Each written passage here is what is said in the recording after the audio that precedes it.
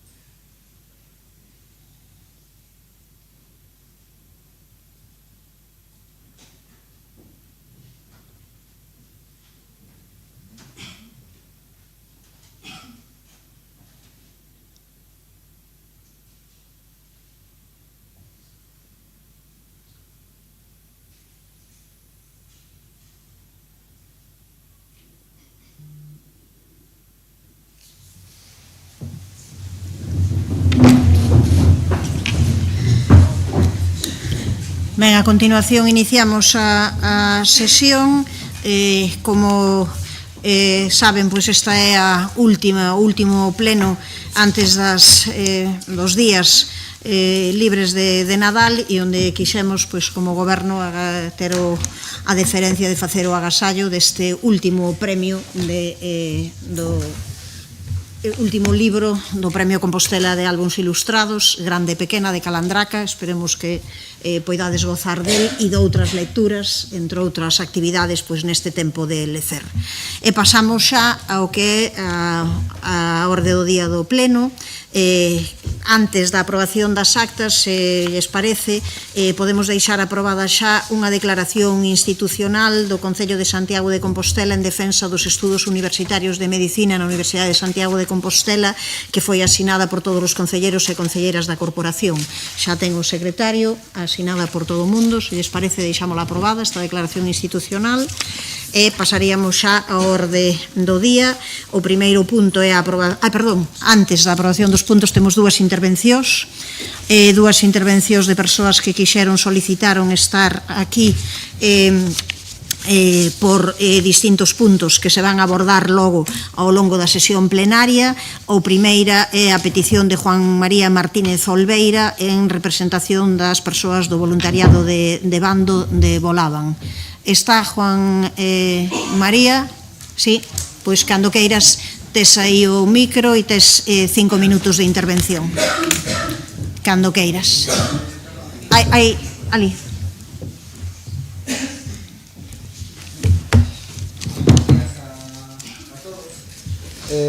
Agradecolles poder ter a oportunidade de expoñer neste pleno a perspectiva do voluntariado do Refuxio de Bando. Precisamente, onte cumpríronse 50 días dende que se nos retirou a posibilidade de subir ao refuxio para realizar nosa contribución aos cuidados dos animais, porque é niso no que consideramos que consisten todas as tarefas que levamos a cabo: mellorar a calidade de vida dos animais durante o tempo no que se atopan no refuxio. Especificamente son tareas ás que somos conscientes de que os cuidadores do refuxio non son capaces de dedicar tempo suficiente, porque resultaría matemáticamente imposible. Son demasiadas poucas persoas para demasiados animais. Repítese moito a cifra de 500 cando toca falar da cantidade de animais do refuxio, así de maneira aproximada, pero gustaríame que nos detivésemos un anaco nesa cifra. 500 animais. Se un cuidador quixera dedicarlle tan só un triste minuto a cada animal, precisaría de case 8 horas e media de xornada laboral continua, sen ningún tipo de pausa, sen posibilidade de limpiar nada, nin de poñer comidas, nin de ningunha outra cousa. Os voluntarios sabemos isto demasiado ben, porque cada vez que estamos no refuxio, ficamos ali durante varias horas, en un estado de continua actividade, para poder exprimir ao máximo o tempo. Todo ese traballo, todo ese esforzo, para poder darlle un pequeno tempo de esparcemento e liberdade a unha fracción do total de cans, que non poderá volver a pisar céspede ata dentro de 1 ou 2 semanas, e para quizáis, con sorte, se somos suficientes, dedicar algo de tempo á socialización de gatos.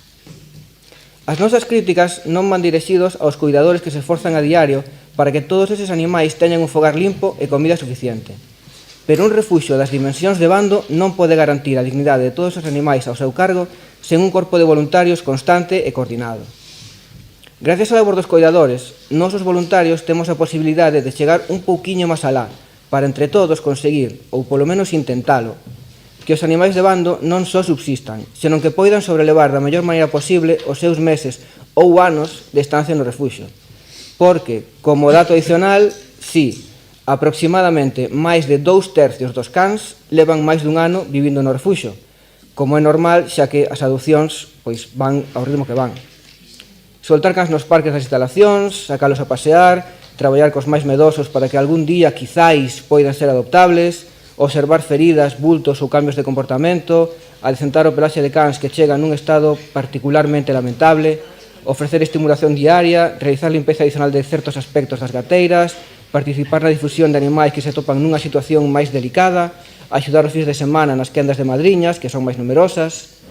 Todo iso que non se ve e que os propios animais non poden reclamar por si mesmos, pero que sí forma parte, dende logo que sí forma parte das súas necesidades básicas. E non nos parece realista considerar que esas accións poidan ser feitas prescindindo do voluntariado, e sen que varía a cantidade de persoal nin a carga laboral por traballador. Pensamos que é fundamental volver a poñer en marcha unha liña de comunicación coa dirección, porque todos deberíamos ser o suficientemente humildes para recoñecer que debemos aprender dos erros cometidos. A nosa actividade xamais debería ser vista como algo que entorpece, porque moi ao contrario, o único que queremos é sumar ao esforzo colectivo dentro do refuxio, dedicando de xeito altruísta o noso tempo e as nosas enerxías para acadar o que damos por suposto que tamén busca o resto da plantilla, que os animais se atopen na mellor situación posible. Por todo isto, plantexamos a seguinte lista de reclamacións. Primeiro, readmisión do voluntariado, en bloque e nas mesmas condicións de sempre, a maior brevedade posible. Todo relacionado con o noso funcionamento en base a voluntarios responsables con chaves do refuxo e a posibilidade de acceso ás instalacións durante as tardes está reflexado nas propias normas do voluntariado e son cousas necesarias para poder realizar a nosa actividade. Segundo, protocolos claros, públicos e revisados para manexo de animais, toma de decisións e eutanasias. Terceiro, transparencia real e participación na xestión do refuxo, como corresponde a un servizo público. Cuarto, recoñecemento explícito do papel imprescindible do voluntariado, presente desde a mesma apertura do refuxo. Moitas gracias.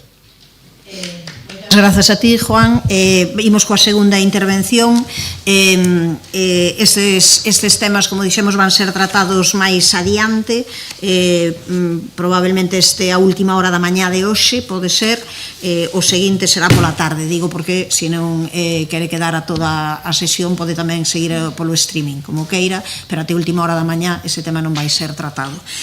A segunda petición é de Xosé Beiroa Carreira, como vogal da Asociación de Veciños Escultoras a Sorei, por temas relacionados coa mellora do barrio de Almáciga. Cando queira, ten 5 minutos tamén. Un día a todos, a todas. Temos unha grande noticia que darvos. Depois de 30 e tantos anos agardando que nos chegara o colectivo Autobús, esta vez chegounos, non como pretendíamos, pero sí como según entenderon os técnicos que tiña que ser. Entendemos que a veciñanza ten unha millora. Esperamos agora co tema do elevador ou das escaleiras ou que sexa, nos axuden a facilitar a comunicación entre a veciñanza e o centro da cidade. Dicirvos tamén que é moi curioso que logo non topemos nos medios de comunicación alguén que se pon dun lado ou do outro. A cousa é moi sincera. Os colectivos, os partidos, os grupos deberán de vir e falar ca veciñanza, non solamente con un núcleo, porque, xa sabedes, nunca chova a gusto de todos. Entón, eu propóñovos que se tedes algunha dúbida, con nós, que viñades e que faledes. Estaremos dispostos a escoitarvos a todos. Con respecto ao do elevador, pouco nos ha informado na xunta que tuvemos o Concello, esperamos que sea ben para todos. Esperemos que nese momento non apareza ningún veciño dicindo que ali había un castro romano ou calquer cousa. Porque, sabedes, efectivamente, sacáronse unhas plazas de aparcamento libre que reivindicaba o grupo do Bloque 15. Non vamos a discutir con eles. É como quen está movendo o marco da leiriña. Sacáronse esas plazas e colocáronse máis arriba. Temos que dicirle aos veciños que cando os fillos, os netos, os senros nos veñan a mirar, teñen que mirar onde aparcar. Temos que ter un privilexio os habitantes do núcleo. Nós temos aparcamentos. Falei, ademais, con alguén do Grupo Popular e expliquei que cando quixera que viñera, que íbamos a analizalo. Hasta o día chamoume antes de onte, me parece que foi, se lle dicen que estes días estaba liado. Pero se teñen algunha dúda, que veñan, a miren e comproben. É pouco máis vos teño que dicir. Esperemos que a rúa detrás Santa Clara, que ten unhas fochangas de carallo, se lle pase unha mal, falei co concelleiro, a ver se o podemos solucionar, e depois non vamos a dudar. Quería terminar con unha cousa moi importante que vos dixen da última vez.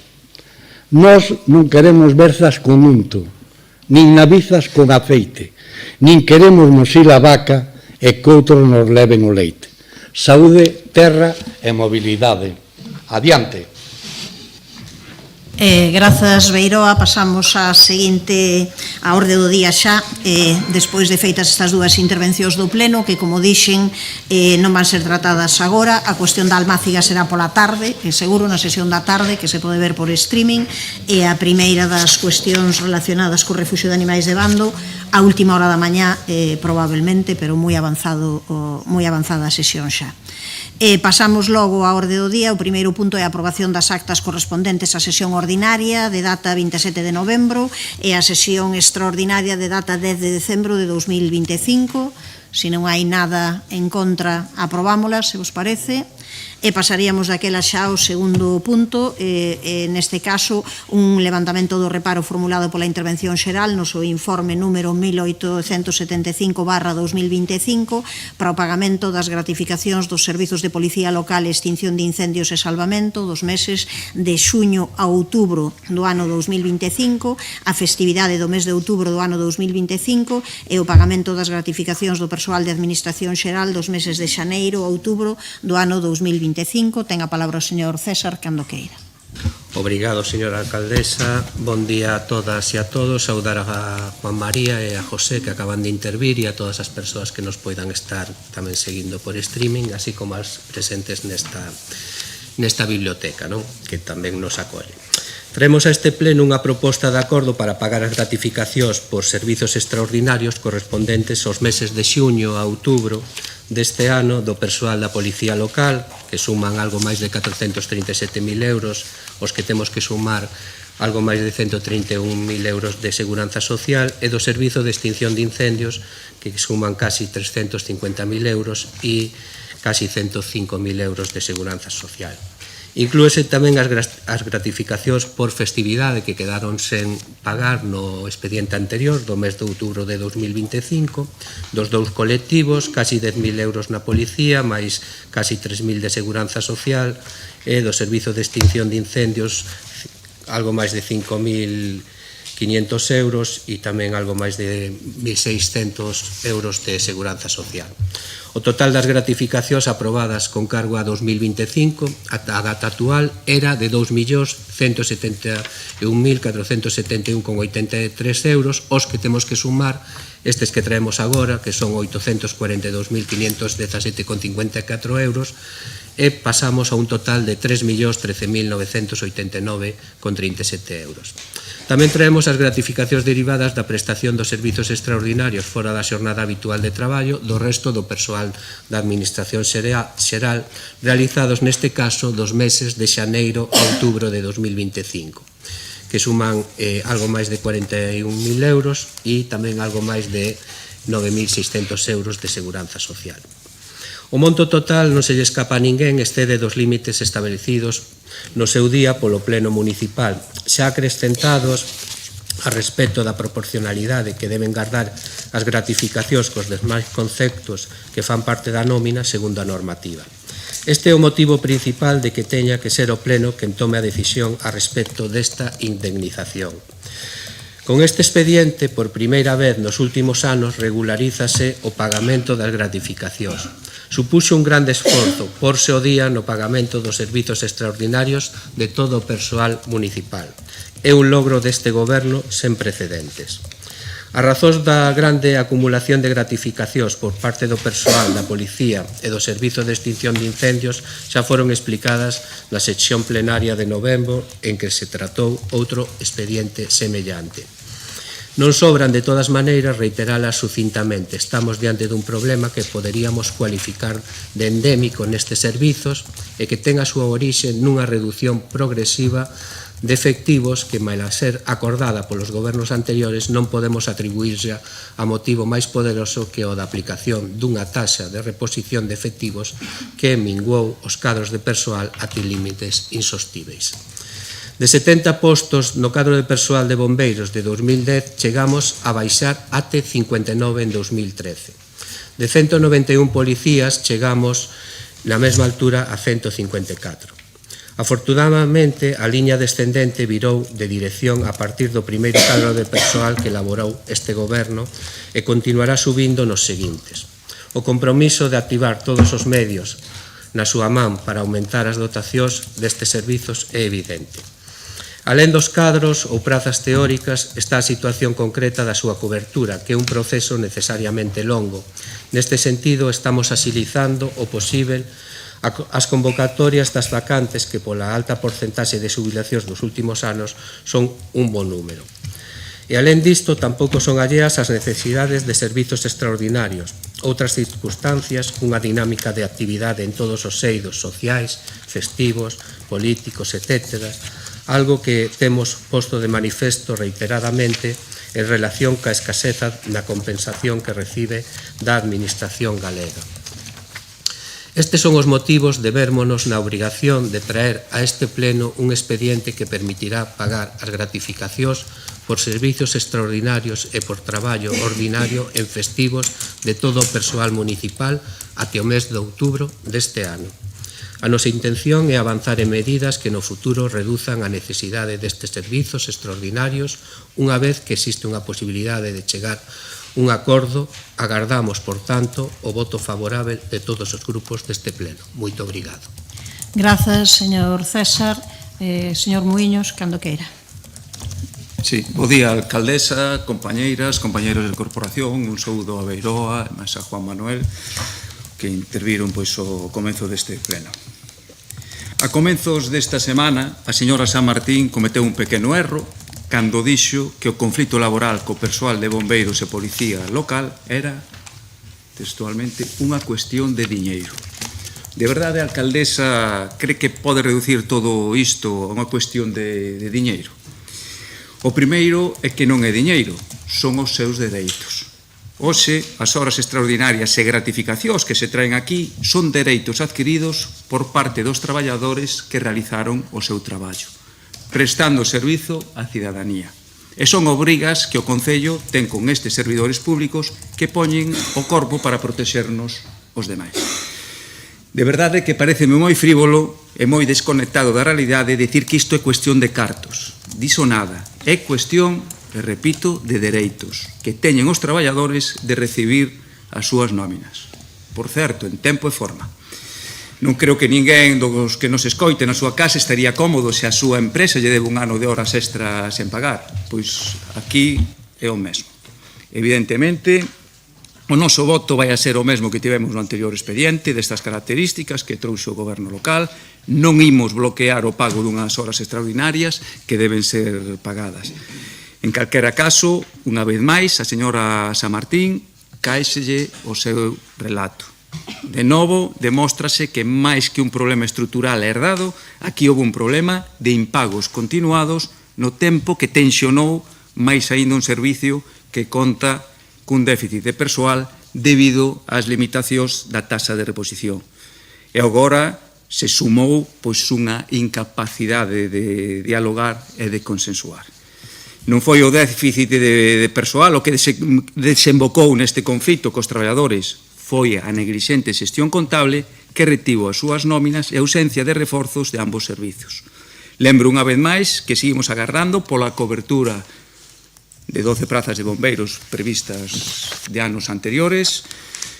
Miren, sei que o que agora se debate só é o pago de horas extraordinarias que foron prestadas, pero creo que é importante lembrarlle ao goberno local que isto non é cuestión de diñeiro, senón de dereitos.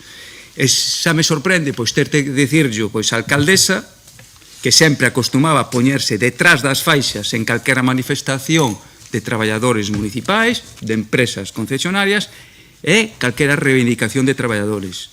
Sempre, e quero recalcarlo, sempre lexítimas.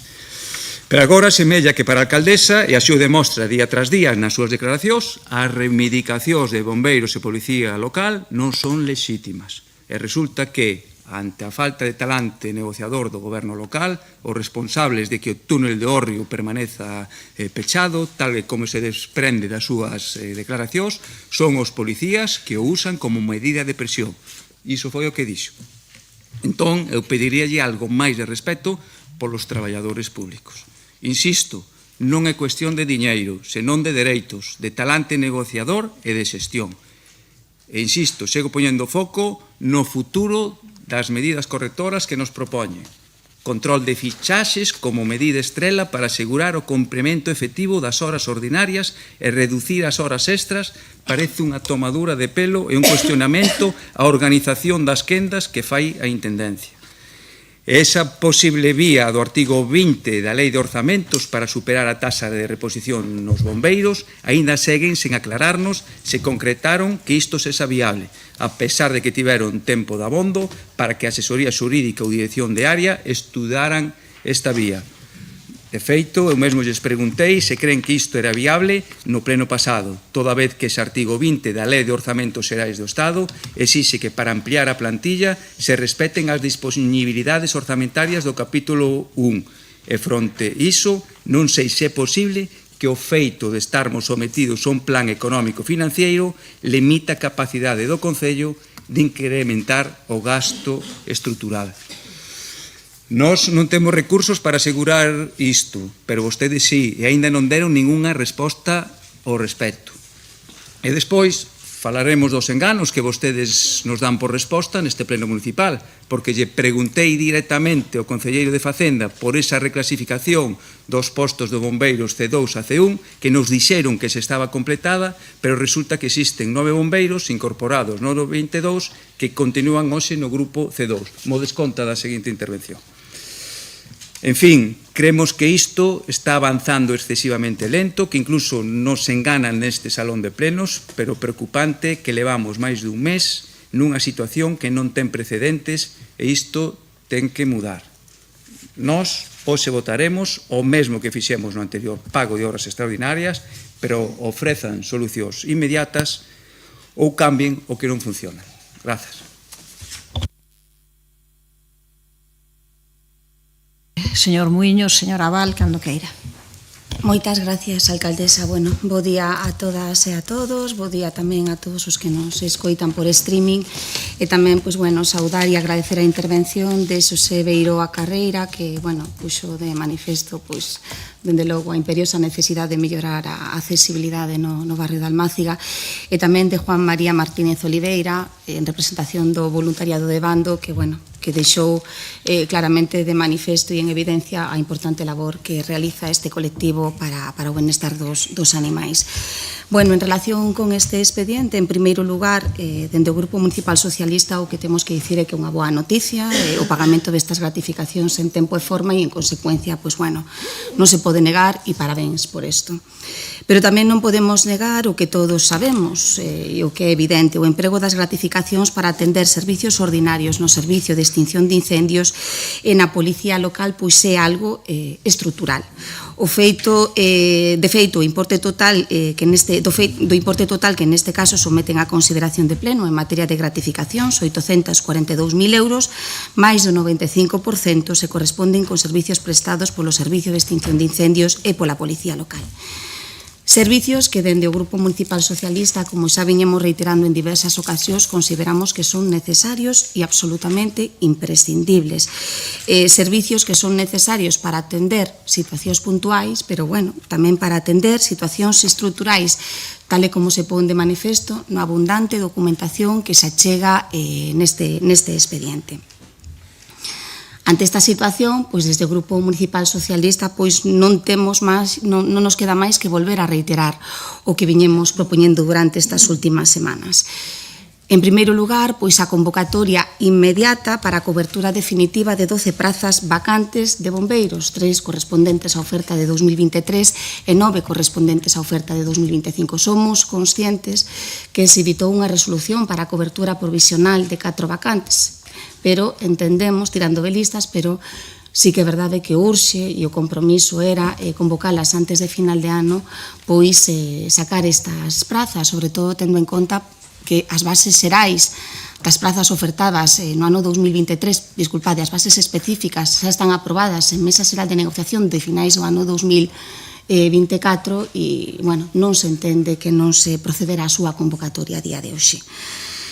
Despois tamén pois nos gustaría que fixeran, bueno, que analizasen a posibilidade de utilizar as prazas vacantes que quedan na UMAT tras traspasar o servicio.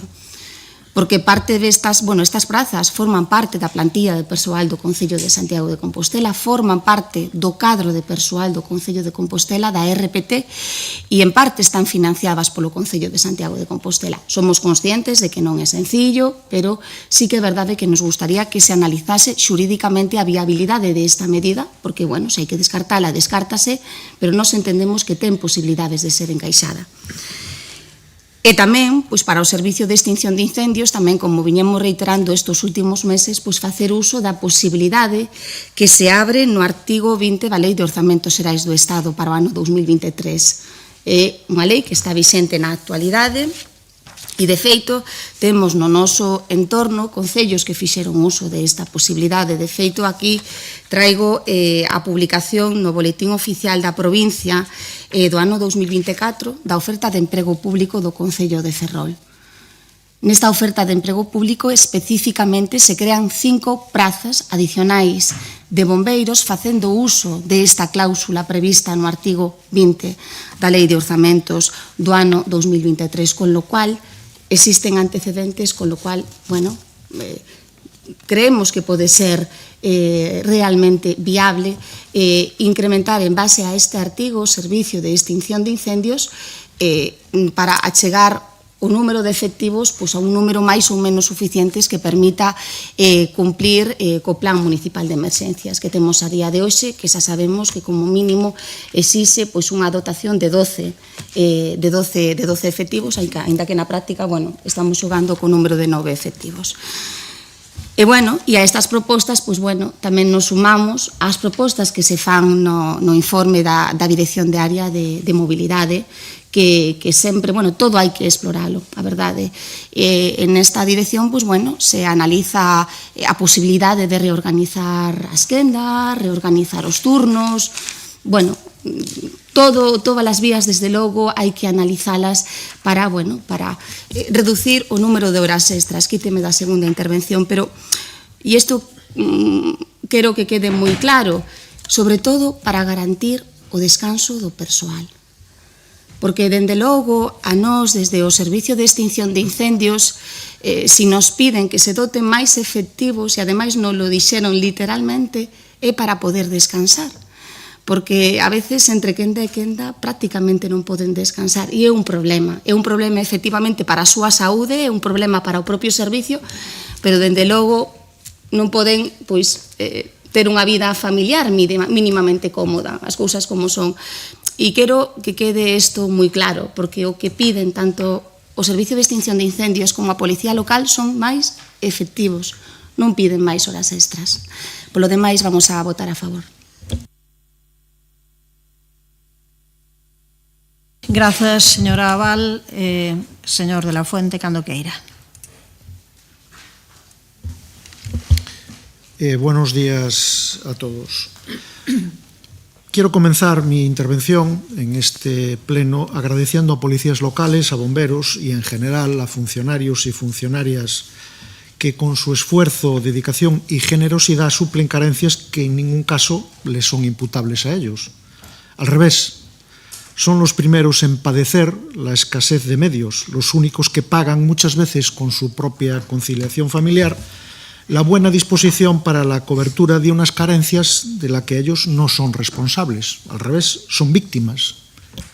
Ellos no piden hacer las horas extras, es el concello el que le pide y a veces exige a ellos hacer esas horas extras.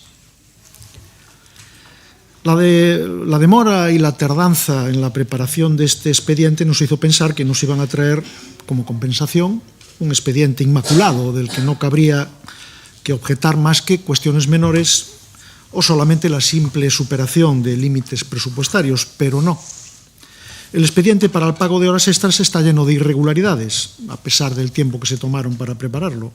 En muchos casos no existe autorización previa para la realización de los trabajos. En los que lo hay, se trata de una simple autorización genérica, por lo tanto sin motivación suficiente. No se evalúa el tiempo estimado para la ejecución de los trabajos, no existe control anual de las horas realizadas. El volumen de horas realizadas excede con mucho el límite anual establecido. Alguna funcionaria en un mes hizo 78,50 horas. falta justificación de las horas extraordinarias realizadas y no es de extrañar que haya jefes de servicio que se nieguen a firmar sus respectivos informes. Esto lo dice el expediente, no lo estoy diciendo yo, a la vista del expediente. La alcaldesa insiste en hacer creer a los ciudadanos que esta dramática situación es un problema heredado, pero eso no es cierto. Comentaba el señor César que es la primera vez que nos vamos a poner o se va a poner el Concello al día en el pago de horas extras, pero también es la primera vez en este mandato que el Parque de Bomberos estuvo inoperativo varias veces en los últimos meses. Es la primera vez que ocurre esto. También es la primera vez que el túnel del Hórreo, desde que fue inaugurado, estuvo cerrado varias noches. Es la primera vez que ocurre esto. Es la primera vez que hay días que en esta ciudad no puede patrullar la policía local porque no hay efectivos suficientes de la unidad operativa. Es la primera vez que ocurre esto también. Si los anteriores gobiernos padecían estos mismos déficits de personal, ¿por qué no cerró entonces el Parque de Bomberos ni el túnel de Hórreo y ahora sí? Si la falta de efectivos ya se daba antes, ¿por qué pasan ahora estas cosas? En más de 100 años jamás había pasado esto. Pasa ahora con el BNG gobernando y no pasa por casualidad. Es una situación heredada la falta de efectivos suficientes, eso es cierto. Pero es un problema de hoy la falta o la forma en la que se afronta por parte del gobierno local este problema. La cuestión es simple, a nuestro entender. Pasan ahora porque ahora tenemos un gobierno local que no está a la altura de la ciudad. Se empeñaron en formar un gobierno a pesar de su extrema debilidad numérica y política y ahora trascienden las consecuencias de esa grave irresponsabilidad. Y esa debilidad tiene consecuencia, lo estamos viendo pleno tras pleno en este mismo salón. Lo está padeciendo la ciudad y lo están padeciendo los compostelanos día a día.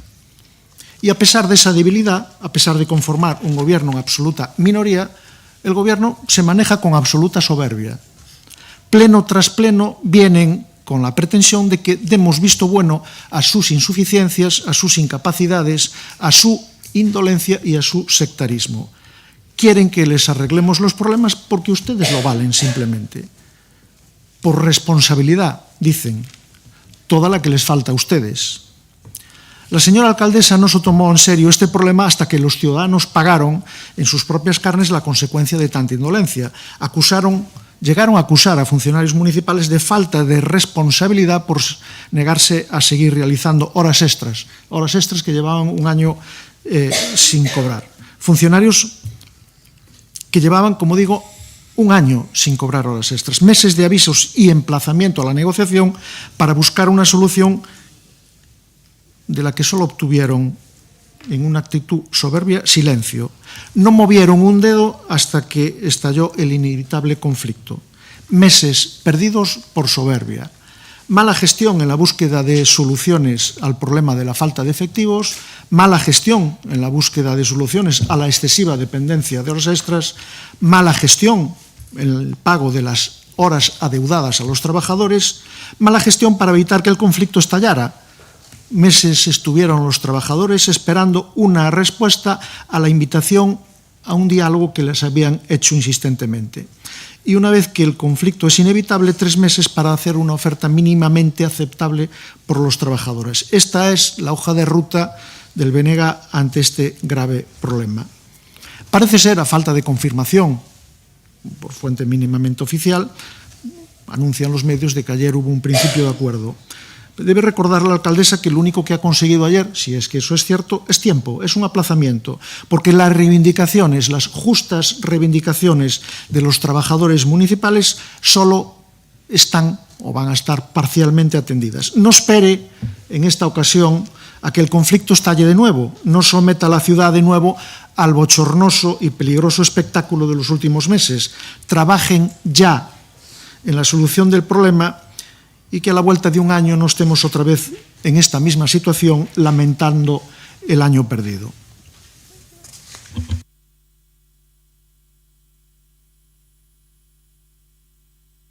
Grazas, señor de la Fuente. Tempo para a réplica para o señor César, cando queira.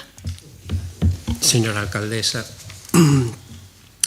a ver, señor Muiños, os dereitos que teñen policías e bombeiros, pois estámolos cumprindo conforme están recollidos no acordo regulador. Nos, por primeira vez na historia, vámonos a poñer o día, esperemos co apoio deste pleno, no pagamento das horas extras. Vostede, cando era concelleiro da Policía e de Bombeiros, tardou 18 meses en pagar as horas extras. Non sei se daquela os dereitos de policías e bombeiros eran inferiores aos que teñen agora. Igual daquela había outra regulación que permitía pagar as horas extras 18 meses despois, non? As horas extras, como digo, estámolas pagando polo prezo do convenio colectivo. E nós, nestos momentos, pois penso que vamos polo bo camiño de chegar a un acordo incrementando ese prezo, igual que o complemento específico. Por que vostedes non o fixeron cando gobernaron? Que pasa? Daquela non tiñan dereito ao incremento das horas extras, nin ao complemento específico.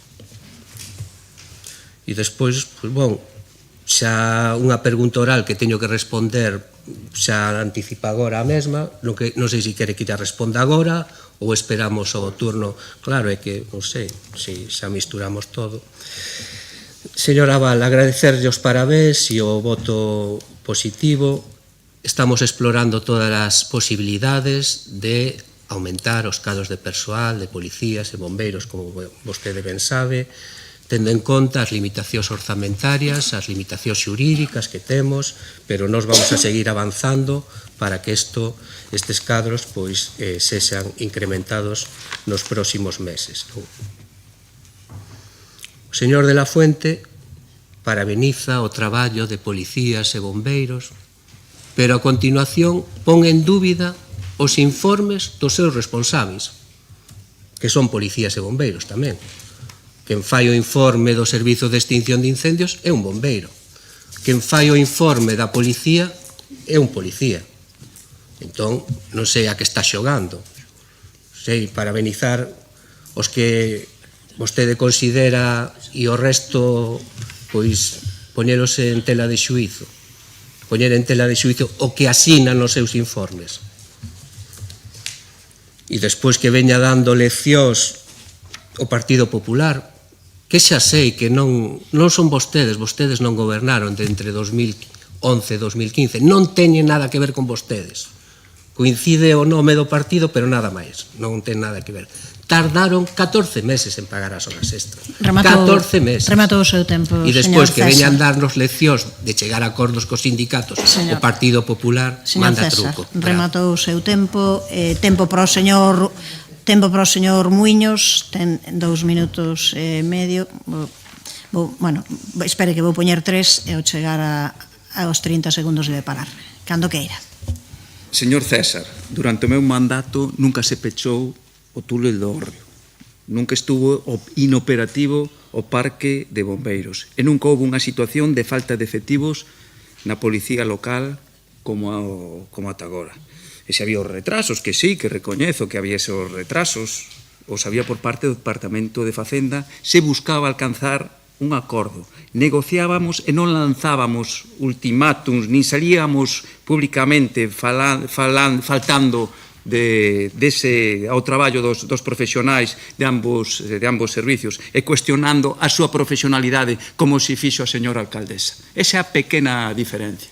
E volvo a decir, a min contésteme se poden facer o favor a ese artigo 20 da Lei de Orzamentos do Estado, a ver se realmente se poden aumentar os efectivos estando suxeitos como estamos ata o 2027 a un plan económico financiero. Grazas. Grazas, señor Muiños. Señora Val, ten 2 minutos 10 segundos. Moitas gracias.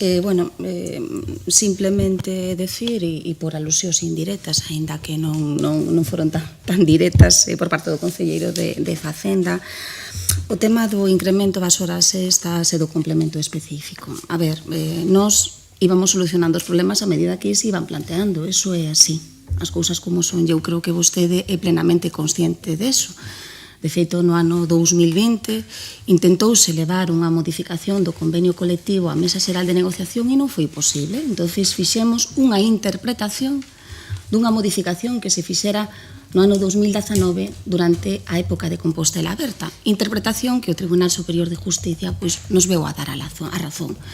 Nos, en relación con este punto, xa lle dimos unha proposta, xa lle fixemos unha proposta intermedia. A ver, nos parece moi ben a proposta que están facendo agora, pero nos facemos unha proposta inmediata para resolver este problema en estes dous colectivos, porque eu creo que os que estamos aquí todos presentes sabemos que é lexítima a súa pretensión, porque só hai que sumar, restar, nada máis. Sabemos que é lexítima, que é un complemento específico diferencial, que existe en outras administracións públicas, existe na Xunta de Galicia, existe en outros concellos da nosa contorna. E nada máis, simplemente decir que vamos a votar a favor. Grazas, señor de la Fuente, ten 1 minuto e medio ao chegar aos 30 segundos de parar, cando queira. Dice el señor César, después de 2 años y medio gobernando y después de saber que este es un problema, según ha manifestado, que se arrastra desde hace mucho tiempo, que a día de hoy todavía están explorando las posibilidades que hay para afrontar este problema. O sea, a día de hoy aún no saben muy bien cómo van a resolver este problema, después de 2 años y medio gobernando y después de conocer desde hace tiempo este grave problema. Es el propio expediente el que pone en manifiesto las irregularidades que acabo de enumerar. Usted lee los informes. Nosotros tenemos la mala costumbre de leer los informes y de estudiar los expedientes. Y es el propio expediente del que se deduce que hay jefes de servicio que no quisieron firmar los informes correspondientes. Usted debería de preguntarse por qué. Y respecto a quién cuestiona a los funcionarios, ese privilegio parece que le corresponde a la alcaldesa, que desde que estalló este conflicto no dejó de aprovechar oportunidad para cuestionar a los policías y a los bomberos en su forma de ejercer, según ella, presión en la negociación colectiva, acusándoles de utilizar las bajas, incluso las bajas laborales, para presionar. Eso sí que es cuestionar la labor de los funcionarios municipales, policías y bomberos, perdón, que a pesar del adeudo cuantioso de horas extras y de no reconocerle complementos retributivos que tienen reconocidos por jurisprudencia del Tribunal Supremo, usted se negaba a hacerlo. Y ellos, incluso algunos de ellos, ponían su vida... Aí pone 20 segundos. No, xa lle dixen que non teño aquí particións e que tiña 30 segundos menos. Eso sí que es cuestionar a los funcionarios públicos. Ben. Eu únicamente vou comentar dúas cuestións, porque hai temas que xa foron debatidos aquí amplamente e sobre os que creo que están máis que claras, non, as posicións e o traballo feito. Por un lado, que o que deberíamos estar facendo todo o mundo aquí hoxe era felicitarnos porque houvese un principio de acordo. Hai un principio de acordo despois de moito traballo, despois de traballo desde o minuto 1, e esperemos que ese principio de acordo, desde logo, traballaremos para que sexa sólido, para que acabe consolidándose nese acordo final a este respecto. Pero, relacionado con esa cuestión e con esa celebración dese principio de acordo, que debería ser colectiva, claro, por un lado, parece que algunhas persoas case lles gustaría que non houvese, non? Se vostedes escoitan ben algunhas das afirmacións que se fixeron aquí, parece que hai xente como que lle molesta, non?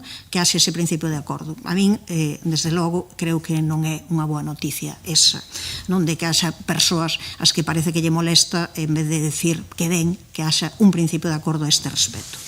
E sobre iso quero dicir unha segunda cuestión únicamente. En todas as miñas intervencións, absolutamente en todas, en que falei deste tema, dixen que a reivindicación tanto de policías como de bombeiros eran reivindicacións lexítimas. Absolutamente en todas. Por tanto, o señor Muiños falta a verdade cando di que eu dixen que non eran reivindicacións lexítimas. En todas elas, e están aí, está aí a hemeroteca, en todas elas, en algún momento, e casi sempre comecei por iso, dicindo que eran reivindicacións lexítimas, que, por suposto, desde a nosa perspectiva, había que buscarlle un encaixe económico e encaixe legal, pero en todas elas. Igual que nunca cuestionei a profesionalidade de policías e de bombeiros. Pasamos á votación cando queira, señor secretario.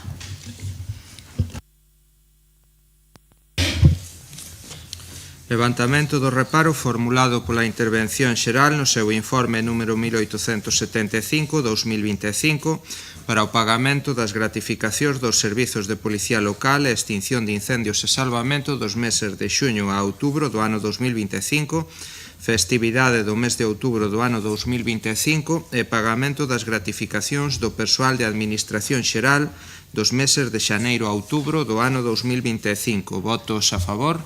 Grupos municipais, BNG, Compostela Aberta, Grupo Socialista, votos en contra, non hai, abstencións, Grupo Municipal, Partido Popular, concelleiras e concelleiro non adscrito, apróbase a proposta. Pasamos ao punto terceiro da orde do día e a aprobación de expediente de recoñecemento extrajudicial de crédito para aprobar unha parte dos gastos registrados na conta 413 e contabilizados como OPA 31 de 12 de 2024 e outros gastos coa codificación 2025 REC 04. Ten a palabra o señor César cando queira. Obrigado novamente, señora alcaldesa. Nino, Centro de Impresión Digital SL, 120,73 euros. Verticalia Redondela SL, 273,48 euros. Jomar Seguridade SL, 314,60 euros. CSI Dotación Industrial SL, 357,07 euros.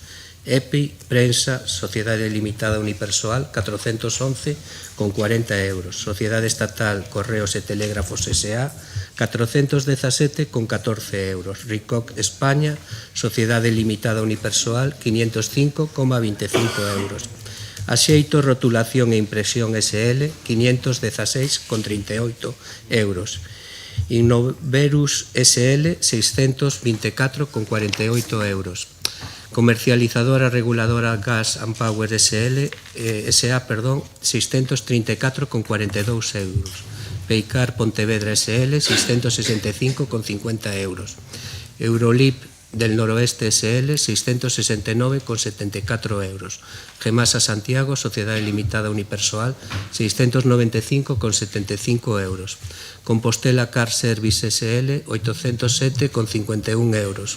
Allianz Compañía de Seguros e Reaseguros S.A., 840,45 euros. Obelisco Digital SL, 847 euros. Asociación Cultural e Musical Latexo Percusión, 950 euros. Cachet Logística S.A., 995,83 euros. Serigrafía Escudeiro SL, 1045,44 euros. Aceinsa Galicia S.A., 1.169,04 euros. Autocares Rías Baixas SL, 1.350 euros. Los Ángeles Gas SL, 1.380 euros. Silvia María Calvelo Rodríguez, 1.482,25 euros. Isgal de Eventos SL, 1.609,30 euros. Felipe Castro Llánez, 2.000 euros. Emergalia SLU, 2.008,18 euros. Reclap Publicidad, Marketing y Artes Gráficas, 2.239,71 euros. José Manuel Álvarez Ramón, 2.500 euros. Daniel Aparicio Bustamante, 2.500 euros. Valerio González Somoza, 2.528,69 euros. Tórculo Comunicación Gráfica, 2.565,20 euros. Ardor Learning Spain 2018 SL, 2.600 euros.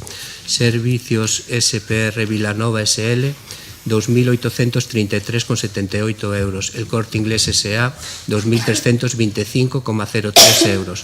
Natalia Álvarez López, 3.612,58 euros. 7/8 Sociedade Cooperativa Galega, 3.612,58 euros. Better Consultants S.A., 3.993 euros. Sociedade Cooperativa Galega de Traballo Asociado Tagen Ata, Lingua e Comunicación, 4.200 euros. Baltasar Otero Gómez, 4.372,47 euros. Miguel Ángel Alvarellos García, 4.950 euros. Troula Animación SL, 5.082 euros. Recambios santiagueses, 5.361,55 euros. Sepi Medical SL, 5.378,57 euros. Centro de Estudios Adams Ediciones Valbuena, S.A. 5.430 euros, UTE Telefónica España e UTE Telefónica Móviles España 5.883,12 euros, María Dolores Gilagra 6.949,62 euros, Avanza Servizos Escolares SL 7.121,40 euros, Cruz Roja Española 7.125 euros, Seixas Invest SL 7.623 euros, Maus Distribución Santiago SL 7.640,37 euros, Eivisa Norte SL 8.131,20 euros, Universidade de Santiago 12.000 euros, Forum Rioja 13.050 euros, Galiclown Sociedade Cooperativa Galega 13.552 euros, Incipresa 13.585 euros con 80. Esta empresa dedícase a facer sistemas de escarcelación para o servizo de extinción de incendios. Está o territorio Arquitectura e Urbanismo 14.278 euros, La Voz de Galicia 14.406,91 euros, SGS Tecnos 16.710,10 euros, tamén traballa para o servizo de extinción de incendios nos sistemas de presión de caudal. Guardamuebles Boquetes 16.915,80 euros, Carlos Castilla Ingenieros 18.137,90, Seguridade Galega Nosa Terra 23.961,60, Montaxes Eléctricos Fernández 25.443,10, Drager España 42.189,53. Aquí ocúpase do equipo de mantemento das escadas dos vehículos de extinción de incendios. Apelamos á responsabilidade dos grupos de oposición para garantir a seguranza da cidadanía de Santiago. E Viacua Gestión Integral de Aguas de Galicia 992.395,30 euros.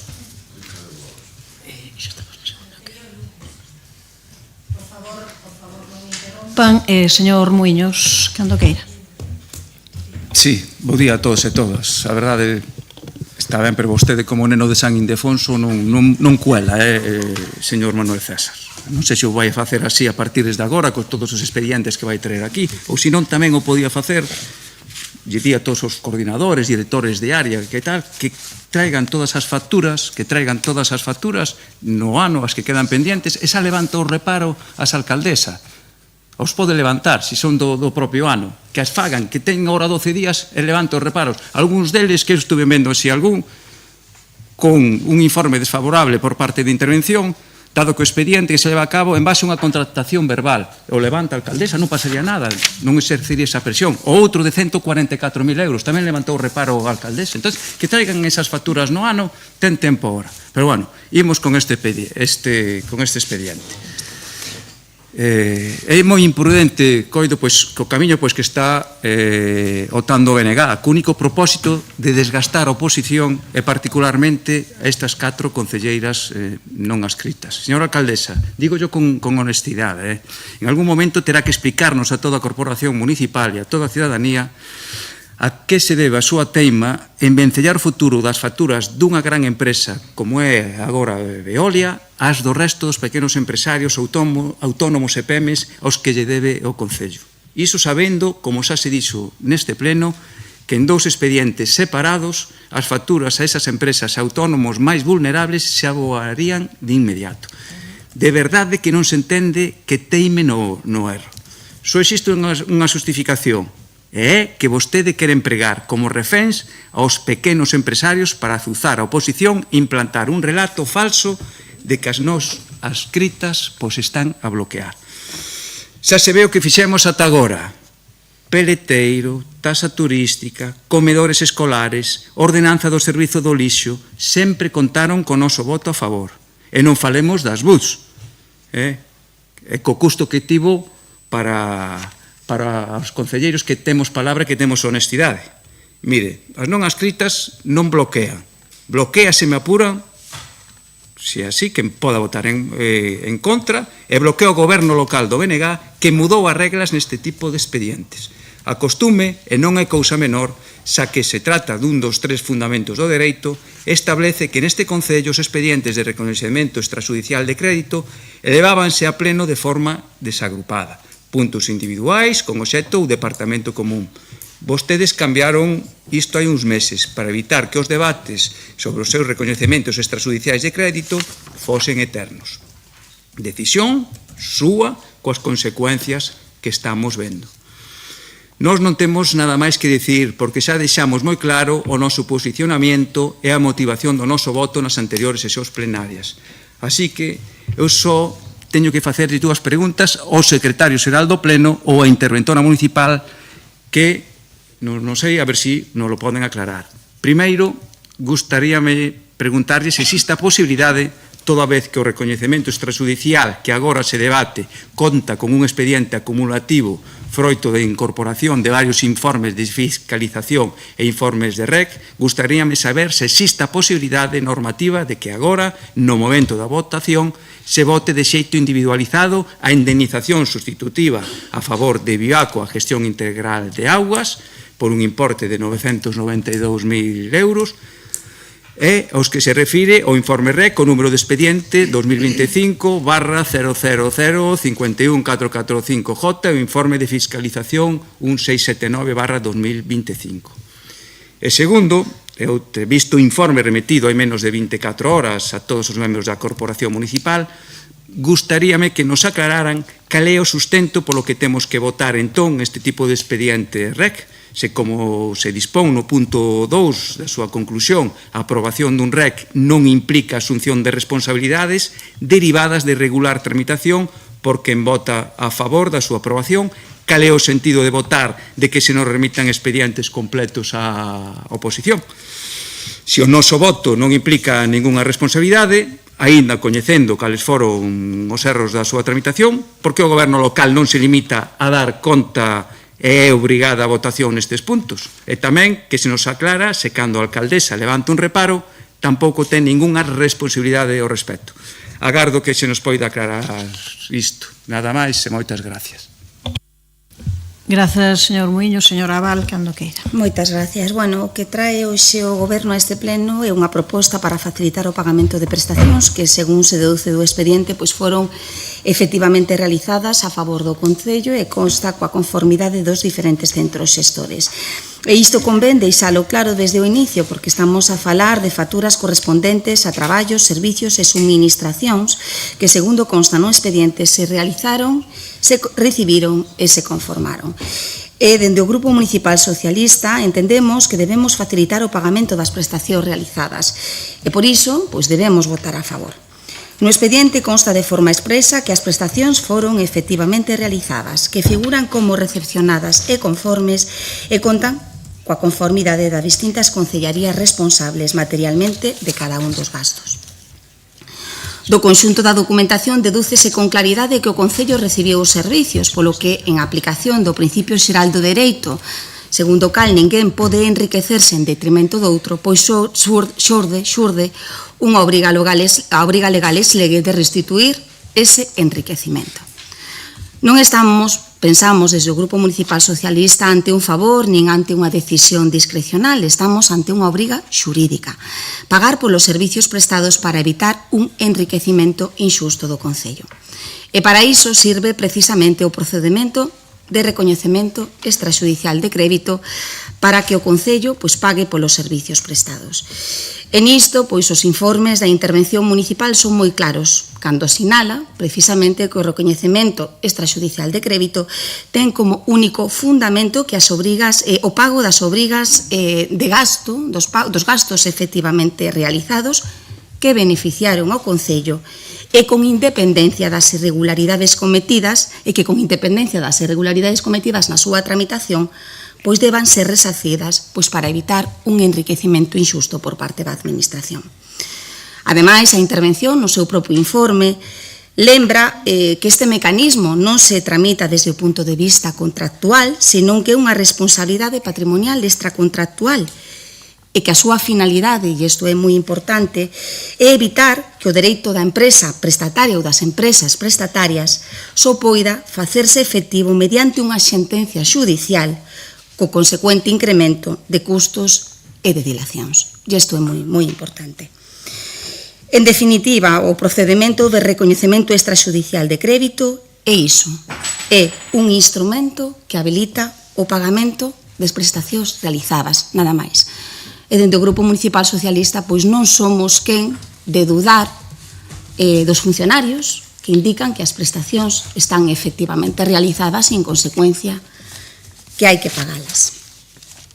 En definitiva, como viñemos dicendo pois durante todos estes meses, estas semanas, con esta tipoloxía de expedientes, co recoñecementos extrajudiciais de facturas, pois ou o feito de non permitir que estos expedientes saian adiante, pois supón que non perden só os provedores, que é moi importante, perdemos todos, perde o Concello, perde Santiago. E volvemos a insistir unha e outra vez, non podemos dar unha bofetada ao goberno na cara dos provedores. Tamén é verdade, volvemos a insistir unha outra vez, non podemos normalizar o usos dos recoñecementos extrajudiciais, porque todos sabemos que debería de ser un mecanismo excepcional, un mecanismo extraordinario. Polo cal, pois, bueno, volvemos a insistir en que o equipo de goberno pois continúe na regularización de prestacións de trato sucesivo para garantir que no futuro pois estos servicios pois se preste conforme a normativa de contratación pública. Nada máis, vamos a votar a favor. Grazas, señora Abal. Señor Berea, cando queira. Moitas grazas, presidenta.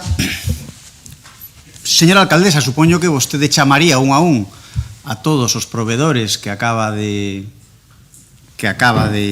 enumerar o seu concelleiro para decirlles que non cobran como consecuencia ou por culpa da súa ineptitude. Hoxe non se van a pagar as facturas aos pequenos provedores porque o goberno de BNG e Compostela Berta non quixo. Terá que explicar por que insiste en traelas conxuntamente cando se lle abriu unha posibilidade por parte das non ascritas do señor Muiños de traer a orde do día dous asuntos separados. Por certo, cando eu pedín a votación por separado neste pleno das ordenanzas fiscais, díxome que non se podía, que había que traelas en diferentes puntos da orde do día. Por lo tanto, se quere votar por separado, non imos facer chapuza por chapuza, e supoño que non se permitirá o que a nós non se nos permitiu. Nós non temos problema estar aquí o sábado pola mañá, facer as cousas ben, traer o punto de orde do día perfectamente identificado cos seus informes e proceder a esa votación. Miren, vostedes queren pagar 1 millón de euros a Viacua, que ten moitos problemas, porque durante anos o goberno de Sánchez Bugallo non foi quen de pagalo. Vivimos na sesión anterior que incluso as concelleiras discutían quen tiña que asinar esas facturas. Por algo será. Terán algún problema. Non será cousa tan sinxela como parece, non? Nos entendemos que estamos ante 1 millón de euros con importantes irregularidades, porque estamos ante 1 millón de euros nun expediente de pago que ten importantes carencias, que ten importantes omisións, que faltan documentos esenciais no propio expediente e que faltan xustificacións indispensables. Na sesión anterior, o señor secretario emitiu un informe in voce, non sabemos se espontáneo ou apalabrado coa presidenta deste órgano, que foi seguido da teatralidade, desa parada, desa pausa escénica, de 10 minutos, non? Un pouco como informe do secretario in voce, paramos 10 minutos e todo parecía que nos mandaba ao rincón de pensar, non? E de pensar 10 minutos, bueno, pois volvan vostedes. Mire, non facía falta. A señora Maleato e máis eu pertencemos ao mesmo corpo funcionarial que o señor secretario. María como secretaria, eu como interventor tamén como secretario. Somos funcionarios de habilitación estatal e somos conscientes de que temos unha responsabilidade agravada. Unha responsabilidade agravada. É lóxica, porque se nos presupón un maior coñecemento técnico dos asuntos que outros concelleiros que teñen a súa profesión que non é a de coñecer polo miúdo os expedientes administrativos. E xa advertimos que se o noso voto é imprescindible, non imos a viabilizar pagos que, dende o noso punto de vista, supoñan ou podan supoñer un perxuízo ás arcas públicas. Vostedes non teñen os votos suficientes. Non lles están votando nin tan sequera os que a fixeron alcaldesa. Polo tanto, son os nosos votos, os votos do Partido Popular, os que dan luz verde a este pago. Somos imprescindibles para poder facer este pago, pola súa ineptitude, pola súa irresponsabilidade, porque estáis sentadas en tender os votos suficientes para sacar adiante as facturas e os seus propios expedientes. Nós non queremos ser imprescindibles, non participamos deste goberno, non fixemos a alcaldesa a señora San Martín, nin fixemos a estes concelleiros e concelleiros de goberno. Non queremos ser imprescindible, non queremos que os nosos votos teñan esta cualidade agravada que mencionaba antes. Por tanto, que facemos? Que facemos nós? Nos non gobernamos, nos non xestionamos, non temos ninguna responsabilidade sobre este expediente, pero o que nos din aquí é que digamos sí a todo, que miremos para outro lado, que permitamos, dende o noso punto de vista, un uso indebido de fondos públicos. Iso que se nos está pedindo. Iso é o que se nos está pedindo porque esta señora non ten os votos. Non ten os votos para sacar adiante as súas cuestións. Nós non queremos ser imprescindibles. Non temos ningunha necesidade, ningunha vontade de ser partícipes desta cuestión, pero é a ineptitude e a incapacidade da señora alcaldesa a que nos pon neste problema. Repito a pregunta, que facemos? Tiramos para diante? Miramos para outro lado? Que se vaya facendo? Ti tira, xa se verá? Eso é o que se está pedindo a este grupo. Mira, vostedes tiveron anos para analizar estes expedientes e non se atreveron a firmalos. O goberno de Sánchez Bugallo non firmou estas facturas. Non se atreveu. Non sei se por culpa dun, de outro, de que enseña. Ninguén se atreveu a firmar estas facturas. Chega hoxe aquí, novamente, vencelladas ou vinculadas a pequenos proveedores. Collo as palabras do señor Muiños, parece cunha chantaxe indirecta, non? Se non pagas estas, que son, bueno, que teñen problemas, pois tampouco pagamos as outras, porque non veñen separadas. 3 semanas tivemos nós para estudiar estes expedientes, 3 ou 4 anos tiveron vostedes para traer estas facturas. 3 semanas tivo este grupo. Por tanto, o que imos a facer é pedir o amparo do ROF, do Reglamento de Organización e Funcionamento, e a prerrogativa que nos dá dereito a pedir un informe preceptivo sobre a legalidade deste 1.000.000 de euros. Pedimos o informe que registraremos, se non está xa registrado, e como a vista das votacións este asunto vai a quedar para unha sesión posterior, hai tempo suficiente para que se poida emitir ese informe perceptivo antes da seguinte sesión plenaria. Nese informe, ademais pido que se incorpore ese informe como xustificación e motivación da nosa votación en contra. Nese informe están todas as nosas dúdas xurídicas, todos os plantexamentos que facemos ao equipo de goberno e ao secretario e aos técnicos que participen na elaboración do mesmo. Se solventan, dende o noso punto de vista, favorablemente esas cuestións, pois valoraremos o cambio de voto. Por tanto, esperaremos esa resposta e, como digo, supoño que na seguinte sesión plenaria ou cando o tempo que necesiten os técnicos para a elaboración do mesmo. Non compartimos, ademais, o exemplo que puxo o secretario Inboche na anterior sesión. Lembrades que vinculou isto, ou dixo que era igual cunha licencia, algo semellante, non? Calquera órgano con capacidade para resolver, se ten dúbidas da súa legalidade, debe resolver esas dúbidas. Sexa un acto reglado, unha licencia ou sexa a que sexa. Se hai unha licencia na mesa dun órgano que ten que resolver, sexa un alcalde, unha xunta de goberno, un consello de ministros, un director xeral ou un consello da Xunta de Galicia, se ese órgano ten a máis mínima dúbida da súa legalidade, por suposto que debe plantexar esas dúbidas e solucionalas. Ninguén está obrigado a aprobar algo que considera ilegal. Por lo tanto, traigan vostede, en primeiro lugar, estos expedientes separados e os pequenos proveedores, o sábado pola mañá, terán as facturas aprobadas. Segundo, consiga os seus votos. Traballe para conseguir os seus votos e non nos poña a nós na situación de ter que ser imprescindibles porque non queremos ser imprescindibles nin cómplices dos seus expedientes e das súas ineptitudes. E se non é capaz de facer eso, remato xa, e se non é capaz de facer eso, resólvanos as cuestións xurídicas, valoraremos esas respostas e decidiremos o noso voto en conciencia e sempre tendo a legalidade como principio xeral. Tempo para réplica para o señor César, ten 2 minutos e 13 segundos. Obrigada, señora alcaldesa. A verdade é que o informe do secretario é bastante esclarecedor. Aquí o que estamos facendo é evitar un enriquecemento ilícito do Concello. E o que vai provocar este non pagamento é que as empresas vayan a recurrir á vía xudicial e vayamos ter que pagar isto con xuros e con custas. E no caso de Viacua, con xuros desde 2019. O seja, o prexuízo para o Concello vai ser moito maior, moito maior. Viacua leva facendo estes servizos desde o século pasado.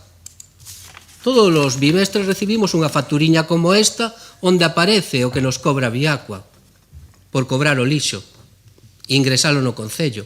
Todas temos unha factura como esta na casa. Polo tanto, non debe ser tan raro pagarlle polos servizos prestados. E despois, vostede minte. O goberno de Sánchez Bugallo, xa co contrato en precario, conformou facturas. Conformounas, tenas aquí. Ten aquí as facturas conformadas por unha concelleira que está ali sentada. Ten ali. Ten varias, non ten unha, ten varias. Vale. Entón, se vostedes teñen dúbidas sobre este expediente, por que non o levan á Fiscalía? Por que non o levan á Fiscalía? Expliquen, por que non o levan? Se é tan ilegal, por que non o levan? Claro, claro, porque se é ilegal pagar as facturas que debemos, léveno. Mais nada. Grazas, señor Muiños, cando queira. Ainda é unha mágoa, non? Que o secretario non respostara as dúas preguntas que plantexei. Entonces, por visto o visto, si realmente isto non se separan os dous expedientes, que parece ser que non sei se non se pode, non hai esa intención. A señora San Martín terálle que explicar esos máis de 50 empresarios, pequenos autónomos e PEMES, porque unha vez máis está a imposibilitar o desbloqueo das súas facturas pendientes, porque o Partido Popular semella que vai a votar en contra. Señor San Martín, nós nunca dixemos que cambiaríamos o noso voto. Nós, a proposta que lle fixemos foi tender unha ponte entre o goberno local e o principal partido de oposición, o Partido Popular. E fixémolo, sobre todo, porque nos preocupan as facturas desas empresas cunha maior vulnerabilidade económica. O noso posicionamento neste e en todos os expedientes deste tipo que se sucedan neste pleno vai ser o mesmo que tivo sempre, e volvo a repetir, sempre, por costume, a oposición neste Concello. E tamén vostede cando era oposición. Grazas. Grazas, señor Muiños. Señora Abal, cando queira. Moi ben, bueno, moitas gracias. A ver, non xa, a verdade é que pouco máis que engadir sobre este tema en cuestión. A ver, vamos a votar a favor porque o servicio prestouse e o recoñecemento extrajudicial de crédito sirve basicamente para eso, para resarcir por servicios prestados. E o certo é que, bueno, como puidedes ou poden deducir vostedes do expediente que se incorpora a este pleno, pois hai facturas pagadas por servicios prestados hasta o quinto bimestre do ano 2020. Son facturas, todas elas, desde que existe este servicio, dende o ano 1992, que entendemos que, bueno, pues están correctamente pagadas porque o servicio prestouse. Esa é unha realidade.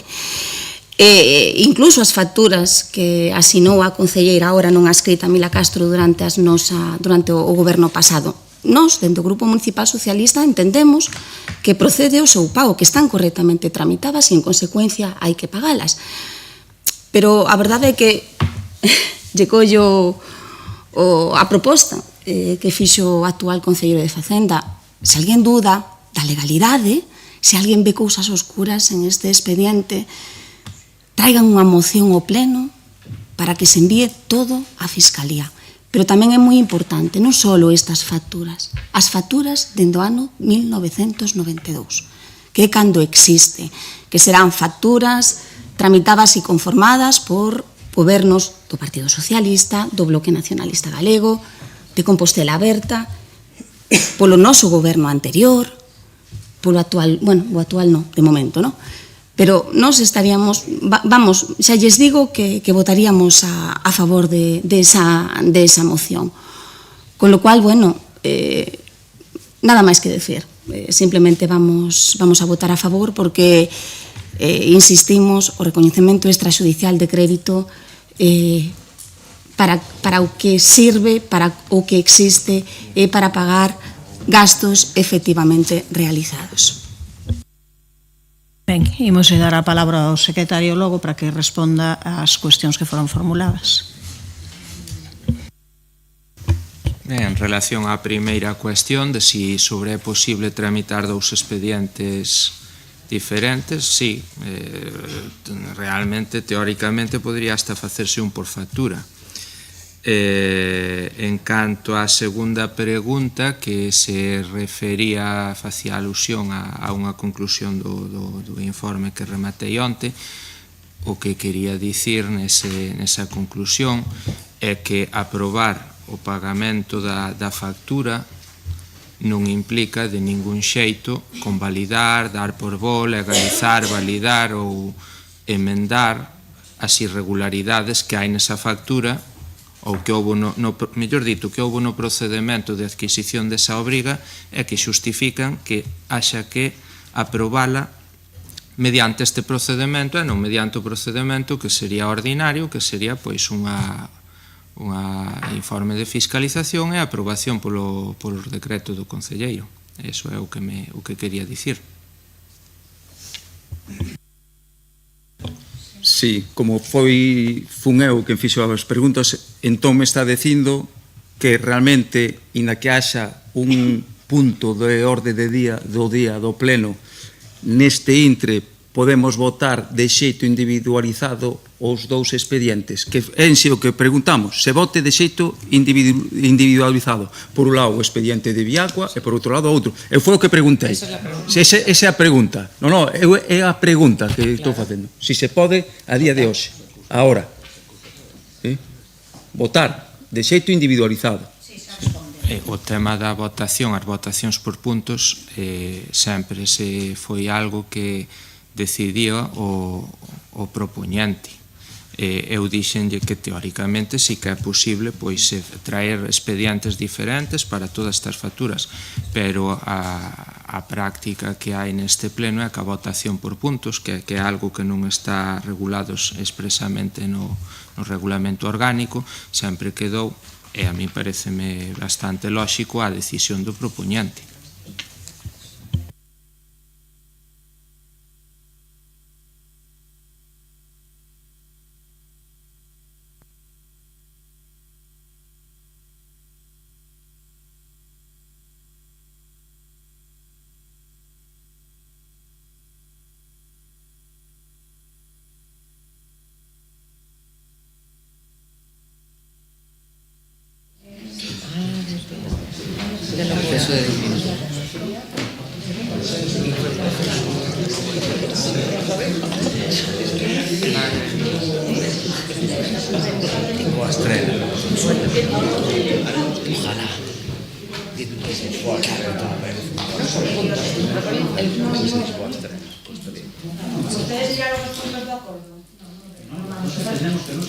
Non se pode, tal e como están os puntos de acordo, non se pode. O que se podería traer é o que dixo o secretario, que é que se podería traer ese en dous expedientes, o que necesitaría tramitar dous expedientes.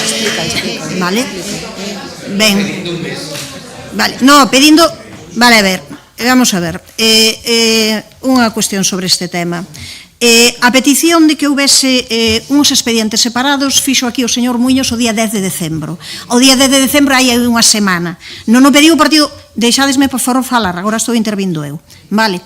E pediuno hai unha semana o Partido Popular. Tamén, perdón, o Gonzalo Muiños, non o Partido Popular. Cando, a continuación, dixo, nos ímonos a ter exactamente igual. Ou seja, é unha cousa bastante extraña. Non pido eso, sí, dixeron públicamente que se ian a ter absolutamente igual. Non houve ningunha petición por parte do Partido Popular a ese respecto, de traelos separadamente. É algo que, por suposto, que se pode estudar e, como dixo agora o secretario, podense traer factura a factura. Agora, que non se diga que non houve tempo aquí para revisar se algunhas persoas, porque a concelleira, a señora Ferreiro, estivo reunida co señor César en distintas ocasións a este respecto e houve tempo na comisión para facer todas as preguntas que había e todas as dúbidas que había a respecto deste expediente.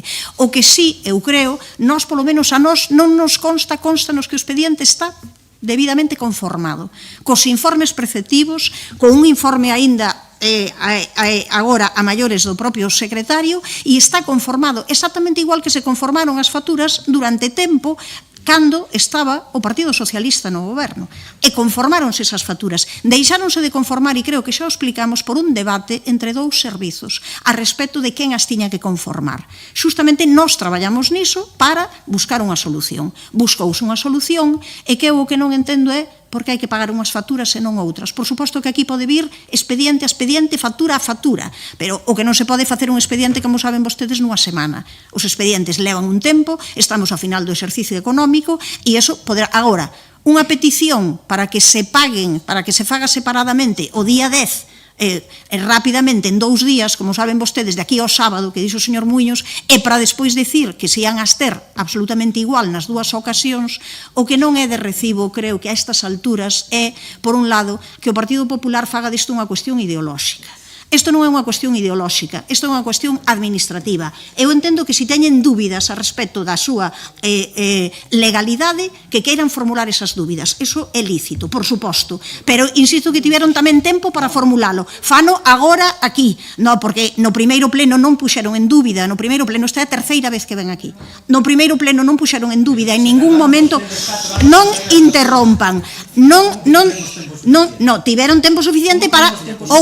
Bueno, primeira, queren non interromperme, por favor. Eu insisto en que dixemos por activa e por pasiva que podían vir a consultar, a preguntar, a pedir informes sobre isto todas as veces que quixesen, que foi algo que non fixeron. E logo, claro, intentar poñerse de perfil tamén e dicir estas facturas de Viacua non se pagan con Nosco non van, cando foron pagadas polo goberno anterior, por persoas que hoxe están aí que conformaron absolutamente estas facturas, é algo realmente insólito. Unha das cuestións, se hai algunhas dúbidas, eu creo que houve tempo máis que suficiente para decir que houve ese problema xustamente coas facturas. E para poder aclaralo, en todo caso, pois, por suposto, se hai unha petición de informe, a petición de informe farase. Pero o lóxico sería, a non ser que haxa, xa digo, esas dúbidas que a nós non nos constan, a nós o que nos constan é que as facturas e o expediente está debidamente conformado, e por iso as traemos aquí, e houve comisión informativa e posibilidades de debater isto persoalmente co concelleiro, comigo ou con quen fose,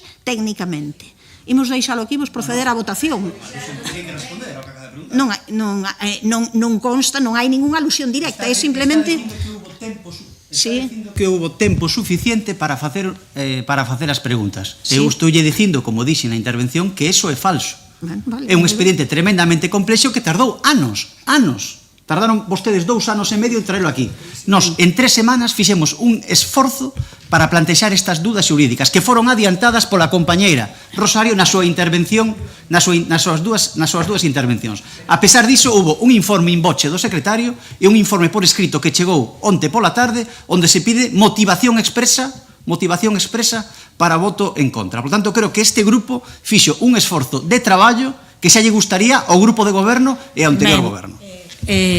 Eu o que digo, por favor, non vamos a abrir unha nova quenda de palabras. Non hai unha quenda. Que se fora, porque sí, separadamente, porque sí, porque a concelleira Rosario dixo que dese xeito se iban a desbloquear as facturas dos pequenos empresarios. O 28 de novembro. Esa cuestión, non que dixo Gonzalo que se vai a ter, non. Miren, non imos revisar. Non imos que non hai intención de nada. Non imos abrir ningunha nova quenda de intervencións. Eu sei perfectamente, primeiro, o que se falou aquí, sei perfectamente tamén, escoitei, por favor, pido que non interrompan, que eu non interrompo cando falan. Por favor. Aquí, de maneira explícita, quen fixo unha petición para que isto viñesen 2 foi o señor Muiños, que declarou que iban votar exactamente igual a abstención nas 2 veces, nas 2 ocasións. E este tema está en riba da mesa desde hai uns días.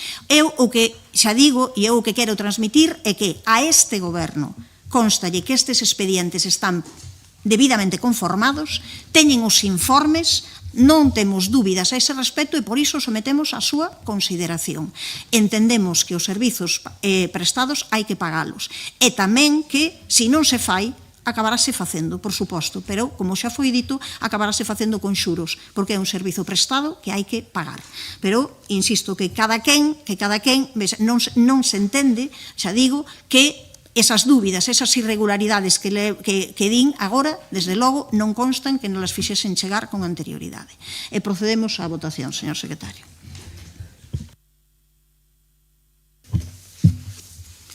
Aprobación do expediente de recoñecemento extraxudicial de crédito para aprobar unha parte dos gastos rexistrados na conta 413 e contabilizados como OPA a 31 de decembro de 2024 e outros gastos coa identificación 2025 REC 04. Votos a favor, grupos municipais, BNG, Compostela Aberta e Partido Socialista. Votos en contra, Grupo Municipal do Partido Popular. Abstencións, concelleiras e concelleiros non adscritos. Rexéitase a proposta.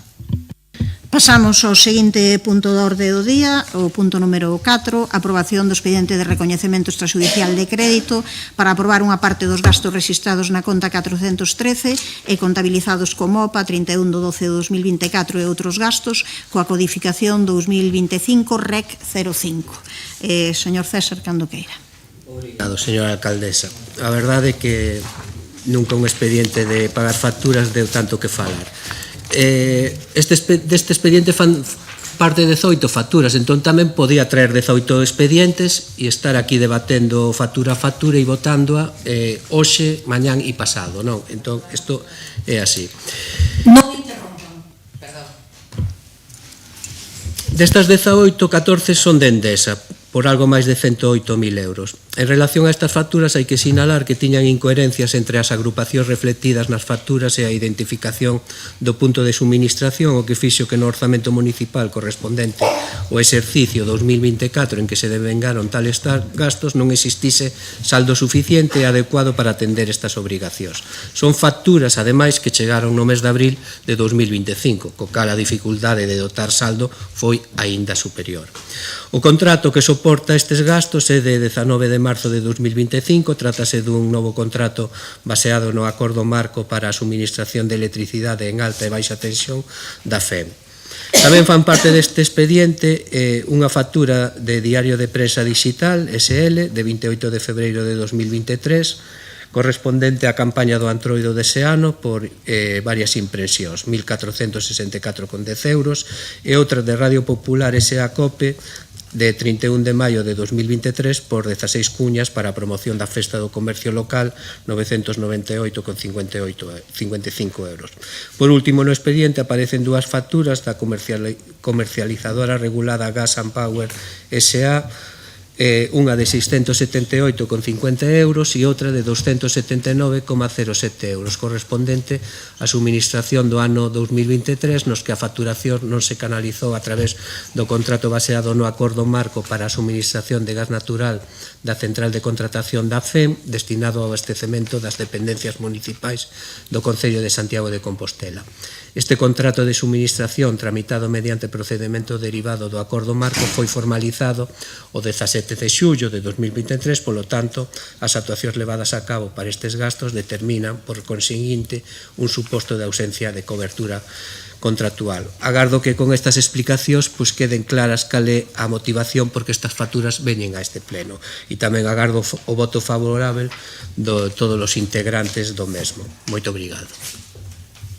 Obrigada, señor Muiños, cando queira. Sí, bo día de novo. Mire, non vou deixar pasar que me deixe por mentiroso, porque falto a verdade en relación pois á votación anterior. A proposta das concelleiras non adscritas do voto por puntos do anterior expediente responde á primeira intervención da señora Ferreiro neste pleno. Nese primeiro pleno, dona Rosario dixo que usaba aos pequenos empresarios de Refens deixando a porta aberta a votar a abstención se os puntos fosen segmentados. Iso foi o 27 de novembro. Vostedes están moi centrados en buscar como botar as culpas á oposición e non saben ver as oportunidades de chegar a acordos. Por iso, isto non o viron. Pero nós o que propomos son solucións. Eso é así. moi breve, o noso voto aquí xa o sabe. Simplemente pedirlles a máxima celeridade posible para avanzar na licitación dese contrato de eficiencia enerxética que permita regularizar os servicios que dan orixe ás facturas que motivan este recoñecemento extrajudicial de crédito. E de paso tamén invito a todas as empresas que teñen que facturar o Concello que presenten as facturas antes de 2025. Dese xeito, a señora alcaldesa levantará os reparos porque o pode facer ela única e exclusivamente, igual que fixo algún con un expediente dado que se levan en cabo en base a unha contratación verbal. Este é o xeito de que asinou ese levantamento de reparo en base a unha contratación verbal. Outro de 144.000 euros porque non consta resolución algunha sobre o cumprimento dos prazos de execución. Entonces, que presenten as empresas en este ano en curso todas as facturas porque ela levanta os reparos, así non traerán aquí recoñecementos extrajudiciais de crédito, nin teremos que pasar este mal trago, que coido que estamos pasando un mal trago todos. Grazas. Señora Val, cando queira. Nada, moi breve. Trátase de servicios prestados, así consta acreditado no expediente e vamos a votar a favor, non sin antes en volver a insistir en que aquelas prestacións que non estén regularizadas, pois se avance canto antes na súa regularización, porque así pois nos evitaremos precisamente estes malos tragos. Señora Ferreiro, cando queira. Bo día a todas e a todos. Non podíamos despedir o ano sen os tan habituais expedientes de REC. A estas alturas xa sabemos que o Concello goberna a golpe de RECs, que normaliza e impide aos provedores cobrar en prazo. Teñolles que recordar que a tramitación recorrente de expedientes de REC non é máis cunha falla de respecto ao principio de que o orzamento público debe xestionarse con previsión, legalidade e suxeición estrita ao orzamento aprobado e que ven a ser unha forma de normalizar actuacións irregulares como vemos de continuo. Neste caso, repítese a casuística a que nos teñen acostumados doutros REC. Seguen aparecendo facturas do ano 2023 como son as do Departamento de Protocolo e as da área do Goberno, Administración e Réxime Interior. Non acaban de facer limpeza de facturas de anos anteriores. Gobernar non é acumular facturas, é planificar, executar, xestionar con responsabilidade respecto ao diñeiro público. Temos, por unha parte, un total de 14 facturas emitidas por Endesa correspondentes aos primeiros meses do ano 2024 por importe de 108.000 euros. Estamos ante outro exemplo de falta de previsión e de planificación orzamentaria, xa que tiñan que estar pendentes de servicios prestados do ano anterior e non esperar a que os propios proveedores presenten as facturas, xa que agora nos atopamos coa inexistencia de saldo nas partidas orzamentarias para atender a este gasto, o que supón unha vulneración do artigo 39 da Lei de Contratos, así como do artigo 177 e do 173.5 do texto refundido da Lei Reguladora das Facendas Locais, que establece que non poderán adquirirse compromisos de gasto por cantía superior ao importe dos créditos autorizados nos estados de gasto, sendo nulos de pleno dereito os acordos, resolucións e actos administrativos que infrixan a expresada norma. Estamos a falar de máis de 100.000 euros, unha cantidade moi importante. Logo temos dúas facturas do primeiro semestre de 2023 do Departamento de Protocolo por un importe de 2.400 euros relativos a gastos de publicidade institucional, radio, digital, producción audiovisual e prensa escrita que responden con a mesma finalidade, divulgar as actividades municipais e dar cobertura a eventos corporativos. Nestas facturas atopamos defectos de tramitación como a de non ter realizado previamente a aprobación de gastos, supoñendo, polo tanto, un contrato verbal máis, como se adoita facer neste Concello e como vimos no pleno anterior, e que están expresamente prohibidos no artigo 37 da Lei de Contratos. As entidades do sector público non poderán contratar verbalmente. E, por outra parte, temos outra factura na que a aprobación foi posterior ao inicio da prestación. Ademais, o idóneo sería licitar a publicidade ao estar vinculados á unidade funcional publicidade institucional. A isto habería que sumar que a publicidade institucional ten carácter anual e, por tanto, reiterado no tempo, polo que non deben tramitarse como contratos menores que non poden ter unha duración superior a un ano. E, por último, as facturas correspondentes á suministración do gas por importe de 957 euros, que se caracterizan pola ausencia de vínculo contractual. En fin, máis do mesmo. Facturas esquecidas de anos anteriores anteriores, irregularidades diversas, incremento do período medio de pago a proveedores. É obvio a necesidade que teñen de organización para tramitar os REC o antes posible, para que os proveedores non teñan que esperar a finais do ano para o abono das debedas pendentes cando podían telo feito a comezos de ano. Lembrolles de novo que se trata de facturas do ano 2023 e 2024, que esperaron ao último pleno do ano para traelas. Daría para un titular que podría ser: o Concello de Santiago de Compostela tarda 2 anos en pagar as súas facturas. E aínda somos benévolos, porque moitas veces a realidade supera ese período, como sabemos. E ademais, como se ven repetindo últimamente de forma apresurada, tanto que a intervención se volva a queixar da pouca disponibilidade de tempo para a súa análise. Sempre tarde. Como os orzamentos do 2026 do Concello de Santiago, que nin están nin se lles espera. Por certo, non sei se nos podería adiar algo neste sentido. Nada máis, moitas grazas. Grazas, señora Ferreiro. Señor César, cando queira.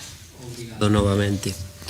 Nada, agradecer ao Partido Socialista o voto afirmativo e decirle ao señor Muiños que se quere que paguemos facturas, pois tivo unha oportunidade moi boa no anterior punto de votar a favor de facturas que viñan do seu mandato. Entón, pois, a veces aplicarse as leccións a un mesmo tamén é boa cousa, non? Señora Ferreiro, fala do período medio de pago, pero vostedes tamén axudan a incrementalo. Temos aí apalancado co seu voto negativo 1 millón de euros. Pan. Temos apalancado máis de 1 millón de euros co seu voto negativo co expediente anterior. Moito obrigado. Señor Muiños. Sí, moi breve. A ver cando empeza a lembrar o señor Manuel César que o señor Muiños xa leva máis de 2 anos e medio que non goberna. Máis de 2 anos e medio. Non o ten asumido. Vale, nada máis. Xa saben o noso parecer de voto. Señora Val, non, señora Ferreiro. Vou a dicir unha cousa, non somos responsables da súa xestión, non vimos a tapar o que vostedes fixeron. Se tanto lle preocupan os proveedores, como repiten xusto agora, non no ano 2023 ou no 24, nos anos anteriores, pero precisamente nestos que xa gobernan, por que non tramitaron antes estos expedientes? Recórdolle que se tratan de facturas que veñen as que vimos anteriormente do ano 2021 en adiante. Por que non se preocuparon de conseguir o apoio necesario? O que sí está claro é que esta actuación mal dirixida do seu goberno traerá consecuencias no cómputo do período medio de pago a proveedores. Igual é isto o que realmente lles preocupa. En fin, sobre este tema xa está todo dito. É moi fácil botar balóns fora. O verdadeiramente difícil é traballar dilixentemente e asumir responsabilidades con humildade. Iso é o verdadeiramente difícil. Non me contestou tampouco o tema dos orzamentos, imagino que aínda están no aire. Direilles que a Xunta de Galicia foi a primeira comunidade en aprobar os orzamentos do ano 2026. Poden tomar exemplo. Recórdolles que os orzamentos do Concello de Santiago de Compostela do 2024 aprobáronse en marzo e os deste ano en abril. A ver se nos sorprenden e melloran a marca cos do ano 2026. Moitas grazas. Grazas, señora Ferreiro. Hai unha cuestión que ao final acabouse utilizando este punto para falar do punto anterior, e eu creo que hai unha cuestión que todo o mundo debe de tomar nota. Evidentemente, preocúpanos todo, como a vostedes tamén lles debía preocupar. Preocúpanos o que son estas pequenas empresas que van deixar de cobrar nestes momentos unha cantidade importante. Preocúpanos tamén que haxa unha empresa que fai un traballo que o leva facendo desde hai anos, polo que recibiu o seu pagamento e que, por suposto, que tardamos en desbloquear ese pagamento. Tardamos en desbloquealo porque xa o Partido Socialista anterior estivera 2 anos sin dalo desbloqueado. Por tanto, había un debate, unha discusión a respecto de quen tiña que conformar esas facturas. Conseguimos solucionalo e que houvese os informes pertinentes. O lóxico sería que todo o mundo nos alegrásemos e dixésemos, por fin, vamos a desbloquear unhas facturas que xa se pagaran con anterioridade e que xa foran pagadas, ademais, tamén con anterioridade. Entón, a verdade é que é extraño. E, por suposto, que tamén nos preocupa que isto ten consecuencias no período medio de pago a proveedores, claro, algo que tamén lles debería de preocupar a vostedes. E eu voulle devolver á señora Ferreiro agora. Ao mellor resulta que eso o que a vostedes tamén non queren favorecer, que haxa un período medio de pago onde se pague con máis celeridade. Claro, igual eso é o que está, porque eu insisto, nós non temos dúbidas a respecto da tramitación destes expedientes. Se alguén os ten, xa digo que é lóxico que se faga. Creo que houbo tempo para facelo. En todo caso, claro, o que non vale é non utilicen os seguintes puntos para seguir falando do mesmo, porque senón non imos cerrar isto. Acabaremos de solucionar esta cuestión noutros momentos, pero, insisto, é extraño que non queiran pagar algunhas cuestións, xa digo, cando están conformadas debidamente. E, por suposto, que nos preocupa o período medio de pago a proveedores e as consecuencias económicas que ten unha negativa a que estas facturas saen adiante. Vamos a ver. Por favor. Non, pero que non pode dicir vostede é que nos abrimos o debate do punto anterior cando o seu concelleiro comezou a intervención deste punto precisamente mencionando o punto anterior. E despois vostede facer aquí, como digo sempre, pois ese panexírico final de utilizando unha intervención nosa cando foi o seu concelleiro na primeira frase do punto de orde de día cando abriu o debate anterior. Vale, pois solicito que todo o mundo se cinxa aos puntos da orde do día e tamén a ese concelleiro. Terá que solicitar ao que abriu o debate. Tamén yo solicito a él, pero a todo o mundo abriuno, o señor Muiños tamén ese debate dixo. Falou antes. Vale, de acordo. A todo o mundo solicítolle exactamente o mesmo, tamén ao señor César, ao señor Muiños e á señora Ferreiro. E, por suposto, claro, que si tratan asuntos relacionados co punto anterior, eu tamén poderei falar. Punto. Vale, xa yo acabo de decir tamén ao señor César, exactamente igual, que cada quen se cinxa ao punto da orde do día e que non trasladen os debates. Pero como vostede abriu un debate sobre o punto anterior, supoño que poderemos responder a ese debate que vostede abriu sobre o punto anterior utilizando a palabra do seu propio concelleiro. Porque todo o mundo puido... No, por favor, todo o mundo puido falar. Imos proceder á votación, señor secretario. Por suposto. Por favor, silencio. Aprobación de expediente de recoñecemento extraxudicial de crédito para pagar unha parte dos gastos registrados na conta 413 e contabilizados como OPA 31 de decembro de 2024 e outros gastos coa codificación 2025 REC 05. Votos a favor. Grupos municipais, BNG, Compostela Aberta e Socialista. Votos en contra. Non hai abstencións. Grupo Municipal, Partido Popular, concelleiras e concelleiro non adscrito. Aproba. Pasamos ao seguinte punto, trátase da derrogación da actual ordenanza fiscal 3.16, acordo de imposición e aprobación da nova ordenanza fiscal 3.16, reguladora da taxa por prestación dos servizos de recollida, transporte e tratamento dos residuos municipais e modificación da ordenanza xeral 0.00 de xestión, recadación e inspección dos tributos e de outros ingresos de dereito público. Ten a palabra o señor César cando queira. Señora alcaldesa. O Concello de Santiago, como o resto de concellos, vese obrigado a aprobar unha taxa do lixo con dous grandes condicionantes. O tasazo imposto por Sogama aos concellos galegos, que no caso de Santiago pode chegar a supor unha cuantía próxima aos 2 millóns de euros anuais, e unha segunda, a obrigación imposta polo Estado, a través da Lei 7/2022, de aprobar unha ordenanza en 2025 que non pode ser deficitaria, é dicir, que o recadado coa taxa cubra os custos dos servizos de recollida, transporte e tratamento de residuos. Estes custos, incluindo o tasazo de Sogama, aproxímanse aos 9 millóns de euros por ano.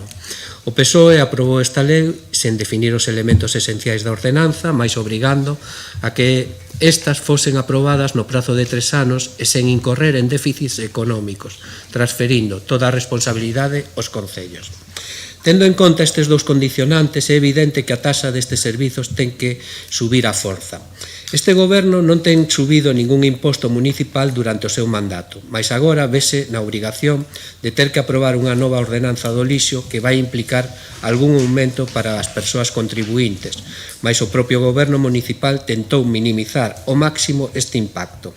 Alén disto, convén lembrar que a tarifa fixa doméstica non sobe, manténdose nos 6,17 euros ao mes, como na anterior ordenanza. Na nova ordenanza existen 4 tramos por cima do tramo inicial, até 33.841,91 euros de valor catastral, e que suporían incrementos de 0,80 euros ao mes para cada unha dos restantes tramos, até 54.979,0 euros de valor catastral para o segundo, 75.483,45 euros para o terceiro e un último tramo un penúltimo tramo até 102.376,65 euros e a partir de aí sería o quinto tramo. Polo tanto, o incremento máximo sobre a tarifa fixa sería de 3,2 euros ao mes, nese treito superior, cando na ordenanza anterior podía chegar a ter que pagarse 4,63 euros por mes por cima da tarifa fixa mensual dos 6,17 euros. Estamos, por tanto, falando de valores bastante asumíveis. A nova ordenanza tamén comezaría a funcionar o sistema especial de pagamento, que permitiría dividir a cota a pagar cada ano en 9 cotas, aumentando a posibilidade de fraccionamento da mesma por riba da existente, que son 6 recibos de carácter bimestral. Este sistema ten que ser solicitado antes do comezo do ano onde vai ser pagada a tasa, é dicir, antes do 1 de xaneiro, e ficaría xa para o futuro se non se solicita outro sistema de pagamento. Tamén existe a posibilidade de dividir a cota en 3, en 5 ou, como digo, en 9 recibos. Evidentemente, habería que tender para un sistema de medición de xeración de residuos que posibilite a que máis residuos xera máis pague. Mais na actualidade non existe ningunha cidade ou vila do Estado español que conte cun sistema deste estilo, debendo recorrer a indicadores alternativos que permitan calcular a tasa. Se temos en conta os principais sistemas utilizados no Estado español, que sinala o relatorio do Observatorio de Fiscalidade dos Residuos, o Concello de Santiago utiliza os máis habituais, isto é, a cota fixa, a localización da vivenda, o valor catastral ou a actividade económica no caso da tarifa non doméstica. Na nova ordenanza mantense a cota fixa de 6,17 euros ao mes. Moi poucos concellos manteñen esta cota fixa respecto da ordenanza anterior.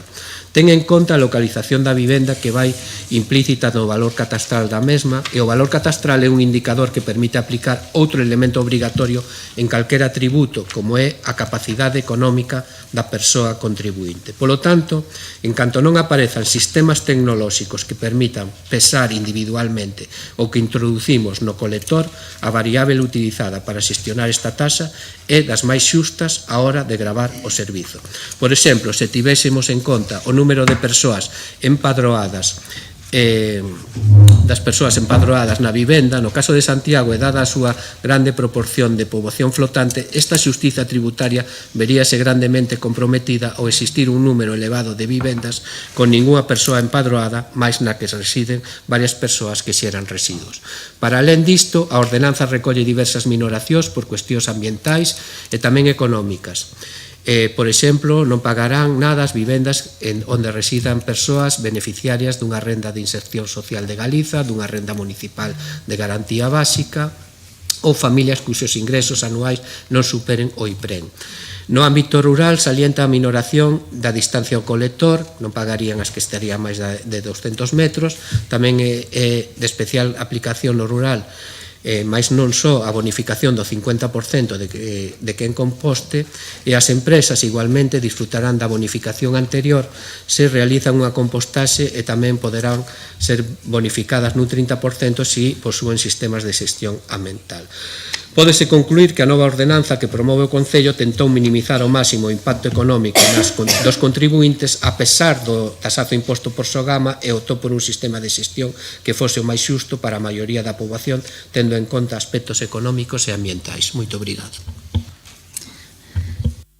Obrigada, señora Castro, cando queira. Grazas, señora alcaldesa. Moi bo día, concelleiras e concelleiros. Un saúdo para Juan María Martínez e Xosé Beiroa, que interviron ao principio deste pleno. Hoxe teño que recoñecer que estou ávida e desexando escoitar a intervención dos grupos municipais ao respecto deste expediente, que se trae hoxe novamente o goberno local novamente. Ben, sobre todo porque non nos consta públicamente que haxa ningún cambio no sentido do voto de ninguén desde setembro. En calquera caso, non pasa desapercibida tampouco unha cuestión para nós, e é que a última vez que veu a pleno este tema viña acompañado doutra ordenanza, a de xestión do servizo de recollida de lixo e limpeza viaria. Agora traen só a ordenanza fiscal da taxa, parece non preocupar a ordenanza que regula o servizo. Poderíamos aplicar esas palabras que dixo esta semana a señora San Martín para referirse ao conflicto laboral ca policía e cos bombeiros e que antes o meu compañeiro Gonzalo Muiños mencionou. Isto é unha cuestión de diñeiro. Parece que non preocupan as garantías na prestación dos servizos ou os ingresos. Non preocupa a ordenanza de xestión do servizo, só a taxa. Trae a ordenanza da taxa e esqueza de xestión, cando sabe que deberían de ir da man. Pero non importa iso hoxe. Esa non é a estratexia pola que ten optado o goberno local.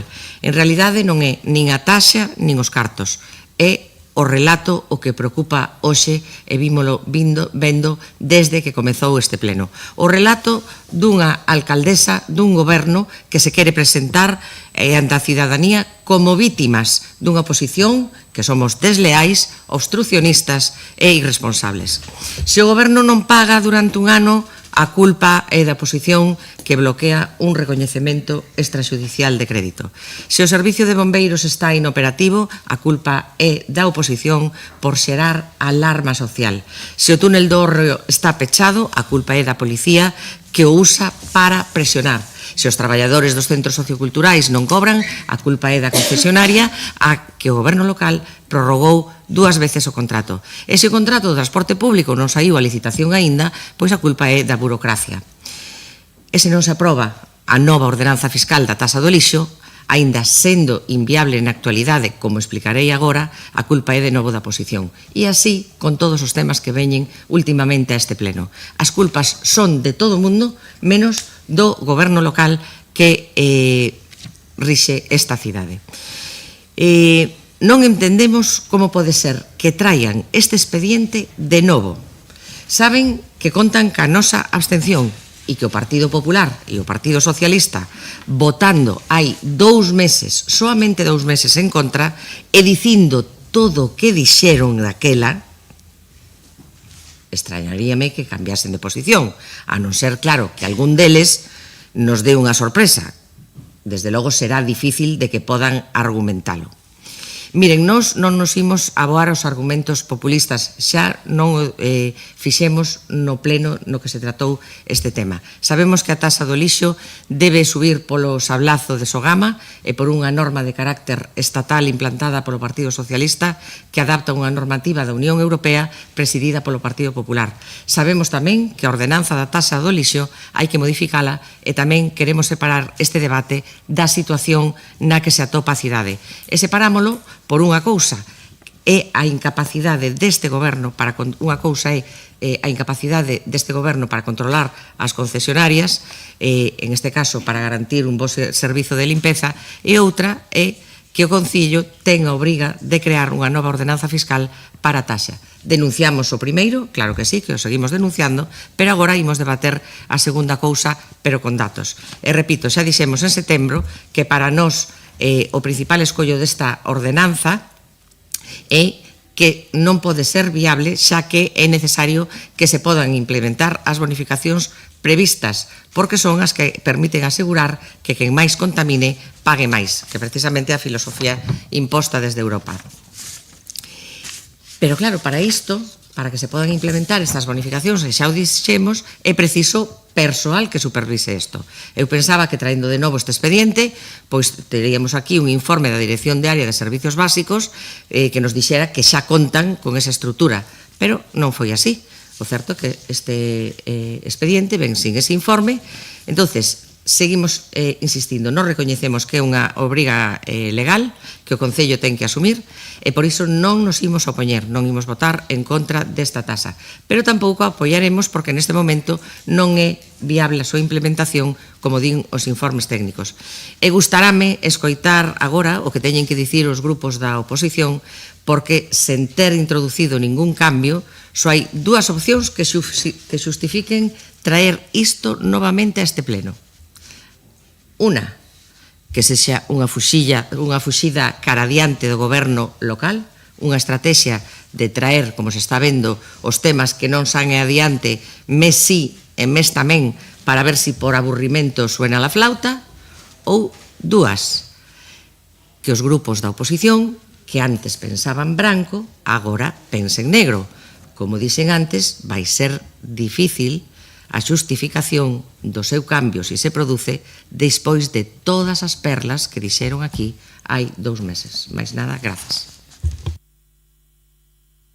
Grazas, señora Castro. Señora Val, cando queira.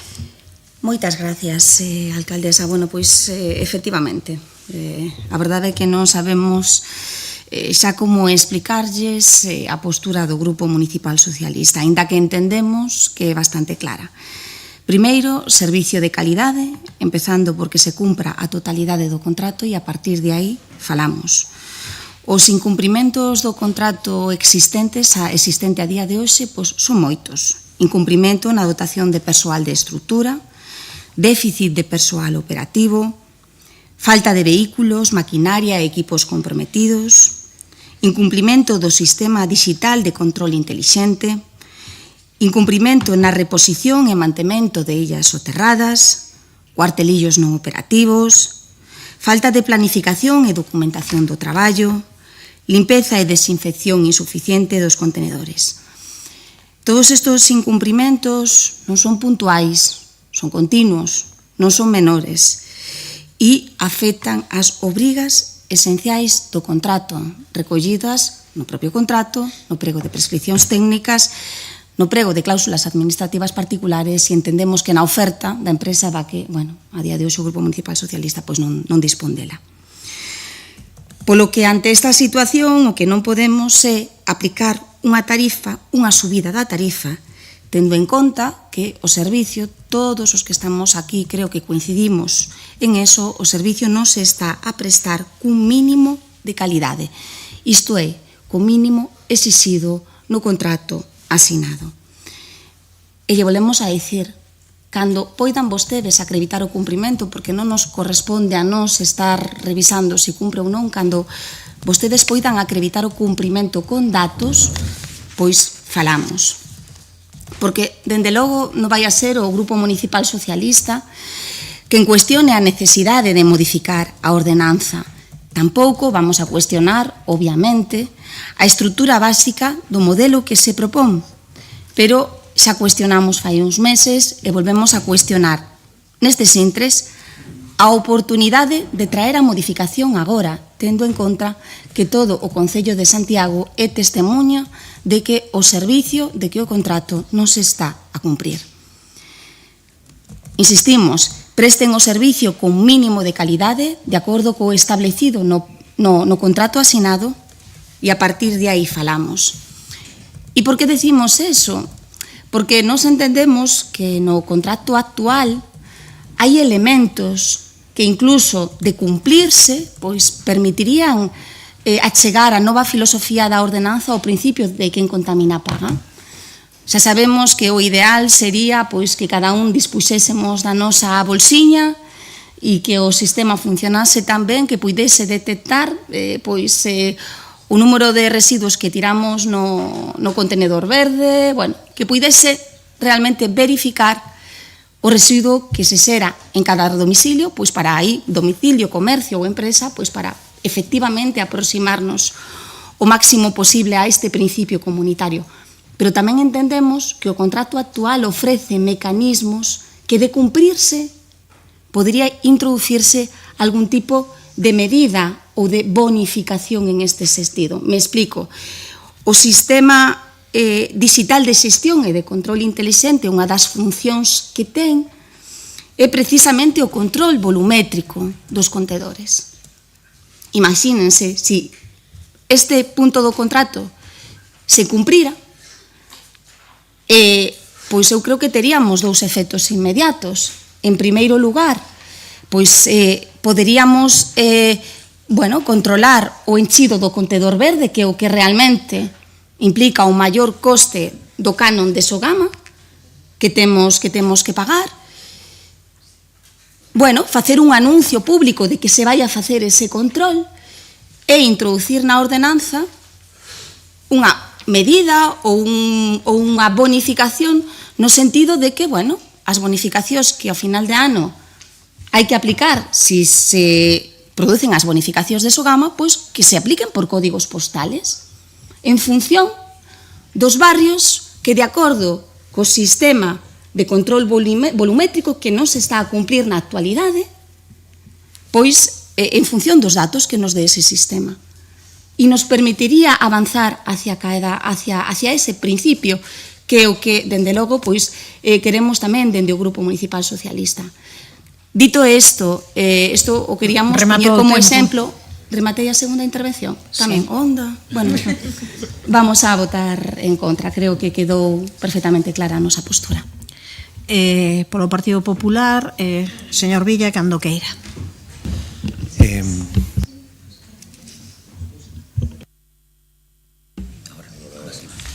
Bo día.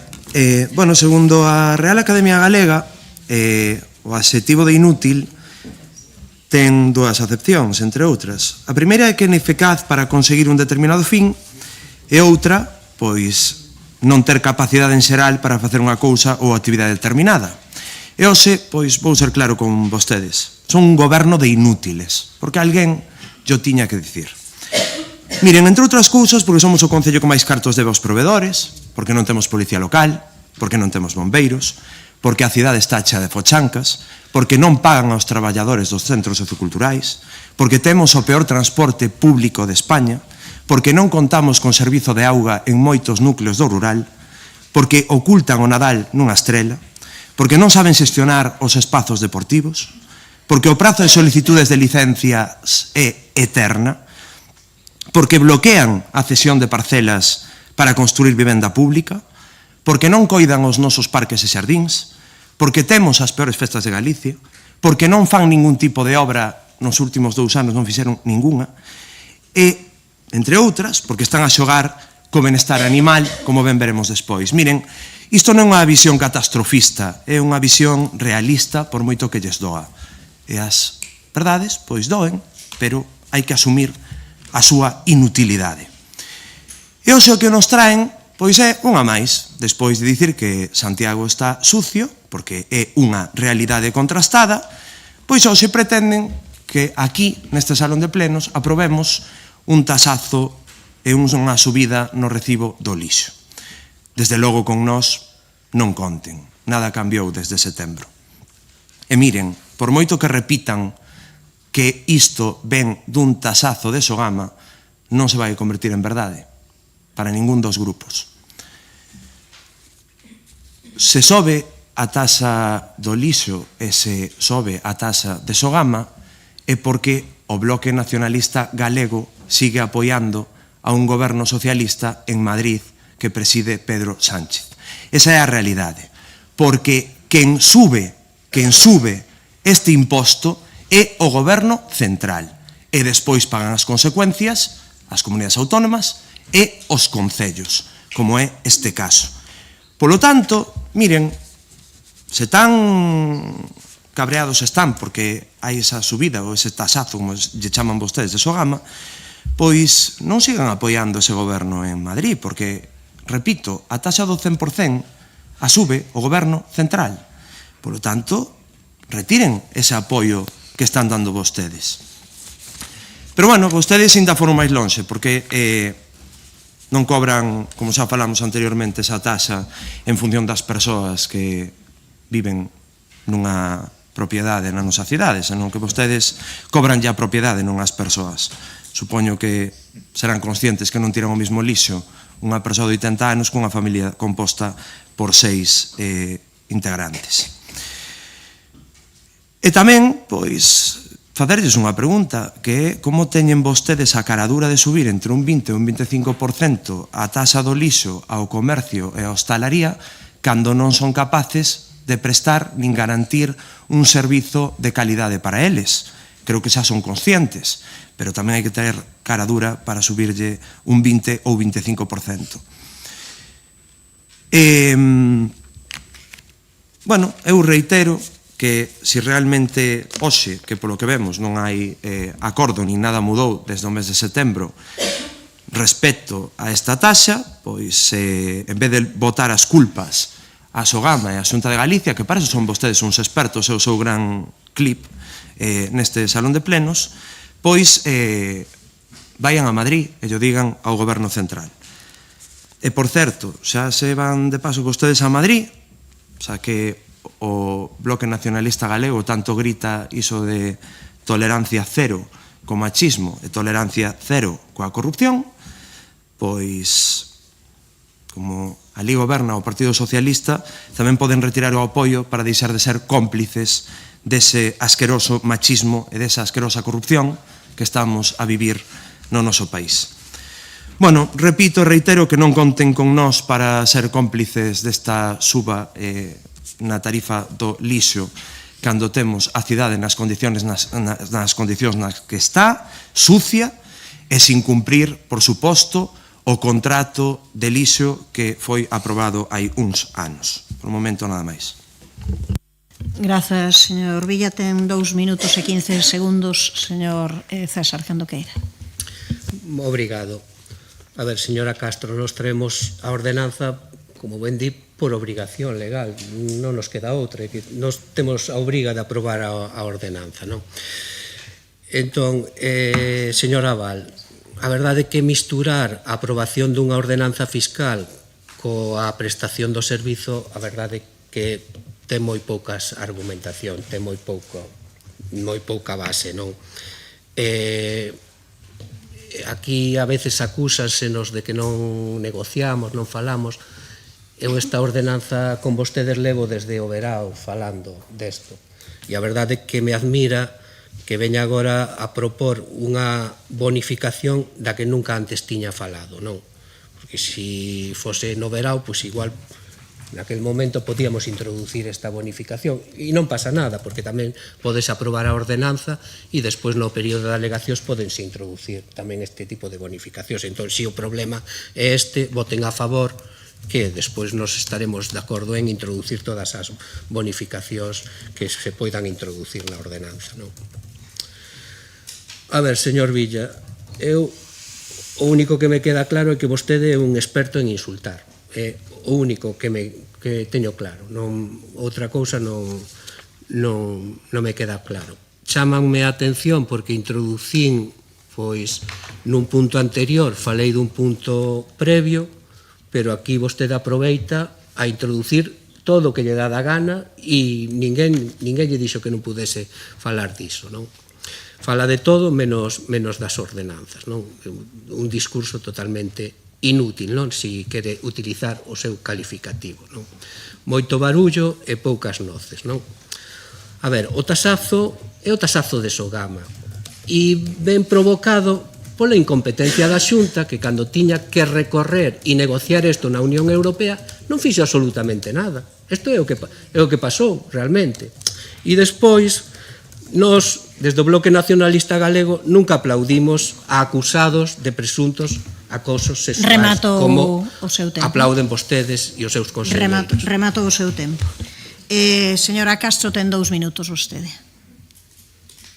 Grazas, señora alcaldesa. Bueno, pois non houbo sorpresa no estadio de Villamarín, xa saín de dúbidas, xa nos quedou claro que efectivamente despois de escoitar os grupos municipales novamente esta cuestión de traer novamente isto ao pleno, señor César, claro que sei que é unha cousa que hai que traer ao pleno, pero neste caso, e despois de 2 meses, sona máis a unha cuestión de estrategia política. E aquilo que dixen na primeira intervención, creo que a este goberno local lle interesa neste momento seguir presentando a oposición como unha oposición desleal e irresponsable. De verdade que me dá mágoa, dame mágoa que un goberno que dicía ter o corazón en Compostela este facendo estas cousas. Non sei onde terán o corazón.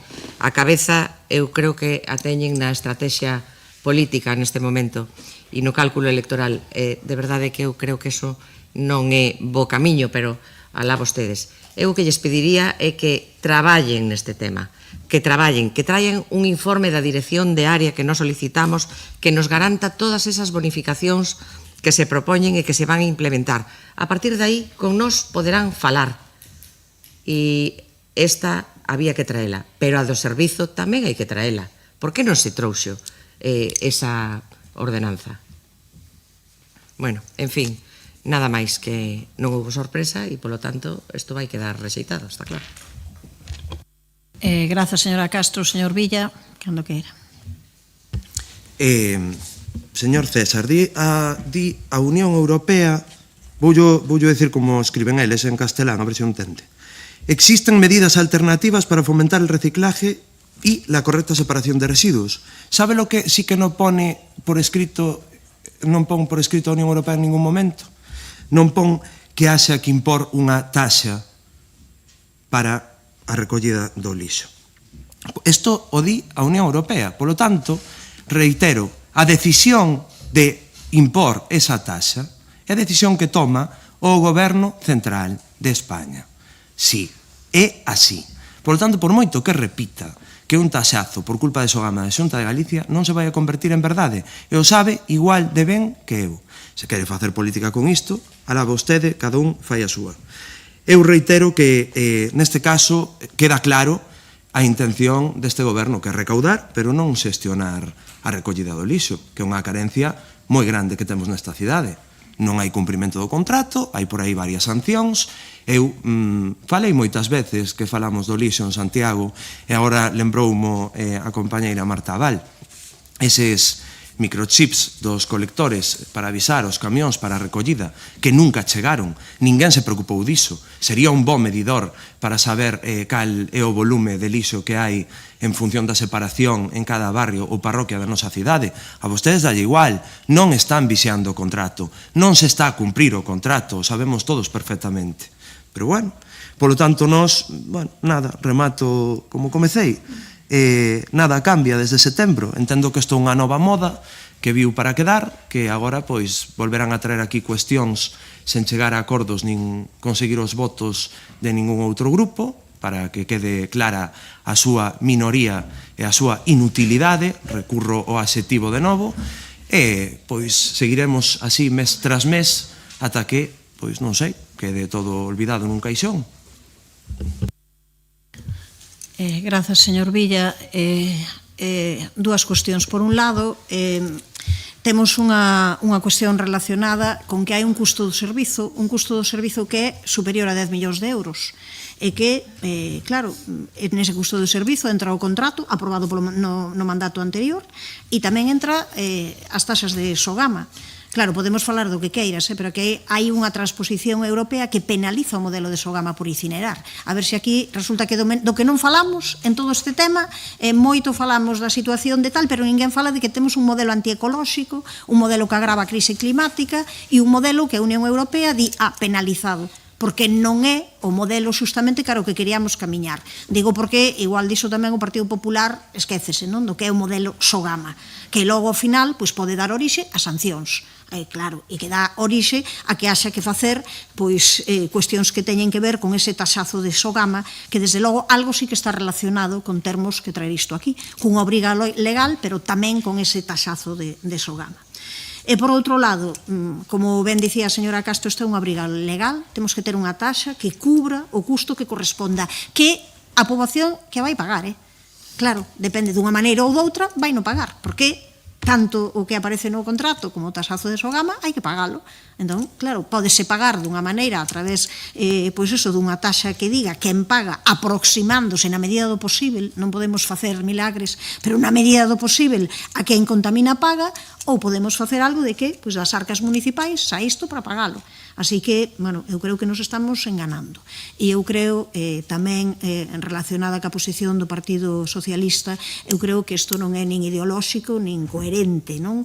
A verdade é que non se entende, porque tamén, para o conxunto da poboación, houve distintos concellos de distintas cores políticas que aprobaron ordenanzas semellantes. Houve diferentes lugares onde uns en solitario, pero que onde o tiñan que facer, porque tiñan maioría, e outros en colaboración razón, e podíamos poñer varios en riba da mesa, empezando pola cidade da Coruña. Entón, claro, resulta que existen lugares onde isto sí que se aproba, onde isto sí que se fai, e existen outros onde, pois eu creo que dunha maneira clarísimamente moi pouco coherente, pois ao final isto que se obstaculiza, non? Tamén creo que a poboación pois tomará nota, evidentemente nós seguiremos traballando nisto, claro, por suposto que sí. Pasamos á votación, señor secretario. Derrogación da actual ordenanza fiscal 3.16, acordo de imposición e aprobación da nova ordenanza fiscal 3.16, reguladora da taxa por prestación dos servizos de recollida, transporte e tratamento dos residuos municipais e modificación da ordenanza xeral 0.00 de xestión, recadación e inspección dos tributos e doutros ingresos de dereito público. Votos a favor? Grupos municipais, BNG e Compostela Aberta. Votos en contra? Grupo Municipal, Partido Popular, Grupo Municipal Socialista. Abstencións? Concelleiras e concelleiro non adscrito. Rexéitase a proposta. Pasamos daquela a primeira das proposicións, a proposición presentada por dona Milagros Castro para a creación urxente da Comisión Municipal de Seguimento da Taxa Turística. Cando queira. Grazas, señora alcaldesa. Desde 1 de outubro de 2025, día no que entrou en vigor a taxa turística, o Goberno local dispuña de 6 meses para aprobar un regulamento e constituir o órgano que debe xestionar o 80% do recadado por este tributo. Estou falando dese foro de turismo sustentable no que deberán estar representados o sector turístico e veciñanza para favorecer a correcta gobernanza da taxa. Pois ben, pasaron xa prácticamente 3 meses, a metade dese prazo do que falaba o Goberno, e non se deu ningún paso. De feito, estamos xa en condicións, creemos, de afirmar que o Concello de Santiago vai a comezar a ingresar a liquidación trimestral do recadado nestes primeiros meses por parte do sector en concepto de taxa turística antes de que se constitúa a comisión responsable de xestionar o recadado. O 1 de xaneiro comeza ese primeiro prazo de liquidación semestral e vostedes non deron ningún só paso visible para avanzar na constitución deste órgano. Non faría falta que o repetíramos, pero o certo é que máis importante que cobrar a taxa turística é que o recadado con ese tributo reverta na veciñanza, na mellora dos servizos públicos, nas infraestructuras, na ampliación da oferta lúdica e cultural e máis actividades que promovan ese turismo sustentable que van facer máis atractiva a nosa cidade como destino. Pero, sobre todo, o recadado ten que permitir que o modelo turístico non nos custe calidade de vida ás persoas que vivimos en Santiago, e diso vai esta proposición.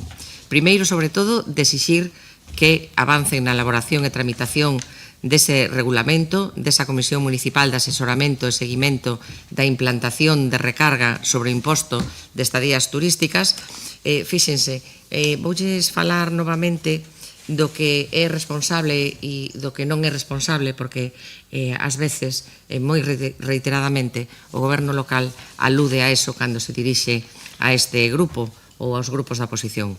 Responsabilidade foi aprobar esa taxa turística, aínda con moitas voces en contra por unha xestión desastrosa, sen diálogo co sector e sen diálogo de ningún tipo coa veciñanza. E irresponsable, sin embargo, foi o Goberno local que non buscou consenso, que non abriu un proceso de escoita ás asociacións veciñais e que aínda agora seguen sen facelo.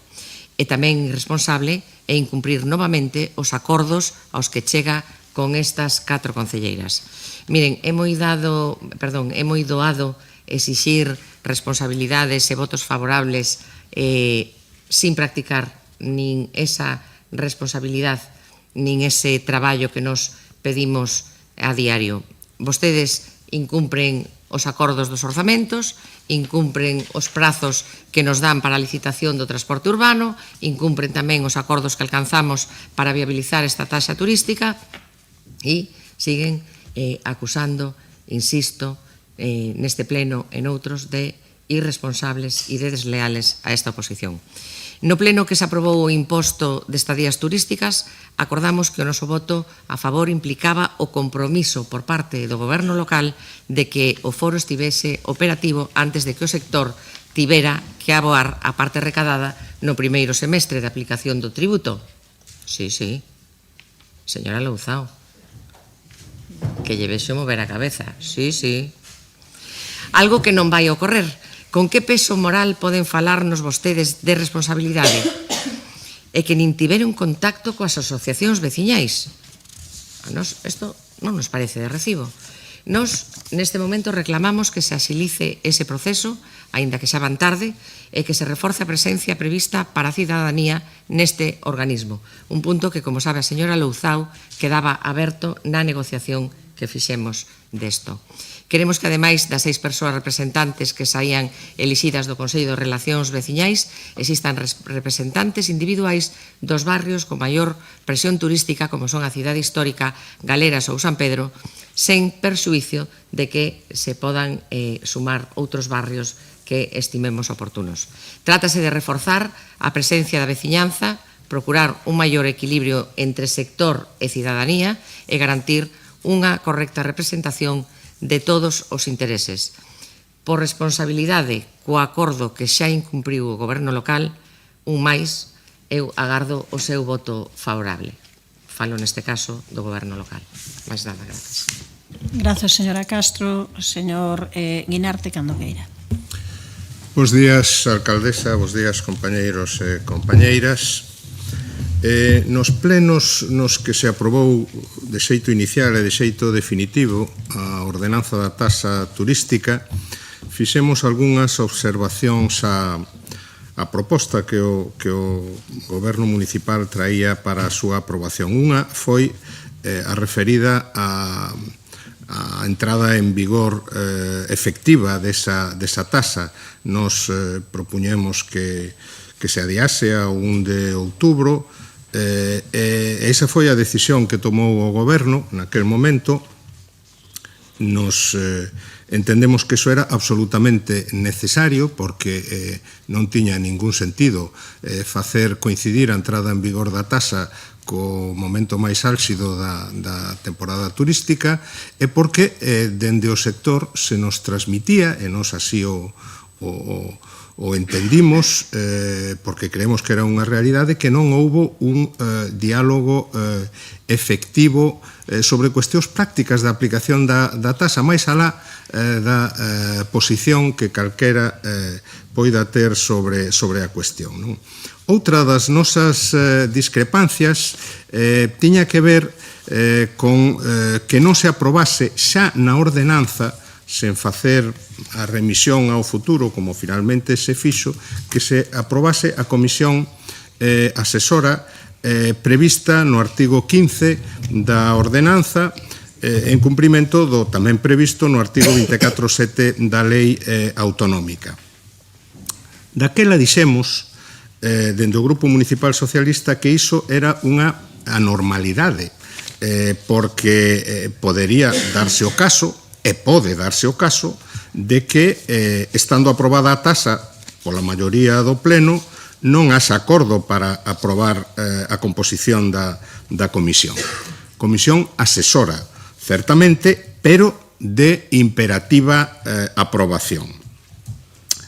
A norma legal que a ordenanza reproduce apunta a unha composición tripartita entre Concello, sector turístico e representantes dos veciños. Obviamente, esa é a idea e a proposta que defenderemos dentro do Grupo Municipal Socialista. Nos non abogamos por unha comisión asamblearia ou casi asamblearia que será dificilmente operativa. Remítome incluso o que di o informe elaborado pola Universidade de Santiago, donde se di que o modelo de gobernanza debe favorecer a participación, pero ao mesmo tempo débese manter unha certa economía de reunións e de axentes convocados que a partir dun limiar abrirán un mecanismo de debate difícil de xestionar. Por tanto, a nosa posición é que o Goberno municipal debe elaborar unha proposta, se non a ten elaborada, e debería tela elaborada, unha proposta sobre a que haberá que traballar, hai que traballar sobre textos, non traballar sobre o aire.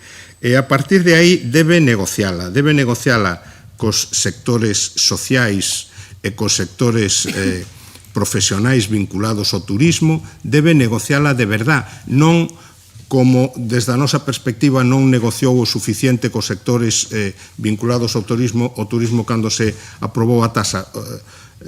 A aprobación da taxa xa é unha pantalla pasada, agora estamos noutro momento. E logo debe traela para a súa aprobación. A este pleno está en prazo, pero non se descoide, non se pode negociar contra reloxo, non é bo conselleiro para chegar a acordos, ou non é bo conselleiro a presa para chegar a acordos, e insisto, falle falta un acordo. Por tanto, o goberno debe falar o que sexa necesario, debe acadar o consenso o máis amplo posible. O óptimo sería a unanimidade, evidentemente, pero debe acadar o consenso máis amplo posible, porque, como decía, o debate da taxa xa está pasado. Agora estamos no momento da xestión dos rendimentos dese imposto. E aí, pois, obviamente, as posicións ideolóxicas previas pois xa non ten moito sentido. Grazas, señor Guinarte. Ten a palabra a señora Louzao, cando queira. Moi bo día a todos e todas, tamén as persoas que nos acompañaron intervindo ao comezo deste pleno. Decía vostede, señora Castro, que non se escoitou a veciñanza neste proceso. Voulle explicar agora porque sí.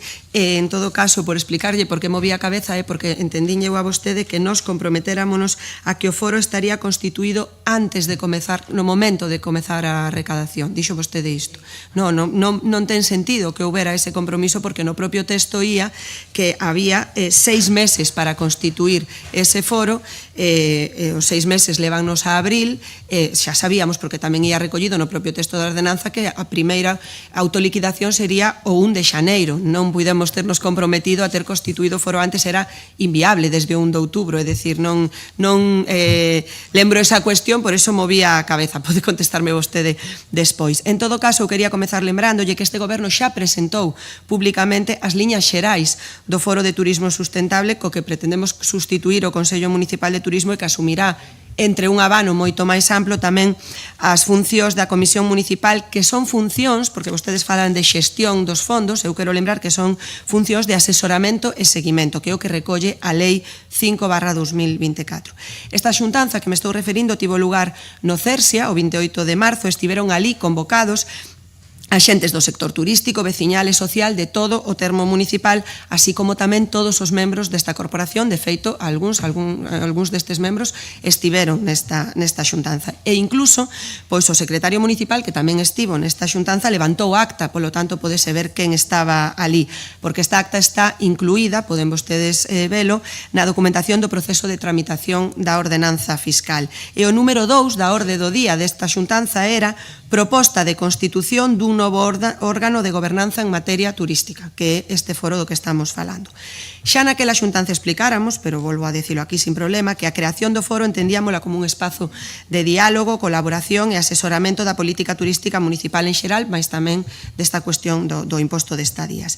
A xuntanza moi numerosa, por certo, en a que participaron tamén moitos representantes das asociacións veciñais, poden falalo con eles, con elas, explicamos as principais características do foro de forma profunda, da súa composición, que pretendíamos ampliála, incluindo, por suposto, axentes institucionais, actores económicos, cívicos e persoas expertas en turismo.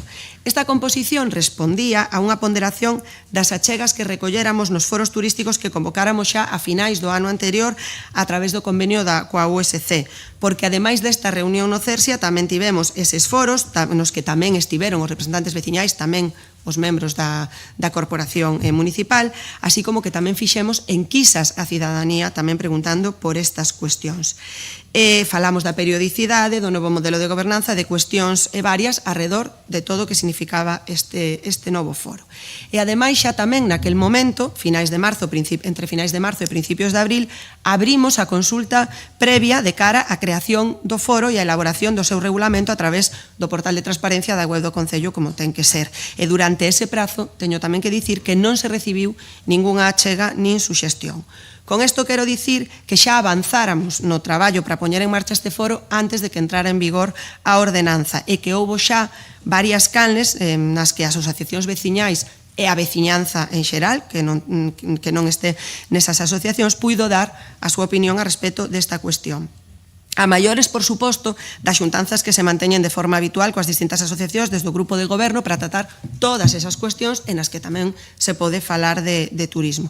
E tamén a maiores de que os membros deste goberno estamos sempre a disposición de calquera chamada de teléfono e de atender todas as xuntanzas que se nos pidan desde as asociacións. Quero dicir tamén que no Consello de Relacións Veciñais que se celebrará o luns 29 deste mes levaremos un punto sobre este foro para contrastar ali en que sentido vai precisamente a representación da veciñanza. Entendíamos que era o sitio onde se debería facer porque son as persoas escollidas entre todas as asociacións para ser as súas representantes neste Consello de Participación. Por tanto, non entendemos que haxa que volver a facer esa xuntanza que vostedes piden. O que toca agora, certo, é efectivizar todo o recollido e dar os pasos para aprobar este regulamento, pois é o noso compromiso, ademais de no texto da ordenanza, tamén o noso compromiso político. E como xa informamos durante todos estes meses, pois queremos facer ese foro amplo no que tamén irá a comisión relativa ao imposto.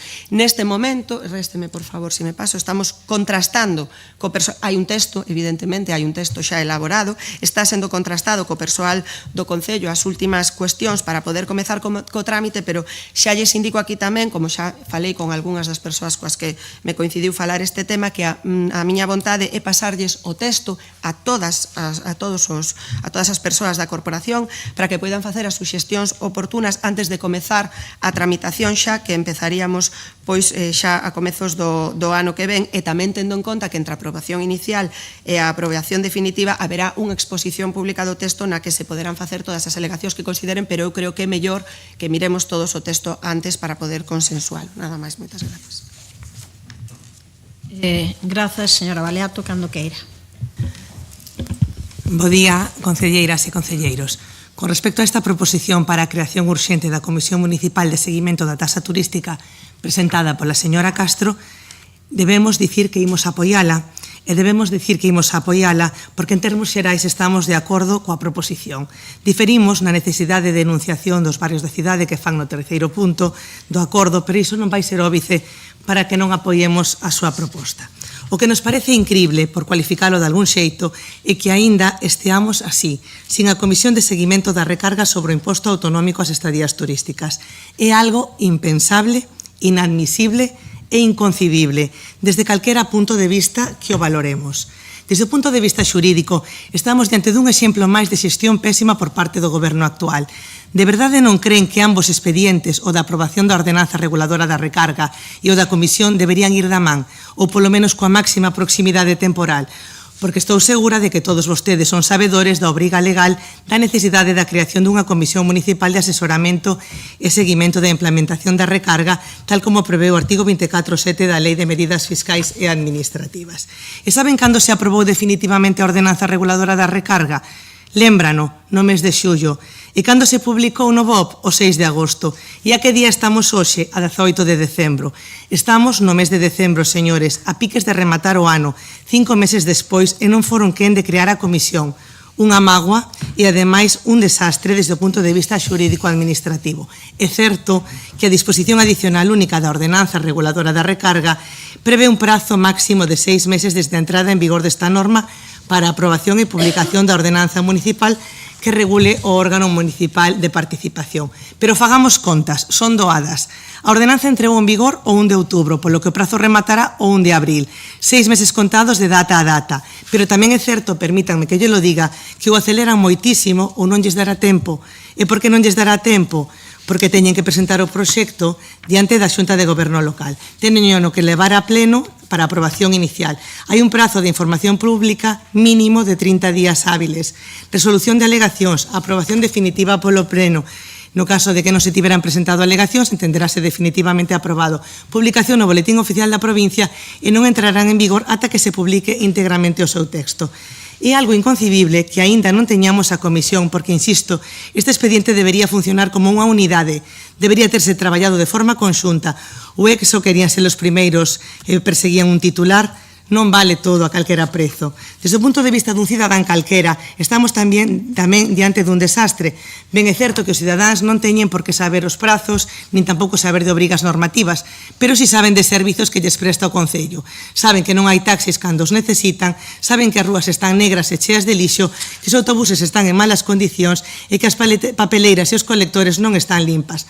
E tamén ven turistas e saben que o Concello está a recaudar máis, pero que non saben en o que se vai a gastar. Estupendo, porque a Comisión está para asesorar e para seguir a evolución, pois xa o fará. Desde o punto de vista dun turista, quizáis para nós, pode nos parecer menos importante, tamén é moi importante porque afecta a promoción exterior do noso Concello, a nosa imaxe e o noso futuro. Podemos pensar que un turista non se entera, pero tamén lle sorprenderá que Santiago estea a cobrar unha recarga e non saiba a que destinar os fondos nin exista un seguimento por parte da Comisión. Desde o punto de vista do sector, pois compartimos a preocupación do sector polo descenso de visitantes e o descenso de ocupación hoteleira nestes últimos meses do ano. Preguntámonos por qué, se será por inacción do goberno municipal, pregunto. E desde o punto de vista lóxico non cabe tampouco en lóxica humana porque non é posible comprender como non está creada aínda esta comisión se estamos desde maio con este tema. Se non se tivera producida a vacatio que prevé a normativa, o prazo tería rematado xa hai meses. O 14 de novembro a señora Louzao anunciaba públicamente que nas próximas semanas, dicía, empezará a funcionar o Foro de Turismo Sostible como un espazo para o diálogo, a colaboración e o asesoramento e tamén con respecto ao destino da recarga, encargarase tamén con respecto ao destino da recarga municipal sobre as estadías turísticas. Pasaron esa semana, señora Louzao, seguimos agardando. Ademais, respecto ao destino dos ingresos, tamén dicía a señora Louzao que debe destinarse a sufragar todos os gastos que implica a chegada de tantas persoas a Compostela e que ata agora saíron a cargo dos cidadáns. Ahora toca seguir invertindo en políticas e accións de turismo sostible que contribúan á descentralización e á desestacionalización. Ademais, a taxa foi creada para responder a unhas necesidades que se sinalaron nos informes que compoñen no expediente, polo que nos logramos saber cales son as dificultades para a creación desta comisión de seguimento, foro ou como lle queiramos chamar.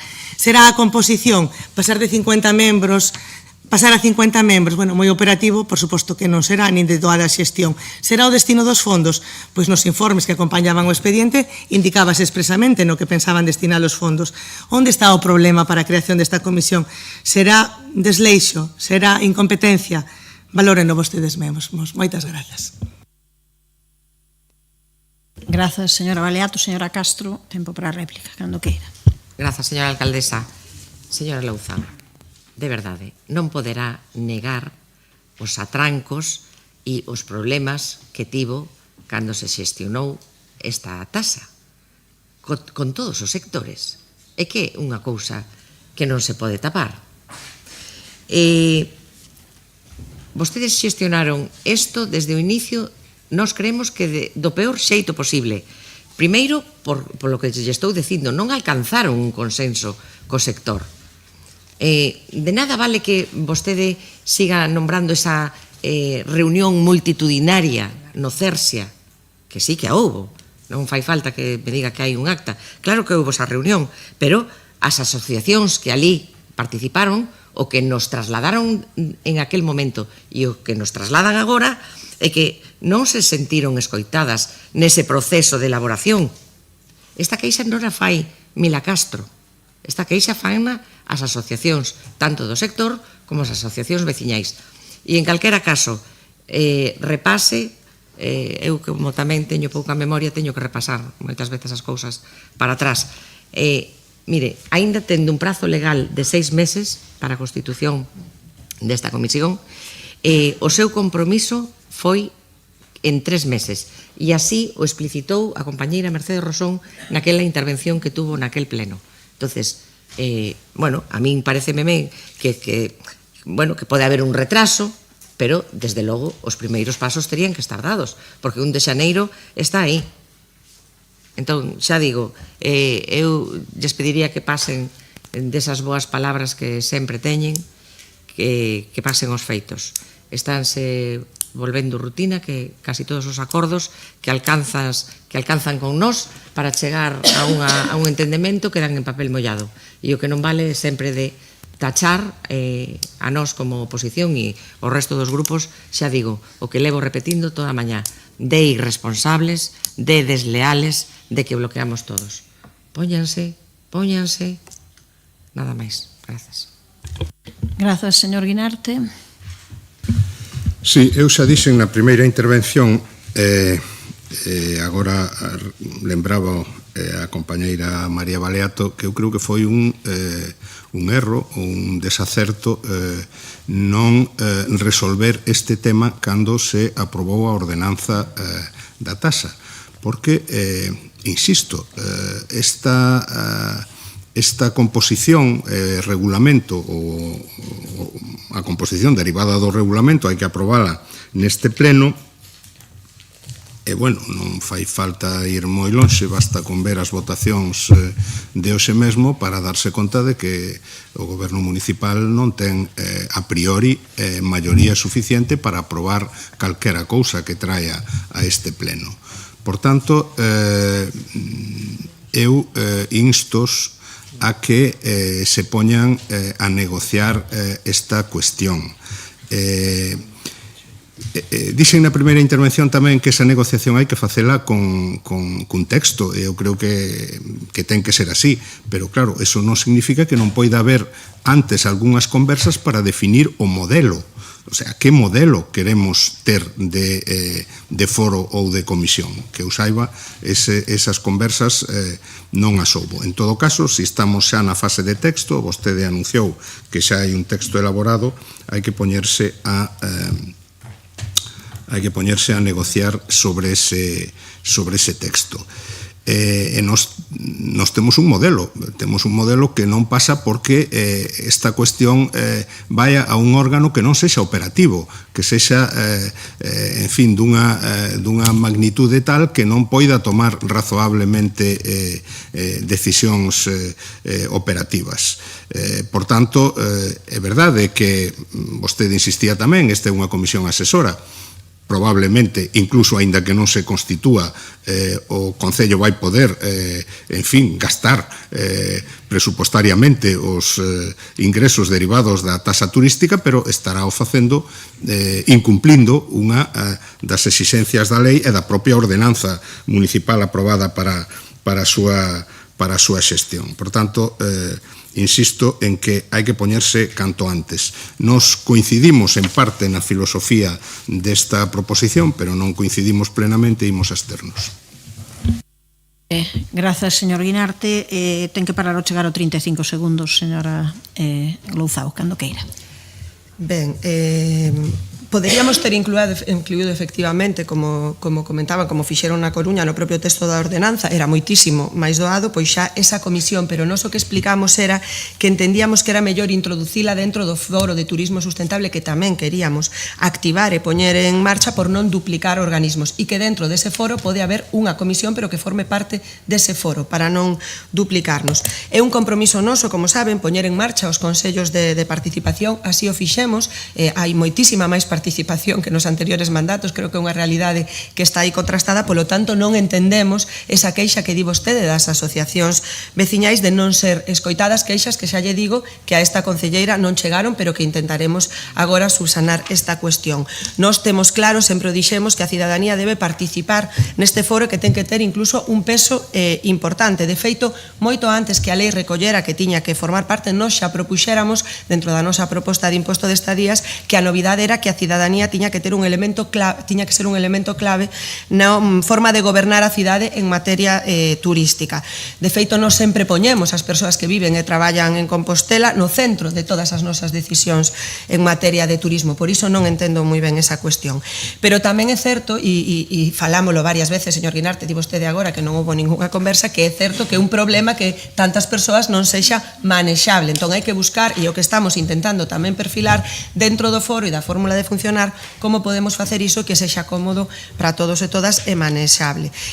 Señora Castro, vostede sabe, porque tamén o falamos, que a nosa primeira proposta era que foran os representantes das entidades do Consello de Relacións Veciñais, pero que tamén valorábamos poder introducir aos representantes dos espazos das zonas de maior presión turística. Xa o falamos incluso antes do verán. É algo que, como digo, estamos rematando de perfilar, tamén queremos escoitar o que ten que dicir, evidentemente, todas as persoas, todos os membros da corporación, por eso digo que tamén temos previsto pasar o texto ás representantes do Consello de Administración de Incolsa para que o poidan mirar e pretendemos facelo neste mesmo mes. En todo caso, importante é que nos vindeiros meses vamos a ter ese foro en marcha para poder tratar todas as cuestións que teñan que ver co turismo, por seguir traballando por un turismo de calidade, que conviva en armonía coa vida cotiá da veciñanza, que é unha cuestión que, como saben, este goberno puxo no centro de todas as súas decisións en materia de turismo. Rematar, señora Baleato, tamén ao chegar a 25 segundos debe parar, cando queira.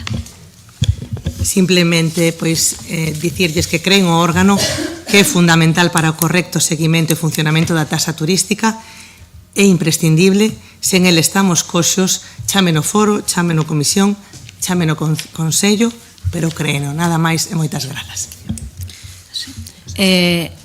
Grazas, perdón. Agora sí. Pasamos á votación, señor secretario, cando queira.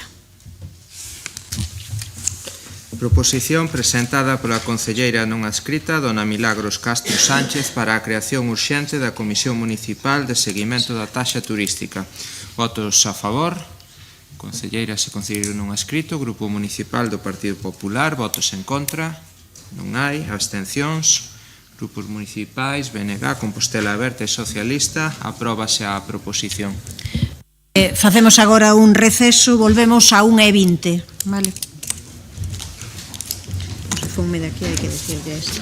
Mira.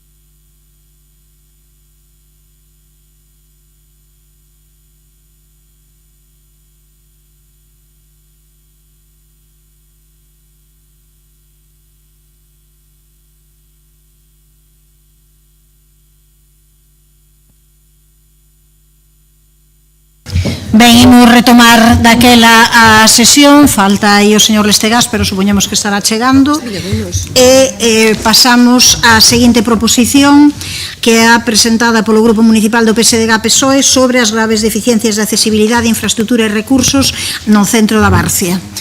Cando queira, señora Abal. Moitas gracias, alcaldesa. Bueno, o Colexio de Educación Especial de Abarcia, de titularidade da Xunta de Galicia, atende na actualidade a 58 alumnas e alumnos con necesidades educativas especiais. O alumnado recibe unha educación orientada a mellora da súa calidade de vida mediante o desenvolvemento das súas capacidades afectivas, comunicativo-lingüísticas, motrices e de autonomía persoal, co obxectivo de favorecer a súa participación efectiva na contorna máis próxima e na sociedade en xeral.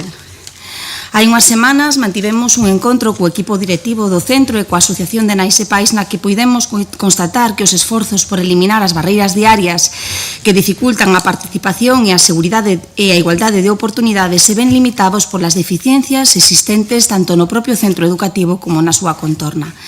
Tanto o centro como os accesos e a contorna inmediata presentan importantes carencias en materia de accesibilidade e mobilidade. Compre ter en conta que unha alta porcentaxe do alumnado presenta mobilidade reducida ou carece dela, polo que estas deficiencias teñen un impacto directo e continuo na súa vida diaria. Ademais, o centro educativo presenta graves carencias estruturais que dificultan o normal desenvolvemento da actividade diaria de toda a comunidade educativa, especialmente do alumnado. En canto ás necesidades da contorna e dos accesos, pois a destacar as seguintes. A contorna e os accesos ao centro educativo presentan importantes deficiencias de accesibilidade e seguridade que afectan de maneira directa ao alumnado e ás familias. Nos días de choiva, o alumnado móllase ao acceder ao centro debido á ausencia dunha protección na entrada exterior, polo que resulta necesaria a instalación dunha marquesiña. A entrada principal carece dunha rampa axeitada, o que obriga a realizar manobras perigosas coas cadeiras de rodas para salvar o desnivel existente. Do mesmo xeito, non existe unha beirarrúa accesible que rodea o colexio en toda a súa extensión, obrigando ás familias e o transporte escolar a circular, obrigando ás familias a circular polas estradas nalgúns tramos. O firme da estrada de acceso atópase en moi mal estado e o alumnado ten que sortear fochancas coas cadeiras de rodas e soportar movementos bruscos para acceder ao colexio. É importante ter en conta que moitos días, ou non poucos días, o alumnado sae do centro a dar paseos pola contorna como parte da súa actividade educativa, unha práctica que se ve seriamente dificultada polas carencias de accesibilidade pois que acabamos de citar. Ademais, a contorna carece de prazas de aparcamento suficientes reservadas, o que obriga a estacionar nas cunetas, a pesar de que o alumnado non dispón de autonomía para acceder ao centro de forma independente. En canto ás necesidades do centro, pois destacaríamos as seguintes. Necesidade urxente de arranxar a coberta do edificio, sustitución de postas e fiestras e mellora xeral do illamento técnico en todo o centro. O internado, con capacidade para 10 prazas, presenta problemas recorrentes de inundacións, humidades, filtracións e graves deficiencias de illamento, ofrecendo ademais un ambiente pouco acolledor. Inundacións recorrentes na planta -1.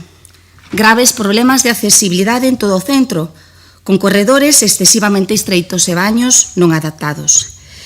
Presenta xeralizada de humidades nas distintas dependencias. A rede de outebaxe, moi antigua, provoca perdas de auga constantes e fracturas cun custo económico elevado. Necesidade de arranxo e acondicionamento do patio de xogos. Ata fai pouco, ou polo menos según nos comunicou tamén a dirección do centro, estaba en trámite ou en tramitación que lles suministraran un xerador de emerxencia, porque o certo é que o centro sufría frecuentes cortes de suministro eléctrico e esta situación estaba a provocar que persoas puidesen quedar, ou era, podía provocar que as persoas que ali viven ou que ali reciben son atendidas, puidesen quedar atrepadas no ascensor co alumnado, algúns deles con problemas de conducta, e tamén xa obrigou en varias ocasións a baixar en brazos a nenos e nenas con grandes dificultades de mobilidade.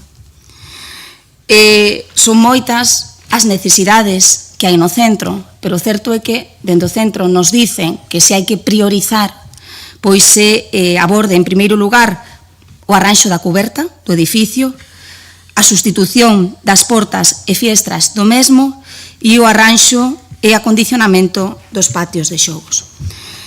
Pero tamén existen demandas en materia de recursos humanos.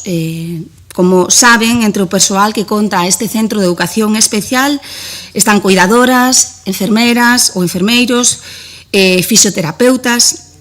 Este ano conseguiron unha terceira fisioterapeuta máis despois de 2 anos peleando, pero necesitan un fisioterapeuta máis. Pero tamén necesitan persoal de mantemento, porque, bueno, o edificio pois ten importantes problemas estruturais, polo que, bueno, se algo demandan tamén é ter un persoal de mantemento no centro, pois que lles solucione o día a día destes problemas que van xurdindo. E tamén, e non menos importante, tamén solicitan un servicio sanitario polas noites, porque de luns a vernes, pois, teñen internado, este centro ten internado. E, bueno, recordemos que atende a nenas e nenos pois con necesidades educativas especiais, bastante importantes, por decirlo así. Nada máis.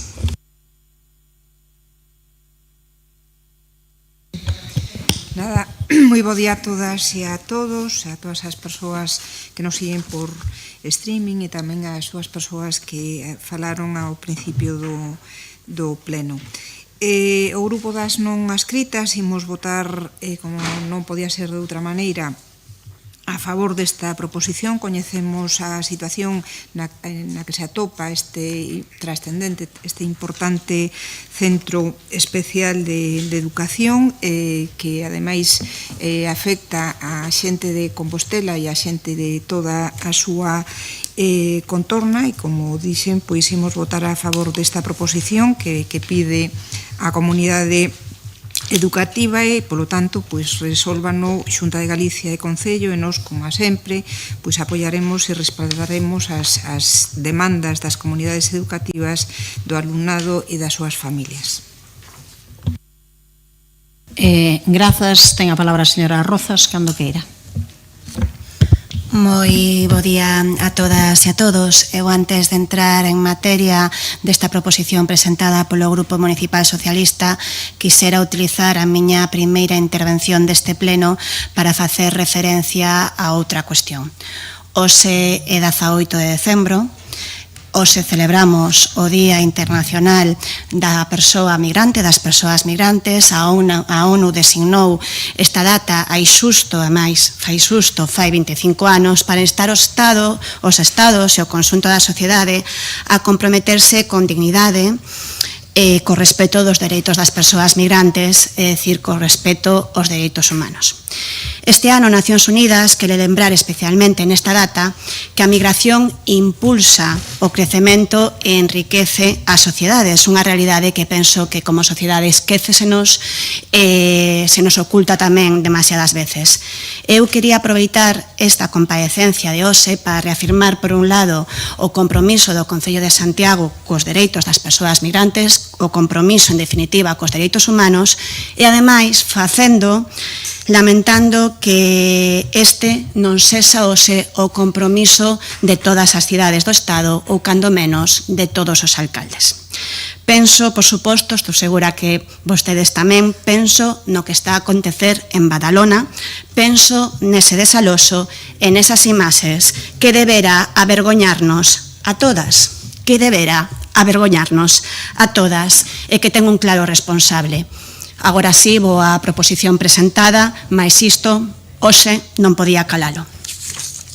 En relación á proposta presentada polo Grupo Municipal Socialista, é unha proposta que reúne demandas moi diferentes que lle afectan xa non só a diferentes departamentos municipais, senón tamén a dúas administracións, o Concello de Santiago e a Xunta de Galicia. Recóllense demandas no que ten que ver coa mobilidade e coa accesibilidade. É certo que o Colexio de Educación Especial da Barcia ten accesos que son moi mellorables. Tamén é certo que os viarios son estreitos e, por tanto, pois hai certas limitacións para melloralo, pero que tamén non conta pois con prazas de estacionamento sinalizadas, mesmo no acceso principal ao centro a través da rúa Mondoñedo existen pois deficiencias que o Departamento de Obras está a avaliar con vontade de corrixir. Por exemplo, deficiencias no que ten que ver coa accesibilidade no paso de peóns desta rúa. Despois a proposición pois tamén incide noutros problemas de accesibilidade no interior do equipamento educativo. Por suposto, instamos a Xunta de Galicia a solventalas e fala tamén na exposición de motivos da proposición de outras cuestións como a inexistencia de programas municipais de conciliación adaptados para as crianzas con necesidades especiais. E eu neste punto en concreto quería lembrar que neste mandato, por suposto, pódese facer máis, sempre se debe facer máis, pero neste mandato estamos a dar pasos importantes para garantir a igualdade de oportunidades nesta materia. Faino o Departamento de Educación a través da concelleira Miriam Louzao no campamento que se destina de conciliación ás crianzas, que por primeira vez no Concello de Santiago existe unha reserva para nenos e nenas con necesidades especiais. O campamento ten moitos anos no Concello de Santiago, pero non tiña reserva previamente, non? E facémolo tamén a través do Departamento de Mocidade, que, como saben, por primeira vez pusemos en marcha un campamento de conciliación para eses nenos e nenas máis maiores, unha vez deixan primaria a partir dos 12 anos, que non rematan as necesidades das familias de conciliar porque os seus fillos cumplan 12 anos, e nese campamento, no último que fixemos e plantexamos para este Nadal, fixemos unha reserva para as crianzas con necesidades especiais dun 10% das prazas. Na proposición, o tempo que me exceda retomo da segunda quenda, señora alcaldesa, na proposición tamén se refire o PSOE a outras cuestións que evidentemente son competencia da Xunta de Galicia, que teñen que ver con necesario reforzo dos recursos humanos do Colexio de Educación Especial da Barcia para garantir as condicións dignas do seu alumnado. Nos, dende o Goberno Municipal, non podemos facer máis que sumarnos a esta petición, que lamentablemente non se limita só o Colexio da Barcia, nin siquiera se limita só aos centros de educación especial, aínda que neste caso son os que peor parados quedan neste sistema educativo, que claramente ten deficiencias a todos os niveis, e dicímolo hoxe o día despois desa folga do ensino. Faltan centros especializados, faltan recursos educativos, faltan servizos complementarios como de transporte e faltan tamén axudas económicas para as familias. E faltan solucións para os mozos e mozas. Eu tamén quería recordar esta reivindicación que trasladan sempre as familias, esas solucións para que os mozos e mozas non teñan que abandonar os centros de educación especial a unha idade demasiado temperá. Hai que recordar que as familias reclaman que esa idade se amplíe ata os 30 anos. Por tanto, dende o Goberno Municipal vamos a votar a favor desta proposición. Gracias. Grazas polo Partido Popular, señor Rubio, cando queira. Comezo a miña intervención dicindo que o noso voto será a favor desta proposición. Alégrome da súa exposición agora, porque lendo a exposición de motivos non vi absolutamente nada que reclamarlle a Xunta de Galicia. A exposición de motivos que vostede rexistrou son a serie de cuestións que son de competencia municipal única e exclusivamente. Na exposición de motivos rexistrada non se fala nin do persoal, nin do internado, nin das instalacións, fálase de accesos, de asfaltado, de fochancas, de prazas de aparcamento, e é curioso, porque ou vostede mudou moito, ou era a mesma que gobernou os 4 anos anteriores. E estes problemas xa os trasladaron. Entón, a miña pregunta é que fixo o Partido Socialista dende o ano 19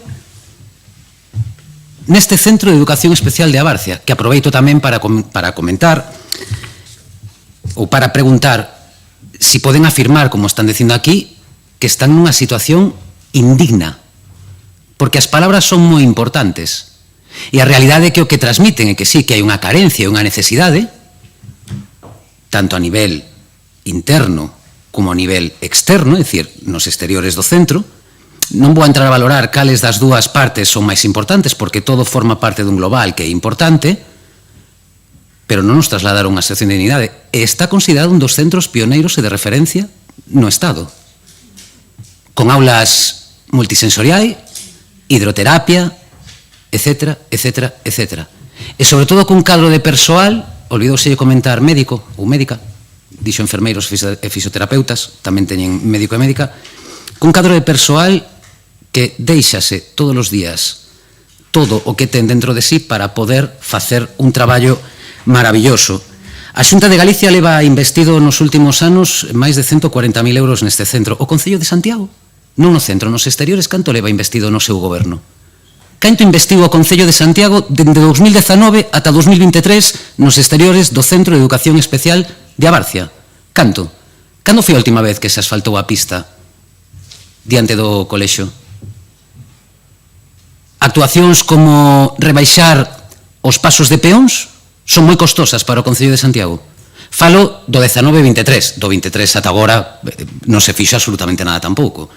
E persoalmente non sei se é, porque cando falamos de accesibilidade, de facer xornadas con entidades onde hai concelleiros ou persoal municipal que fai a simulación de ir en cadeira de rodas para ver a problemática que moverse, non sei se que nos esquecemos de certas cidades de certas zonas da cidade ou que non pasan por ali habitualmente, porque realmente está nun estado vergonzoso.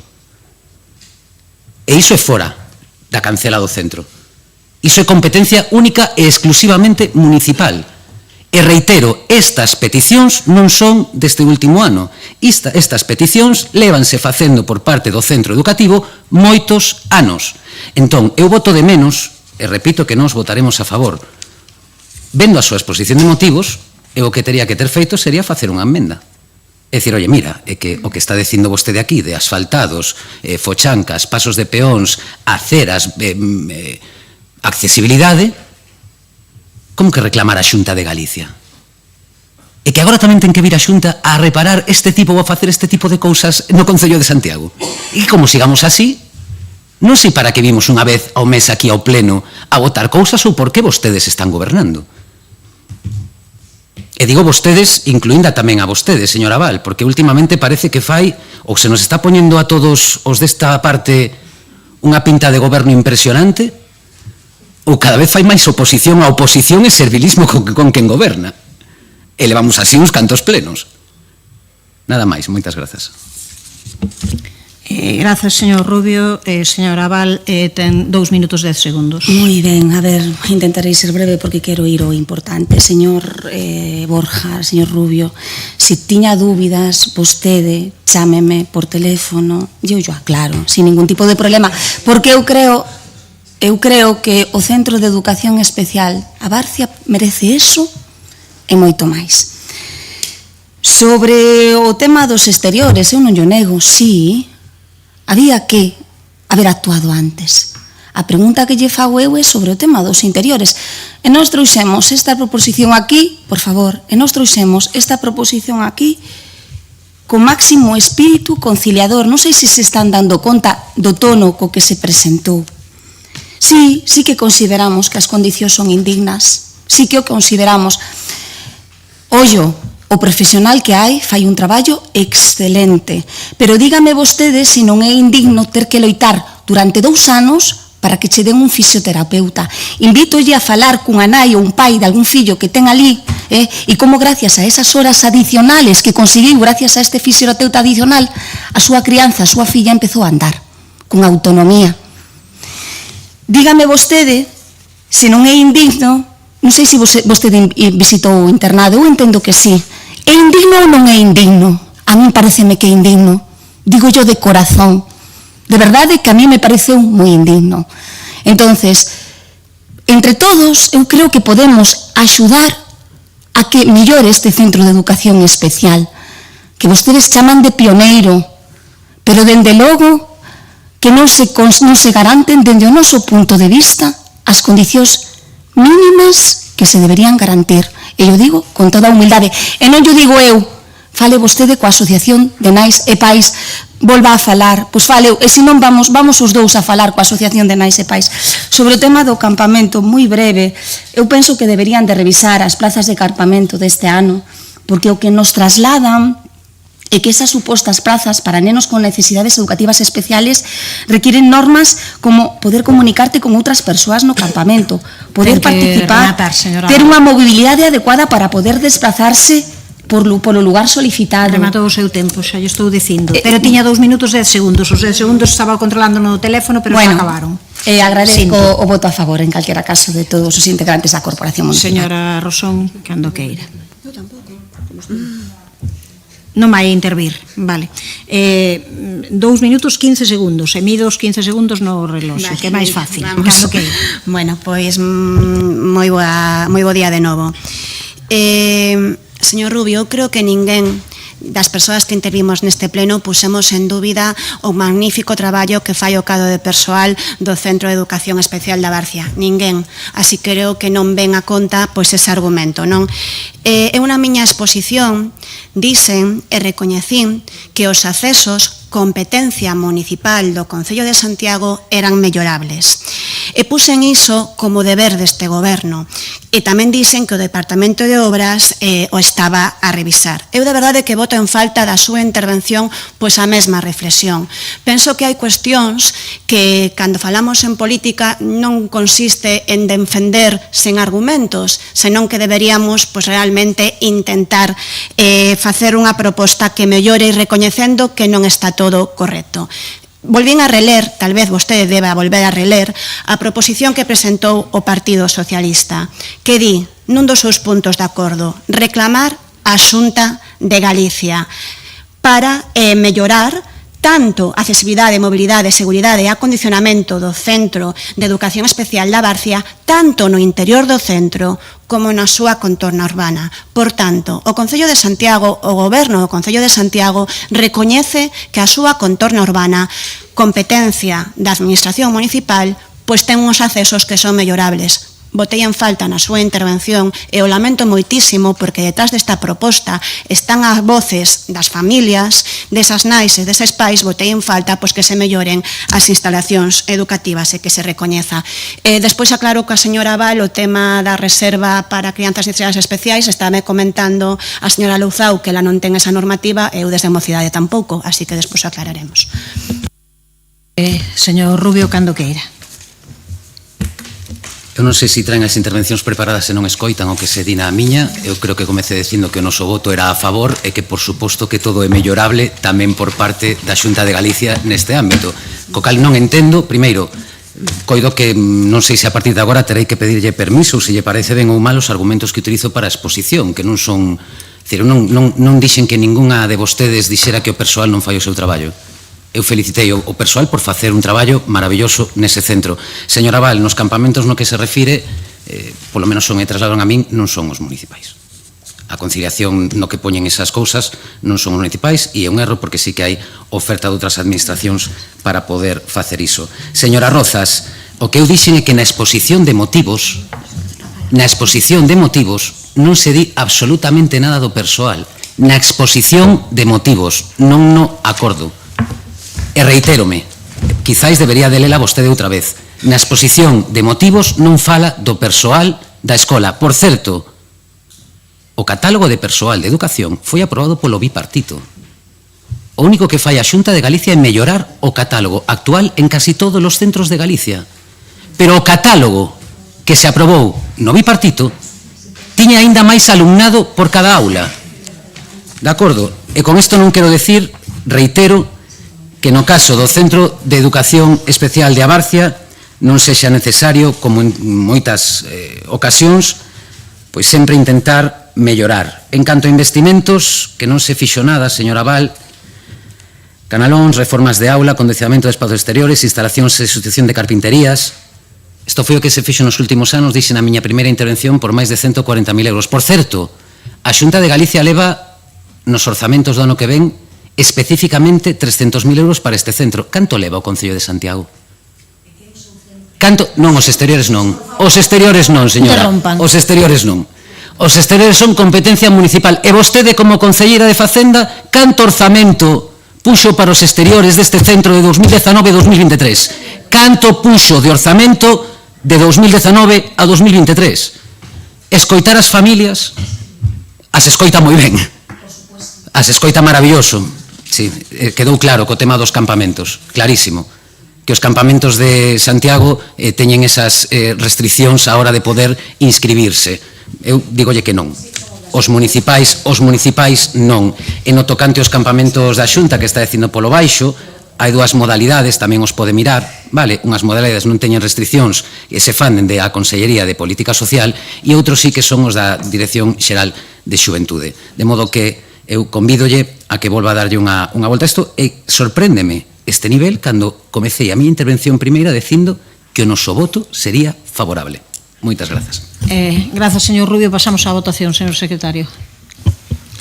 Proposición presentada polo Grupo Municipal PSDG-PSOE sobre as graves deficiencias de accesibilidade, infraestructura e recursos no Centro Público de Educación Especial de Abarcia.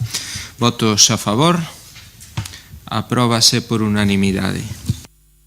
Pasamos á seguinte proposición presentada polo Grupo Municipal do Partido Popular para axilizar e coñecer a situación actual do novo contrato de transporte público. Señor Berea, cando queira. Moitas grazas, presidenta. Cando preparábamos esta proposición, tivemos coñecemento dunha información que non sabemos se é real ou non é real, e, polo tanto, pois o que imos facer é preguntalo nesta sesión plenaria á alcaldesa, non? Xa que se confirma, pois sería moi grave. Sería moi grave que o goberno de BNG e Compostela Berta estivese ocultando esta información. A opacidade é total. A opacidade é total. Enterámonos pola prensa que ían cambiar o modelo. Creo que todos lembramos esa rolda de prensa da alcaldesa co concelleiro anunciando que cambiaban o modelo, non? Deixando pois a todo o mundo ojiplático. Despois de 10 anos, 9 anos, 6 gobernando e 4 de oposición, pois o que se propoñía era cambiar o modelo.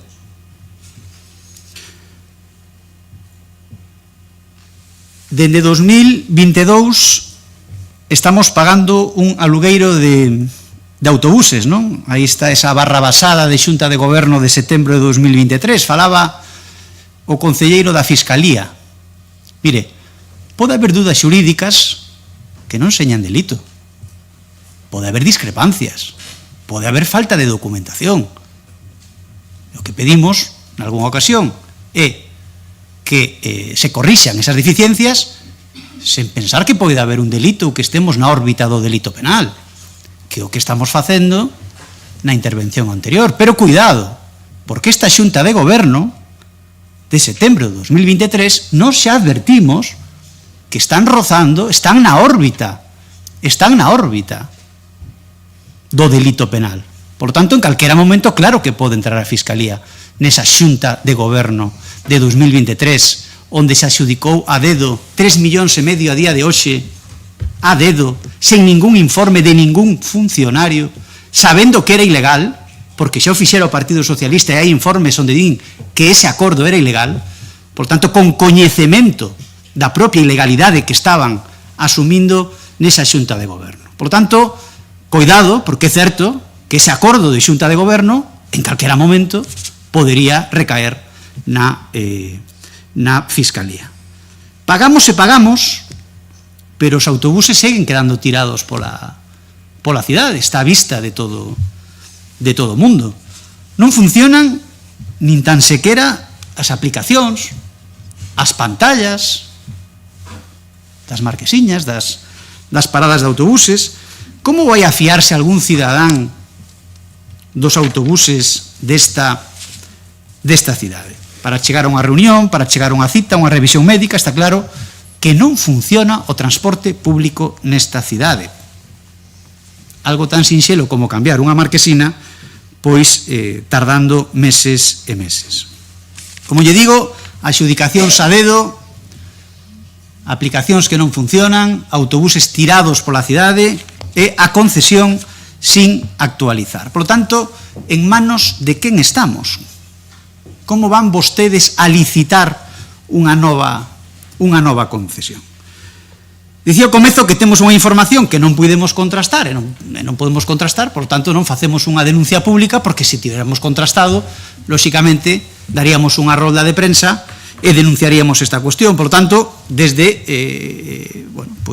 a transparencia que pide este grupo, solicitamos á alcaldesa que nos diga se é certa, e será certa porque a ocultaban, e se non é certa, pois quedaría completamente solucionada a cuestión. Como lle dicía, despois de 10 anos, vostedes nunha rolda de prensa dixeron que cambiaban o modelo. Por certo, falaban antes o concelleiro de Facenda, creo que sinalaba ao señor Muiños de que tardaban moito en pagar as facturas. O señor Muiños, que non o vou a defender eu, que fixo a alcaldesa esta señora, non me fixo a min.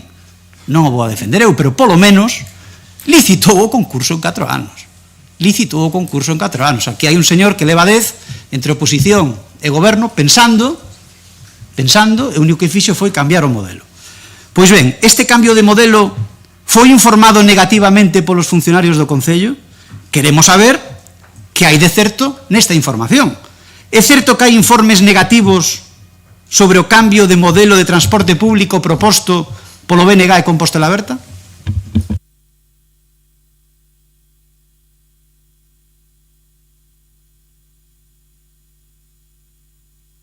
Ten a palabra o señor Muiños, cando queira. Esta proposición é unha boa oportunidade para falar de responsabilidade, esa de que sempre nos pide o goberno local cando veñen mal dadas. Voulles explicar o que é ser responsable e o que é facer unha oposición responsable, exactamente o contrario do que fixo o BNG cando estivo na oposición. Miren, o goberno local comprometeuse coas concelleiras non adscritas a sacar a licitación do transporte urbano entre finais de outubro ou a primeira quincena de novembro. Hoxe é 18 de decembro, aínda non saiu a licitación, a non ser que saíra hoxe, non o sei. Un prazo comprometido co que nós demos un voto favorable a un recoñecemento extrajudicial de crédito de 3,4 millóns de euros. É dicir, comprometéronse a licitar o transporte público antes de novembro para que nós votáramos a favor dun recoñecemento extrajudicial de máis de 3 millóns de euros. E non cumpriron. Non cumpriron os prazos, non ofreceron un horizonte temporal novo, e nós non dixemos nada, por responsabilidade. Cando vostedes nos culpan de bloquear este Concello, por que non falan disto? Por que non lembran todo o que vostedes se comprometen a facer para contar con o noso apoio e que finalmente nunca fan? E cando falan de responsabilidade, por que non din tamén que estas 4 concelleiras estamos a manter unha posición absolutamente leal co Concello nun contrato fundamental para esta cidade? Vostedes xogan a unha cousa moi perigosa, polarizar a través de medias verdades, e pódeselle volver en contra. Responsabilidade e bloqueo. Imos ver quen é responsable e quen bloquea nesta cuestión do transporte público, xa que o goberno local quer implantar ese relato de comigo ou contra min. O goberno local bloqueou a creación dunha comisión de estudo para analizar a forma máis eficiente e sostible para a xestión do servicio do transporte urbano, que nos propuxemos a esta corporación municipal en xuño deste ano. É dicir, o goberno local bloqueou o cumprimento dun acordo plenario suscrito pola maioría de representantes públicos que integramos a corporación. O goberno local bloqueou o acceso a informes e estudios que justifiquen o cambio de modelo de explotación do servizo. Ata agora, préstase como unha concesión, pero 3 de xuño, 2 anos despois de entrar no goberno, a señora San Martín anunciou que ia pasarse a un contrato de servicios, e non unha cuestión menor.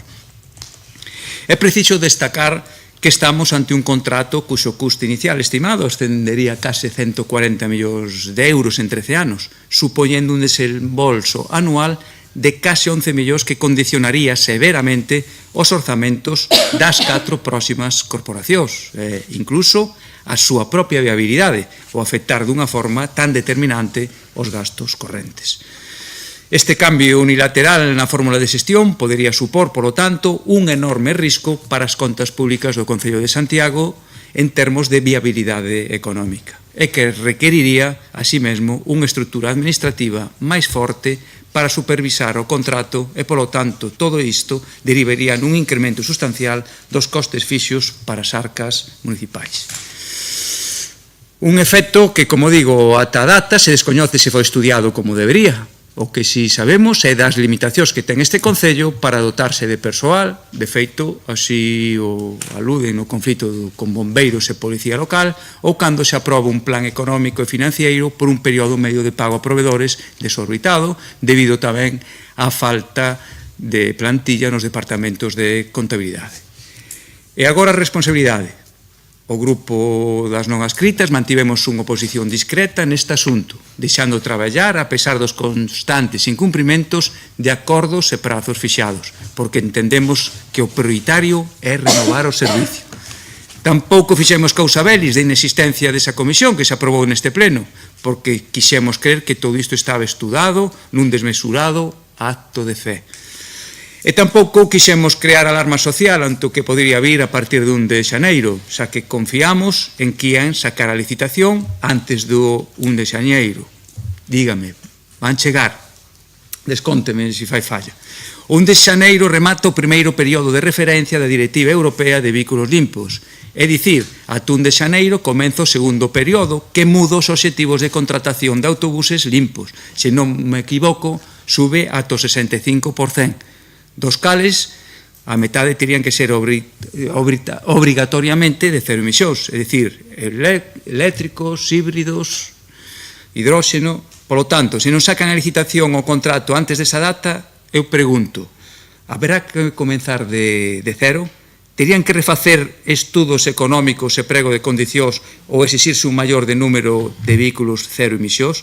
Se está contemplado nos pregos actuais ese incremento, non nos afecta, entón é grave o que pode pesar, así que acláreno. A min isto xenérame dúbidas. A min, como o resto de compañeros de corporación, preocuparonme moito as declaracións do señor Duro no pasado mes, cando lle preguntaron por este asunto. A súa resposta foi que estaban traballando intensamente para sacar a licitación canto antes. Coido que xa fomos bastante responsables ata agora con este asunto, así que pediríalles que non bloquearan tamén a miña pregunta. Van a sacar a licitación antes de que remate o ano? E de non ser así, existe o risco de ter que comenzar desde cero? Espera, pois, desa resposta, o noso voto pois será favorable á proposición. Grazas.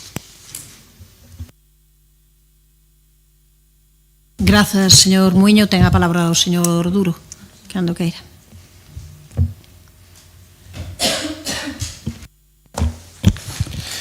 Ben, bo día a todos e a todas. A verdade é que mentiría se dixera que non contaba con ter que falar neste pleno sobre o servicio de transporte. E é normal que así sexa. É a última sesión do ano. Entendo que é deber da oposición interesarse por unha cuestión que é da máxima preocupación da veciñanza e poden estar seguros que tamén deste goberno. Ahora ben, vanme permitir ser un chisco crítico coa forma na que o Partido Popular trae esta cuestión a pleno e a maiores despois da intervención do señor Berea, pois como empeza a ser habitual, pois do que se fala na intervención non ten nada que ver ca proposición que se presenta. Unha que me chama a atención é a fórmula elixida, que a través dunha proposición algo extraña, quizáis, porque ten máis de interpelación ou de pregunta oral que de proposición, e tamén por algunha das afirmacións que se fan na proposición, e aí teño que negarlles absolutamente a maior. Piden explicacións ao tempo que falan de 2 anos e medio de ocultación de información, de bandazos, de cambios de opinión e de opacidades sin precedentes. E eu creo que é certo que dixo non hai absoluta nada. Eu intervín neste pleno en numerosas ocasións falando da licitación do contrato de transporte. A última delas, o pasado mes de novembro, ante unha pregunta que me fixo o señor Sindo Guiñarte. Falei desta cuestión e falou tamén a alcaldesa reiteradamente en rodas de prensa, en xuntanzas coa veciñanza, nas convocatorias do Pacto Local de Mobilidade. Demos todas as explicacións e moitos detalles e entenderánme cos necesarios límites que ten que ver coa confidencialidade e a seguridade xurídica dunha licitación que está por riba dos 270 millóns de euros. Explicamos públicamente os motivos do cambio de modelo de licitación para irmos a un contrato de servicios, remitimos ao posicionamento de outras administracións e mesmo da xustiza ao respecto, e contámoslo a multitude de veces, pero eu creo que para ustedes non hai explicación que saia da miña boca que lles valga, porque xa veñen co seu preconcepto establecido e non hai quen os baixe de aí. Piden que lle poñamos data a licitación e eu aí son tamén moi sincero, non podo fechar o día, non podo dicirlle que vai ser mañán, que vai ser pasado ou que vai ser o mércores, porque non depende da vontade política. Non depende da vontade política. De ser así, se depender únicamente da miña vontade ou da vontade do señor Muiños no seu momento, pois aseguro que o contrato estaría iniciado hai ben tempo, pero a realidade é outra e calquera que ocupara postos de responsabilidade sabe e que aspire e o que aspira a ocupalos debería sabelo tamén. O que sí que podo asegurar é que o traballo para iniciar a licitación canto antes é moi intenso, e non falo de min e do goberno, falo do enorme traballo que están facendo os departamentos técnicos implicados para que esta licitación quede por fin desbloqueado, e agardo, de verdade, que sexa moi, moi pronto. Grazas. Grazas, señor Duro. Señora Val, cando queira. Vale, moitas gracias. Bueno, en primeiro lugar, anunciar o voto a favor, como non podía ser de outra maneira, do Grupo Municipal Socialista a esta proposición do Partido Popular, pero bueno, tamén queremos deixar claro que nos votamos a favor os 3 puntos do acordo. Non estamos de acordo coa exposición de motivos e tampouco estamos de acordo coa exposición que fixo agora o voceiro do Partido Popular en este pleno. Evidentemente, sí que estamos de acordo cos 3 puntos que se propoñen aquí para a súa aprobación. E facémolo, evidentemente, sempre desde a responsabilidade, porque aquí o certo é que non está en xogo un titular político, sino un servicio público esencial que afecta cada día a miles de persoas e que todos sabemos que é imprescindible para o impulso do tecido económico e social de Santiago de Compostela. A licitación do contrato é urxente, pero dentro do Grupo Municipal Socialista tamén entendemos que debe facerse apostando por o modelo máis eficiente posible, pero tamén o máis económicamente sostible. E o Goberno Municipal, pois, o certo é que, como xa puxemos aquí de manifesto, pois está dando bandazos continuos. O pasado mes de xuño, a alcaldesa Goretti San Martín e o concelleiro delegado Xan Duro anunciaron que arrancaba o proceso de licitación con cambio do modelo de xestión de concesión a contrato de servicios. Anunciaron tamén que comenzarían a recoller todos os informes preceptivos para moi pronto abrirse ao concurso público e que traballarían incansablemente para que o novo contrato entrase en vigor antes de que finalizase o mandato en 2027. En setembro, o Goberno Municipal veu a comprometer a licitación para finais de outubro ou para a primeira quincena de novembro. Hoxe, como podemos comprobar, pois estes prazos están amplamente superados e o certo é que sen explicacións claras. O problema non é só a complexidade técnica, que somos conscientes que existen. O problema é a evidente falta de impulso político e a creación de expectativas que despois non se cumpren. Xa que lles temos que decir, se non llo dixemos, pero creo que xa llo dicemos algunha vez, non se pode xestionar a base de anuncios. E en todo este proceso sí que concordamos co que veu a decir o Partido Popular, o voceiro do Grupo Municipal do Partido Popular, que existe unha evidente falta de transparencia. E non é unha percepción, no noso caso, do Grupo Municipal Socialista, pois é un feito totalmente constatable. O pasado 5 de xuño, tan pronto tuvemos coñecemento do cambio de modelo de xestión anunciado polo Goberno Municipal, e como xa lles expuxemos aquí en reiteradas en algunha que outra ocasión, o Grupo Municipal Socialista solicitou por escrito os estudos existentes que avalasen tal anuncio. E non pedimos nada extraordinario nin improcedente, pedíamos algo básico nun procedimento destas dimensións, os informes técnicos, económicos e xurídicos que xustificasen un cambio de modelo estrutural nun contrato de centos de millóns de euros, nada máis que 236 millóns de euros segundo o plan de contratación para o ano 2025 aprobado polo Goberno Municipal. Pois ben, máis de 5 meses despois desta solicitude, a súa resposta foi o silencio. Non recibimos ningún só informe, ningunha explicación clara de eses estudos se eses estudos existen ou non existen. E o certo é que este é o mesmo patrón que se repite cos prazos. Anuncianse datas que logo desaparecen. E cando se pregunta formalmente cando se vai a licitar ou se se vai a licitar a finais antes de que finalice o ano, como fixemos o pasado mes de novembro, o Goberno pois responde con evasiva. Porque a transparencia, e isto é moi importante, non é dicir estamos traballando. A transparencia é explicar en que punto concreto está o procedimento de licitación, que falta por facer e cal é o calendario real, sen ambigüedades e sin excusas. Grazas, señora Val. Tempo para a réplica. Señor Berea, 10 segundos menos. A opacidade total. Unha rolda de prensa anunciando o cambio de modelo, ningún documento, ningún mail, absolutamente nada, unha información por parte dos grupos políticos que conforman este pleno.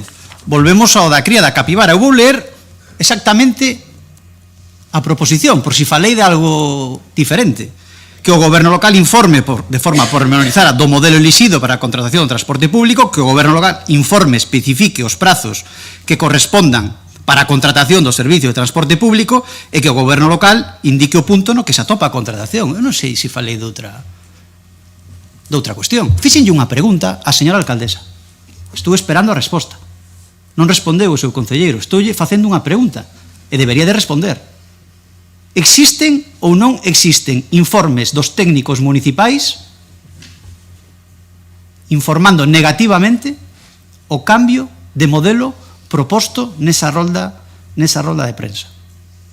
Se non existen, digan non existen e non hai ningún problema, e se existen, aquí hai un problema moi serio, porque estiveron vostedes ocultándoos. Nós non podemos verificar que existen, senón, como digo, estaríamos dando unha rolda de prensa. A pregunta é clara, señora alcaldesa. Existen informes dos funcionarios deste Concello dicindo que é ilegal o cambio de modelo proposto por este goberno de BNG e de Compostela Berta?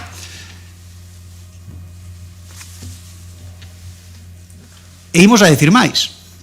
Cando se aprobaron as facturas, que houve un cambio de voto por parte dos non adscritos, seguimos esperando ese informe que verificaba que estábamos ante prezo de mercado indemnizatorio e sen beneficio industrial. Eu pedín que se incorporara ao expediente, dixeronme que non, pero que iban a remitilo. Seguimos esperando por ese informe.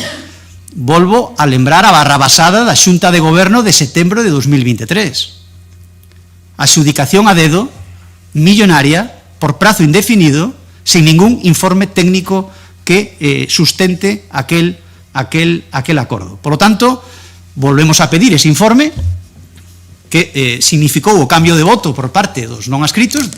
Dixo vostede ali que ia remitilo inmediatamente, aínda non o recibimos, e volvo a facer a pregunta que fixen ao comezo da intervención. Existe ou non existen eses informes negativos dos funcionarios deste Concello ao cambio de modelo do transporte público? Moitas gracias.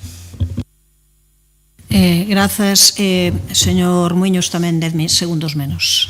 Sí, a mí preocupoume pois a resposta que fixo o señor Durbo, non respostou a ninguna das preguntas, e sobre todo a que lle fixen eu persoalmente. Nós tivemos que cambiar por segunda vez, lamentablemente por segunda vez, porque había un decreto lei que así o decía, que había que incorporar máis distintos modelos de emisións cero ou vehículos híbridos co custo que eso suporía. Entonces houve que cambiar e facer outro estudio económico según o decreto lei, segundo período de referencia entre el 1 de enero del 26 e el 31 de diciembre del 2030. Entonces, se é así, si dende o 18 de decembro ata o 31 de decembro non sai a licitación, por eso quería saber si realmente iban a salir estos días, polo que di este decreto lei, que me respostara si realmente eso vai influir ou non na miña etapa sí que tuvo que influir, por eso tuvimos que cambiar e facer outro estudio económico. Non sei se isto no seguinte prego ou se xa o teñan contemplado. Estou agardando a que me resposta isto. É cumprir o que digo o decreto lei, o mellor só teñen contemplado e non pasa absolutamente nada. Non hai que facer outro estudio económico. Se hai que volver a facer outro estudio económico, isto lamentablemente vai retrasar e moito a licitación do transporte. Grazas. Grazas. Ten a palabra o señor Duro. Gracias, alcaldesa. Señor Berea, eu realmente con esta proposición, se seguiramos o que é habitual neste pleno, habería que votar. Incluso poderíamos votar por puntos, e eu podería votar a favor ou en contra ou absterme de dar explicacións, de non dar explicacións. Por eso dicía ao inicio que me sorprende moito o formato como presentan neste pleno as cousas. E realmente non sei exactamente a que se refire, señor Berea, porque o modelo non vai ser o modelo de concesión. Ese cambio mantense, porque, como ben sabe, a memoria justificativa inicial, que logo ten que pasar por todos os técnicos, é informada e motivada por un técnico. Pasa por asesoría xurídica, pasa por intervención. Non sei exactamente a que informe se refire negativo ao modelo de contrato de servicios ou contrato mixto, e que avale o modelo de concesión. A min non me consta en ningún lado, non me consta. E, bueno, e sobre o, insisto, a data da licitación, non vou a dar unha data porque non podo dar unha data porque non depende directamente de min, pero insisto, se está traballando co obxectivo de telo antes de que remate o ano, e non lles podo aclarar máis. Grazas. Grazas, señor Duro. Señora Abal.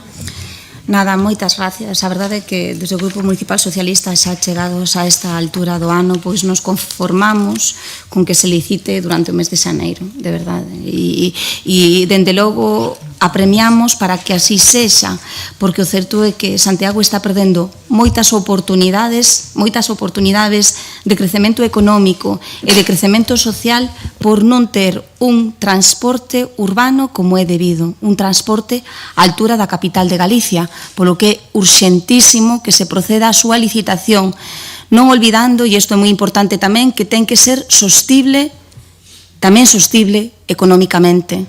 Nada máis, vamos a votar a favor. Grazas, señora Abal.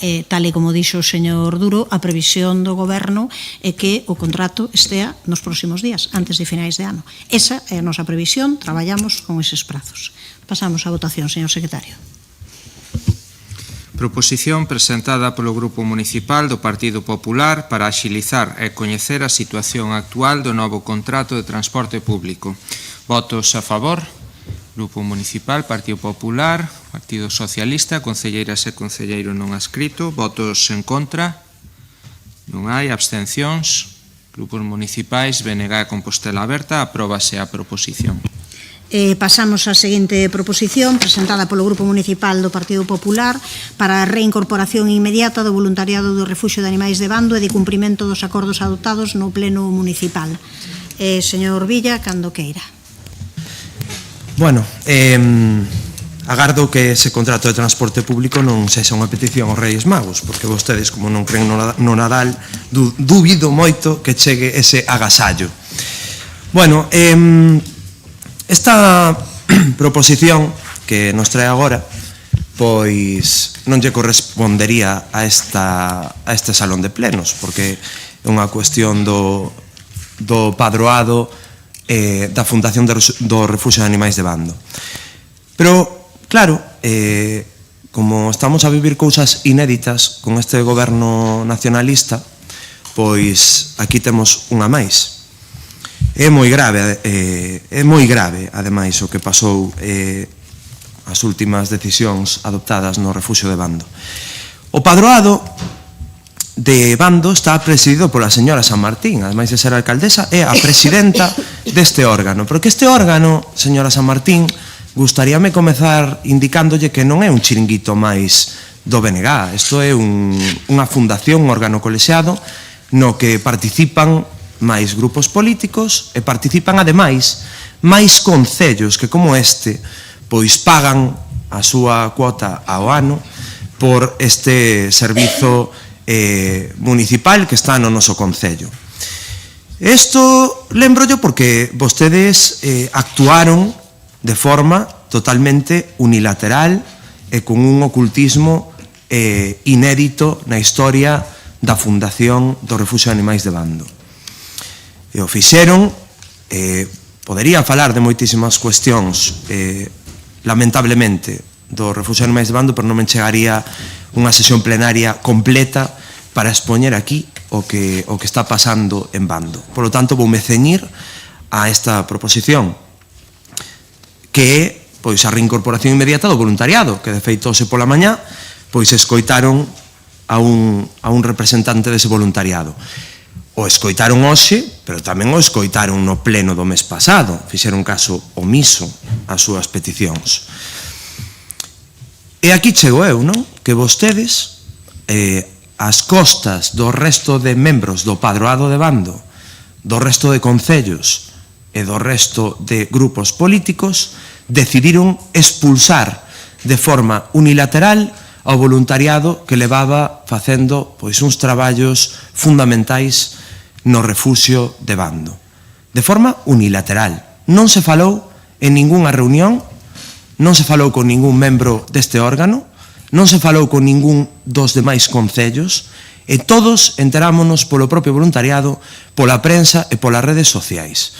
Isto é unha vergoña sen precedentes, como ben dicía anteriormente, porque este non é o seu chiringuito, é algo serio, e polo tanto tiñan que ter informado e consultado. E eu, dentro deste análisis, tamén como membro dese órgano, como membro do padroado, tamén asumo, e digo hoxe aquí, que si algún voluntario incumpre algunha cuestión da normativa que teñen asinada, pois terá que haber unha proposta de sanción a esa persoa, se algo incumpriu, pero que non vimos diante ninguna proposta de sanción, nin sabemos que motivou expulsar a todo voluntariado, porque foi unha expulsión encuberta nun cambio de pechaduras que lle acordou da noite á mañá, e iso, pois, desde logo, non o imos a consentir. E dentro disto, é que pouco máis podo engadir ao que falaron esta mañá e no pleno pasado, pero que o voluntariado é fundamental, porque no Refugio de Bando os traballadores ás 5:30 da tarde rematan a súa xornada laboral, e polo tanto, a partir desa hora, ninguén está ali preocupándose polos animais, se teñen algún problema, algunha pelexa, e que non hai nadie ao cargo destes animais. E claro, o persoal que traballa en Bando agora mesmo está sobrecargado, está saturado, porque non conta con esa axuda por parte do voluntariado. Polo tanto, é que vostedes, con esta decisión, o que fixeron é perxudicar todavía máis aos 500 animais que están refuxiados en Bando, están desamparados por unha decisión, repito, unilateral, da que ninguén de nós tiña información. Polo tanto, agardo hoxe escoitalos con moito interese para que me digan, como presidenta do padroado, quen tomou esta decisión, por qué e a que ven este ocultismo sen precedentes. Grazas, señor Villa. Señora Álvarez, cando queira.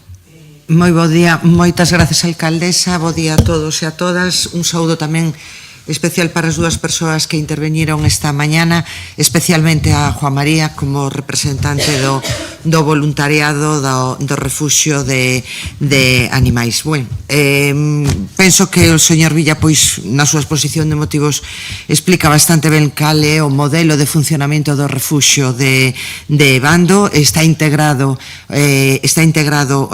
por grupos políticos desta corporación, por asociacións de proteccións animais e por diferentes concellos da comarca que pouco a pouco se foron integrando no seu funcionamento. Efectivamente, pois a presidencia deste padroado está presidido por la alcaldía de Santiago de Compostela, está gobernado por un padroado que ten as súas competencias propias e que ten regulación por un propio estatuto, sendo este órgano a sede onde deben tomarse as medidas decisivas relativas á organización e ao funcionamento deste refuxio. Bien, os concelleiros non adscritos non formamos parte deste padroado, con lo cual pois é difícil tomar unha decisión e un efecto, polo tanto, colateral tamén derivado da falta de recoñecemento como grupo municipal, porque non somos grupo municipal. É algo que temos asumido e que tamén debe ser asumido por todos. En consecuencia, pois, descoñecemos información de maneira directa. Ben, é certo que tenemos que agradecer a Suso Domínguez, que se puso o concelleiro competente nesta materia, que se puso en contacto con nós pois, para darnos información. Pero sí, o que é certo é que non temos información directa, non podemos participar de maneira efectiva e non temos capacidade de decisión sobre a xestión deste refuxio.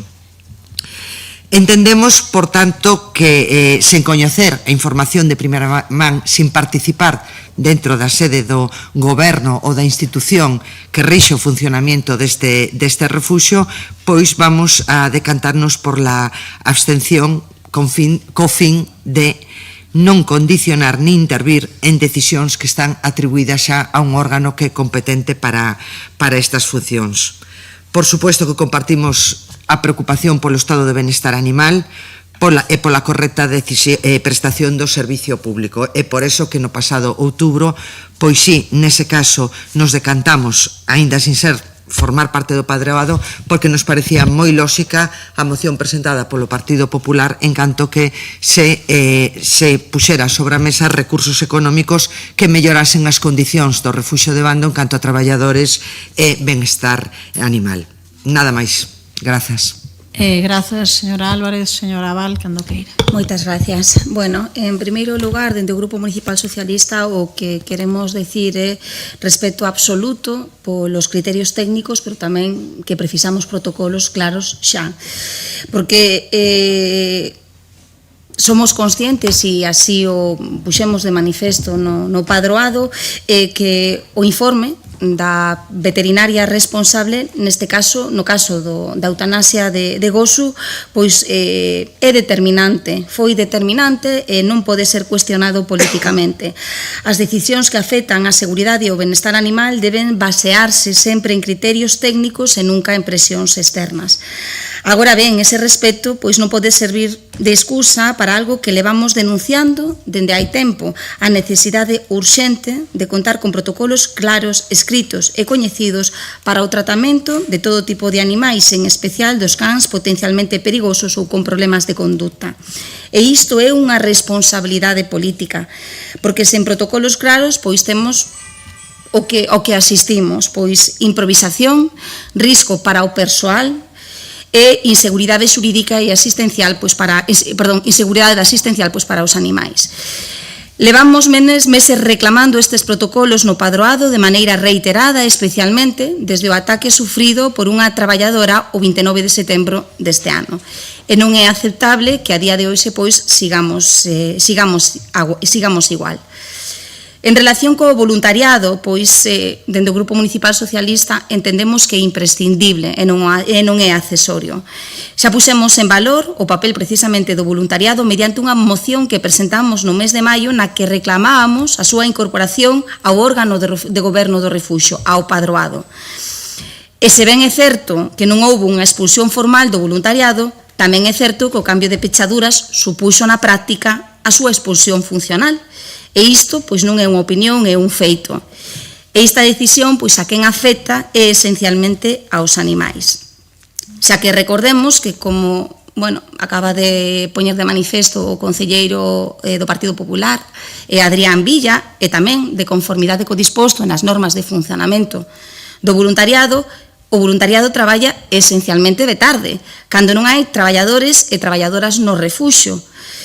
Polo que se non se facilitan as chaves aos voluntarios responsables, pois é evidente que non poderán acceder ás instalacións para realizar as importantes e imprescindibles funcións, o importante e imprescindible traballo que viñan realizando.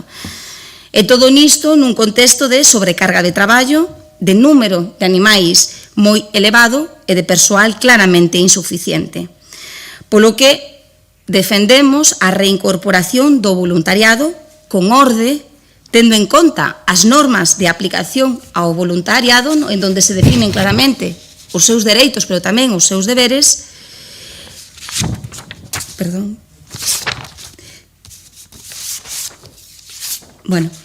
disculpade, porque desde o Grupo Municipal Socialista pois entendemos que o voluntariado pois non pode seguir sendo tratado como un actor secundario.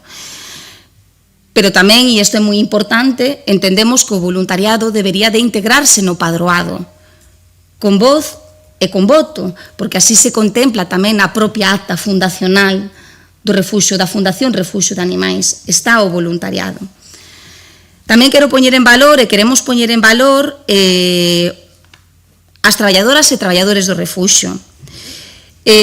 Sabemos que hai moitísimo traballo, e sabemos tamén que son traballadoras e traballadores moi comprometidos e cualificados, pero tamén somos conscientes que hai unha evidente falta de medios humanos. O persoal que ali traballa pois está facendo un traballo moi complexo en condicións difíciles. Sen eles, pois o certo é que este servicio non funcionaría.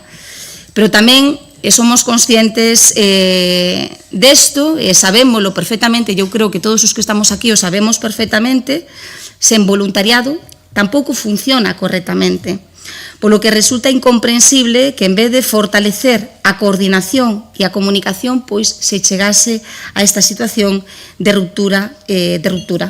Porque sen diálogo, sen coordinación, pois o certo quenes perden pois son todos os animais que están ali no refuxio.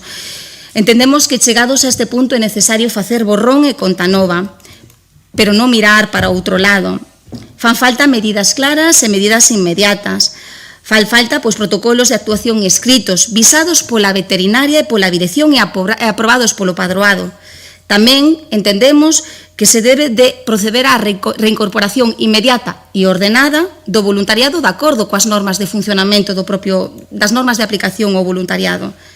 Tamén entendemos que o voluntariado debe formar parte do órgano de goberno da Fundación. E tamén entendemos que o voluntariado debe cumprir estritamente as normas de aplicación ao voluntariado.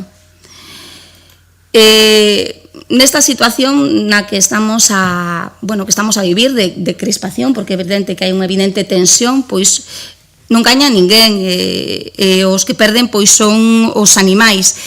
E a responsabilidade última para reconducir esta situación recae no goberno municipal, non recae solo no padroado, recae no goberno municipal e en concreto pois na súa presidenta, que é a alcaldesa Goretti San Martín, porque, insistimos, o que se necesita non é confrontación nin reproche, sino sentarnos todos, dialogar e chegar a acordos que permitan de algún modo reconducir a situación e restablecer a normalidade de funcionamento pois do refuxio de animais. Grazas, señora Abad.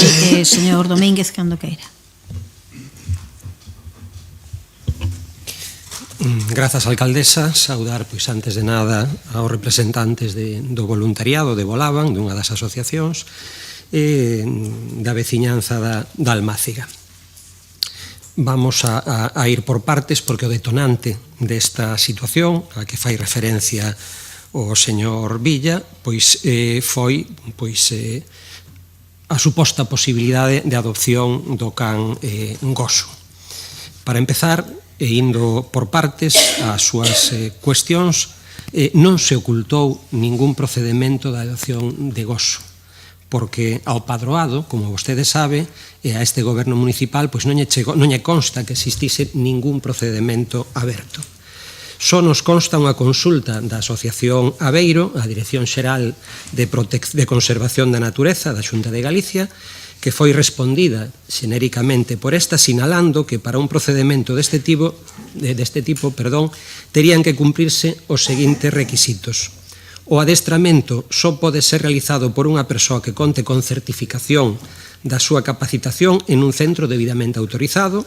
Os cans deben superar unha proba de socialización que demostre que non supoñen un perigo para as persoas ou para outros animais e calquera forma de cesión dun animal potencialmente perigoso non prevista na normativa debe ser acordada polo Concello correspondente. Tal e como concluíron os informes emitidos polas persoas debidamente tituladas en veterinaria e en etoloxía, como vostede sabe, non se daban estas condicións e as profesionais recomendaron a eutanasia. Consecuentemente, con estes informes, os membros do padroado decidiron en votación maioritaria, primeiro o 7 de outubro e de novo o 17 do mesmo mes de outubro, que se seguisen estas recomendacións das expertas veterinarias, facendo especial mención a que ninguén no padroado tiña coñecementos en formación na materia. Por certo, vostede é membro do padroado e na segunda votación do 17 de outubro votou a favor de respaldar estas decisións. Digo por si se esquece deso. Igual que o fixeron todos os representantes dos concellos que tiñan representación no mesmo. A Asociación Aveiro enviou uns correos electrónicos, mas non temos coñecemento de trámite ningún ao respecto e, por outra parte, o padroado xa tomara a decisión ese 17 de outubro, sendo incluso ese informe etolóxico posterior, vindo a refrendar a mesma información. A respecto do voluntariado, o voluntariado en ningún momento foi expulsado.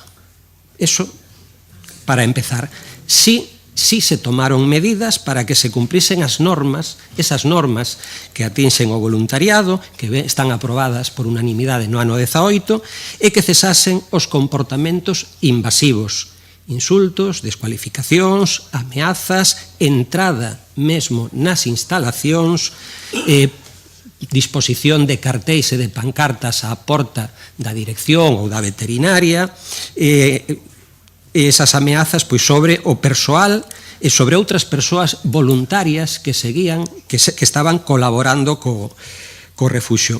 E esa entrada nos espacios do refuxio en calquera caso son inadmisibles. E ante eso, no refuxio temos persoal traballador ao que compre garantirlle as condicións de seguridade adecuadas. Iso non significa expulsar a ninguén, como non se fixo, a ningunha persoa voluntaria, a quen corresponde outro papel que é en coordinación coa dirección do centro. Eso non se debe confundir. E deben facelo en horarios donde hai personal do centro traballador. Todo voluntariado é benvido dentro do marco que establecen os protocolos, e sen menoscabo dos dereitos do persoal e con acceso ás instalacións dentro do horario laboral do refuxio. Evidentemente, si se detecta que hubo un uso indebido, cambiouse a pechadura, como vostede ben dixo, por decisión da dirección. Imagino que cando cambia un elemento dentro do refuxio, pois non teñen que leválo padrado. Para eso está a dirección. E en canto a asumir competencias, xa se está a facer, dase traslado de todos os acordos do padroado á dirección, precisamente do refuxio, para que os faga cumprir, como así se fixo, e tamén no caso pois deste can perigoso. A quenda de réplica, señor Villa, cando queira. Sí, bueno, o primeiro, as concelleiras non adscritas, bueno, pois pedirlle que reflexionen neste momento, porque de verdade que na parte resolutiva creo que todo queda ben claro. Por parte do voluntariado un feito contrastado que non poden acceder neste momento ás instalacións. Por lo tanto, o fundamental que pedimos é esa reincorporación inmediata. Polo benestar animal, repito, e polo traballo que fan eles de forma desinteresada, nada máis. Por parte do señor Domínguez, bueno, pois, nada, é que eu xa comezando, porque agora a vostede lle molestan as pancartas, a min xa, se lle molestan a vostede, non lle digo que me molestan a min, pero bueno. Ocultación da adopción de gozo, claro que a houbo. Onde están eses informes dos que falou agora vostede? Vostede falou agora duns informes que había, dunhas consultas á Xunta de Galicia. Deuse traslado desa vontade que había dunha asociación para levar a cabo esa adopción? Deuse traslado ao padroado deses informes ou deses escritos ou desas consultas ao padroado da Fundación? Señor Domínguez, non o fixo. Na reunión do 17 de outubro, cando votamos a favor dese sacrificio, foi porque vostedes nos ocultaron esa posibilidade de adopción. E tanto é así, e o vou dicir, porque que non mo podo guardar máis. Vostede, cando acabou esa reunión, quedou falando a soas ali, cando eu salía pola porta, con esta entidade. E vostede iso o ocultou, porque na seguinte reunión non trasladou ningún tipo de información. O fixo ali na nosa cara. Por lo tanto, non negue a maior. Vostede sabía deste procedimento, sabía que se estaba traballando nesa adopción e non deron traslado ao padroado. Ninguén sabía nada. Enterámonos a posteriori por esa entidade e polo movimento social que houbo unha vez que Gosu foi sacrificado. Polo tanto, non minta. Di vostede que o voluntariado non foi expulsado, que cambiaron as pechaduras. Ven a ser o mesmo, señor Domínguez, non se ría da xente. Vostedes cambiaron as pechaduras de todo o refuxio de Bando e, polo tanto, nese momento, quedaron fora das portas todo o voluntariado sen poder acceder ás instalacións e, polo tanto, a facer os traballos que viñan realizando. Vostede falou aquí de insultos, ameazas, accesos indebidos. Espero que isto este contrastado. E se o está, e hai un incumprimento da normativa que o dixen antes, vostedes, ou a dirección do refuxio, tiña que propor unha expulsión por esta conducta inadecuada e incumprimento da normativa. Non é expulsar a todos de forma unilateral. Terá que haber un procedimento sancionador, pero non unha expulsión totalmente unilateral e a todo o voluntariado de Bando. De verdade, agardo na réplica que aclare estas cuestións e que conte a verdade. Que conten a verdade. Señora Álvarez. Reafirmarnos en la abstención porque resulta dificilísimo escuchando versiones de unos, versiones de otros sin estar dentro, tomar una decisión. Desde luego sí creo que si la situación del refugio es difícil, solicitaría, ante la situación que estáis describiendo de trabajadores entregados y de voluntarios entregados, hacer un ejercicio de reflexión y ponerse a sacar esto adelante a través del órgano que hay, que es el del padroado, y de la presidencia del mismo. Pero nos resulta muy complicado a personas que estamos apartadas del funcionamiento de esta unidad, como en cualquier otro, decantarnos por una opción. Desde todo el respeto hacia el organismo decisor en este refugio, mantenemos la abstención. Gracias. Grazas. Ten minuto e medio, así que ao chegar a 30 segundos debe parar, señora Val. Vale, moi ben. Bueno, nada, simplemente reiterar o noso apoio incondicional ás traballadoras e traballadores do refuxio. É prioritario o seu benestar físico e o seu benestar psicolóxico, pero tamén somos conscientes que sen o traballo que realizan as voluntarias e voluntarios que acoden asiduamente ao refuxio, estamos falando de 18 persoas voluntarias e voluntarios que fan traballos importantísimos no refuxio de animais, pois non pode funcionar con normalidade, con lo cual debemos, dende o padroado, dende o Concello, aproveitar que hai xente que altruistamente pois decide dedicar o seu tempo pois a subir ao refuxio e colaborar no cuidado dos animais, con lo cual é importantísimo que se restablezcan as relacións para que o refuxio pois poida funcionar con normalidade, porque realmente vale. Bueno, eu recoñezo que sí, non houve unha expulsión como tal, basicamente porque non se tramitou un expediente de expulsión de acordo coa normativa. Se iso se fixera así, pois se daría traslado ao padroado e poderíamos constatar pois que existen, se existen ou non, informes que acrediten esa decisión, pero que o certo é que na práctica se adoptou unha decisión que creemos que é máis perigosa, que é cambiar unilateralmente as chaves. Todo o tempo, señora. Bueno, nada máis. Señor Domínguez, cando queira. Bueno, non sei se vostedes teñen chave do Concello, eu non. Se teñen chave do padroado, do refuxio, eu non. Deben telo, pois, a dirección, os traballadores do refuxio. Unha vez cambiado a pechadura, segueu habendo voluntariado que seguía colaborando co refuxio e sígueno facendo algunhas asociacións. E hai voluntariado representado no padroado. Hai, cando menos, hai 3 asociacións, Aveiro, Argo e Adega, con representación no padroado. Foi tratado no padroado o tema de Volaban, a solicitude de ingreso, e había unha cuestión técnica. O padroado ten un número de membros e teríamos que sacar, ou ben cambiar os estatutos ou sacar algún para poder, e así se puxo de manifesto un tema que foi tratado.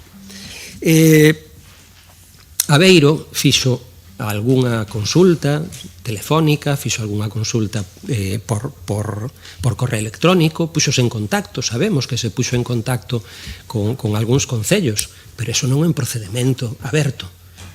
E máxime cando xa había unha decisión tomada, non unha, senón 2 veces pola maioría colexiada do padroado, en un caso con uns informes, logo con novos informes no segundo padroado, donde vostede, señor Villa, recordo, votou a favor de respaldar eses informes do personal técnico, da veterinaria, da autoridade do padroado, que ademais, entre ese día 17 ou 23, se fai un informe etolóxico e a eutanasia do can prodúcese o 24.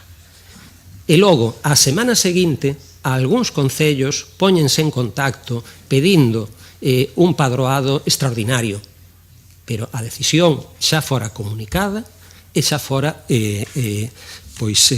cumprido o acordo. Parece un pouco contradictorio que por un lado pide que se trasladen os acordos para que se leven a cabo pola dirección do centro, e cando se levan a cabo os cuestiona. Esa é a idea que eu teño. Pareceme un pouco irreflexivo pola súa parte en un tema tan delicado como este.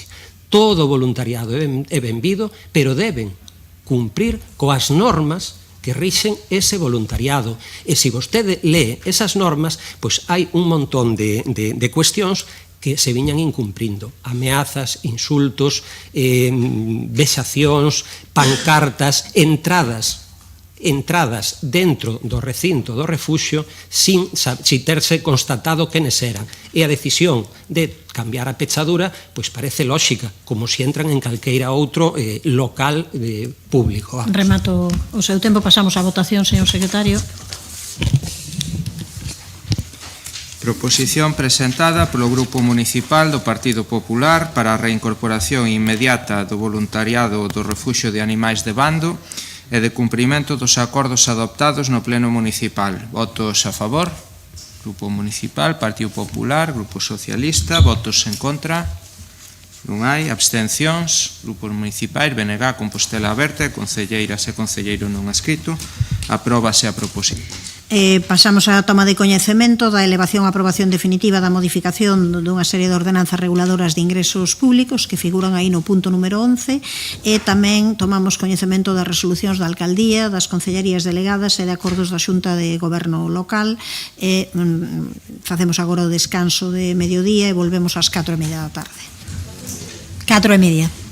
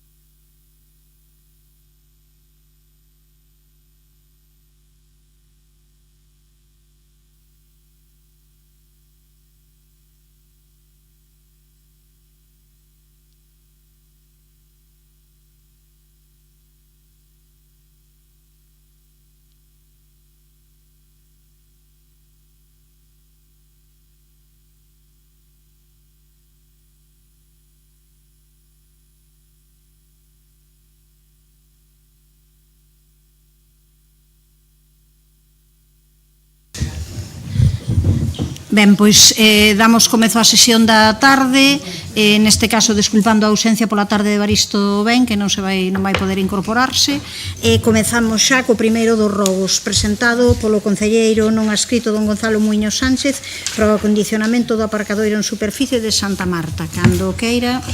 Sí, boa tarde a todas e a todos. Non vou ler a exposición de motivos para agilizar esta tarde, os demais todos temos as fotos, temos o rogo diante. Sí que solicitamos eso, que no aparcadoiro de Santa Marta se realicen os traballos urxentes de acondicionamento do firme e reparación das fochancas, así mismo aproveitar que hai vehículos abandonados. Entonces, máis que nada, para que vaya tamén a policía, revise cales son que tome nota desas matrículas e faga comunicación, e senón que se retiren tamén de ali.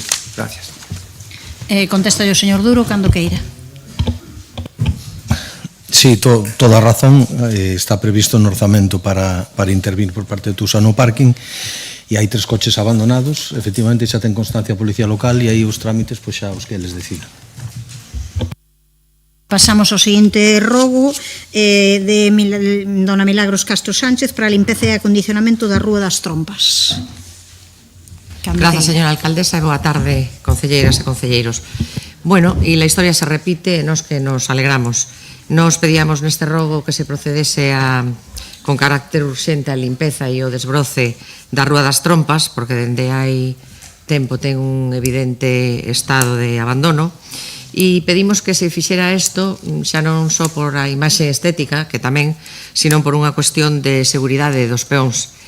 Pois ben, hai 2 días, e isto xa comeza a ser un clásico deste goberno, procedeuse a facer o que nos pedimos neste rogo, traer un rogo pleno e, pois eso, 24, 48 horas antes procédese a facer. Así que, como xa dixen noutras ocasións, nos imos seguir presentando estas peticións ao pleno a vista de que iso fai que a imaxe da nosa cidade mellora. Máis nada. Grazas, contesta o señor Domínguez. Poderíamos facer a lectura inversa. Si empezamos a semana pasada na zona Quiroga Palacio e os Costa do Vedor e tamén nas Trompas, que presenten un rogo nesa liña. En calquera caso, estas rúas foron retiradas as ervas nos bordes, estaban rematando, pero empezaron a semana pasada. Grazas. Rogo presentado polo PSDG-PSOE relativo ao deficiente estado do Parque Infantil Sito na Praza Marcial Villamor. Señor Guinarte, cando que?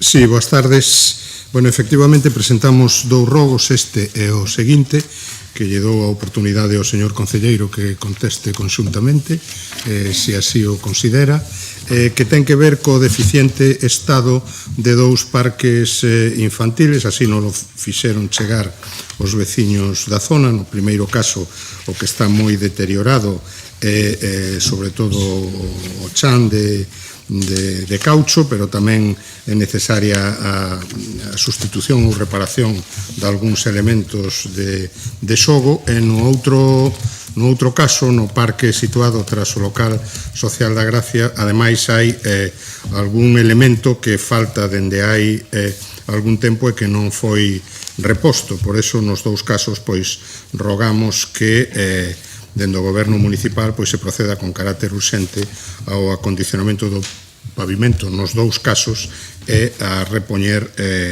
os elementos que están danados ou que foron desaparecidos. Se quere contestar as 2 cuestións xuntas, señor Domínguez, cando queira. Sí, aproveitamos de contestar as 2 xuntas, van na mesma liña, non? Está a piques de formalizarse o novo contrato para o Servizo de Conservación e Mantemento de Parques Infantís no seu conxunto.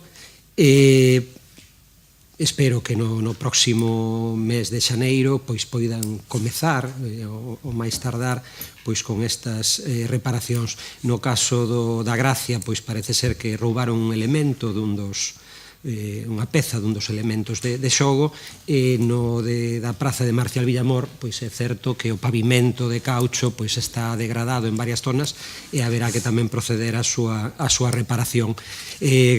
Por suposto que o faremos en canto sexa posible. Pasamos ao seguinte rogo, tamén do Grupo Municipal Socialista, relativo á necesidade dun paso de peóns elevado na avenida de Xoán 23. Señor Guinarte, tamén. Sí, os veciños da zona de Ultreia trasladáronos recentemente as preocupacións e tamén as expectativas de mellora que teñen respecto ao seu barrio e ao seu entorno.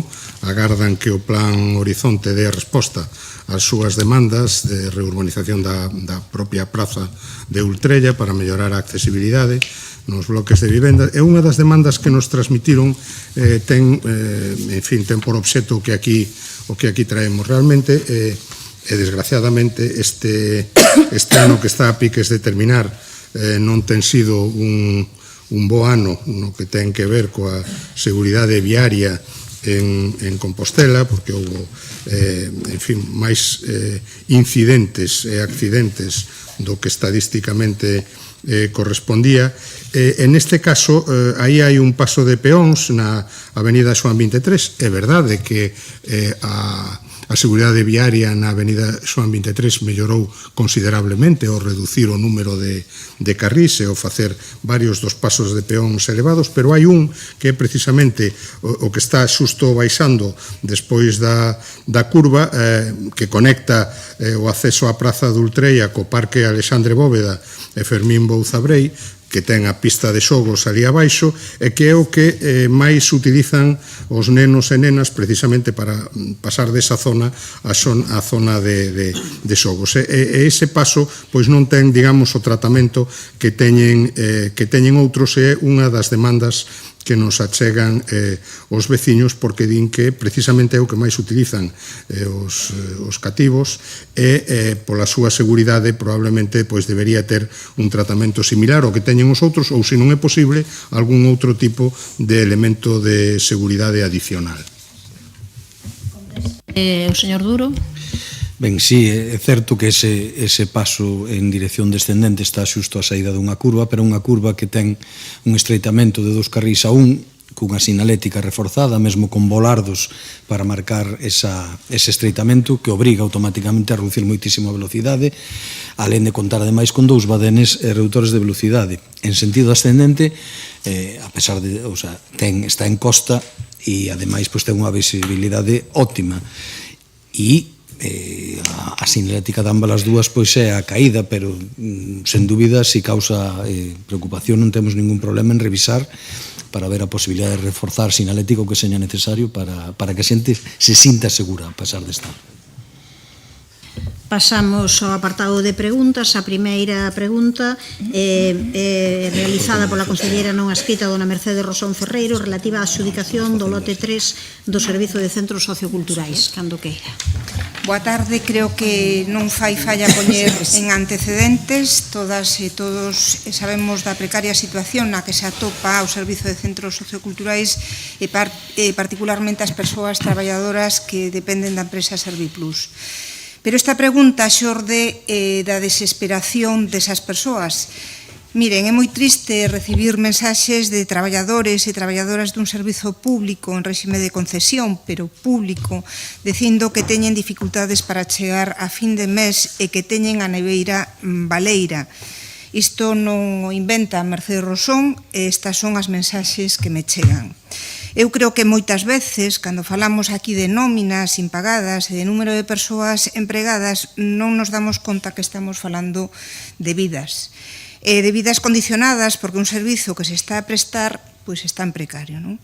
Estamos evidentemente ante unha situación límite. Hai moitos traballadores que están sen cobrar desde outubro cunha absoluta vulnerabilidade económica e que sinten que o Concello os abandonou.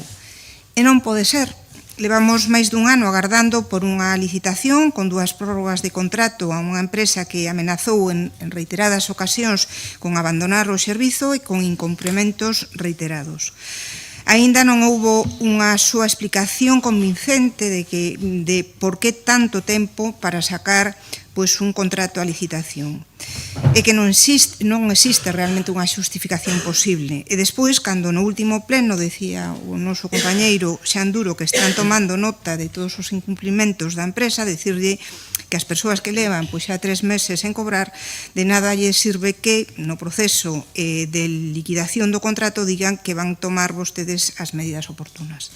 A xente precisa cobrar a súa nómina o Concello pois algo terá que decir sobre unha empresa que se fai responsable dun servizo público.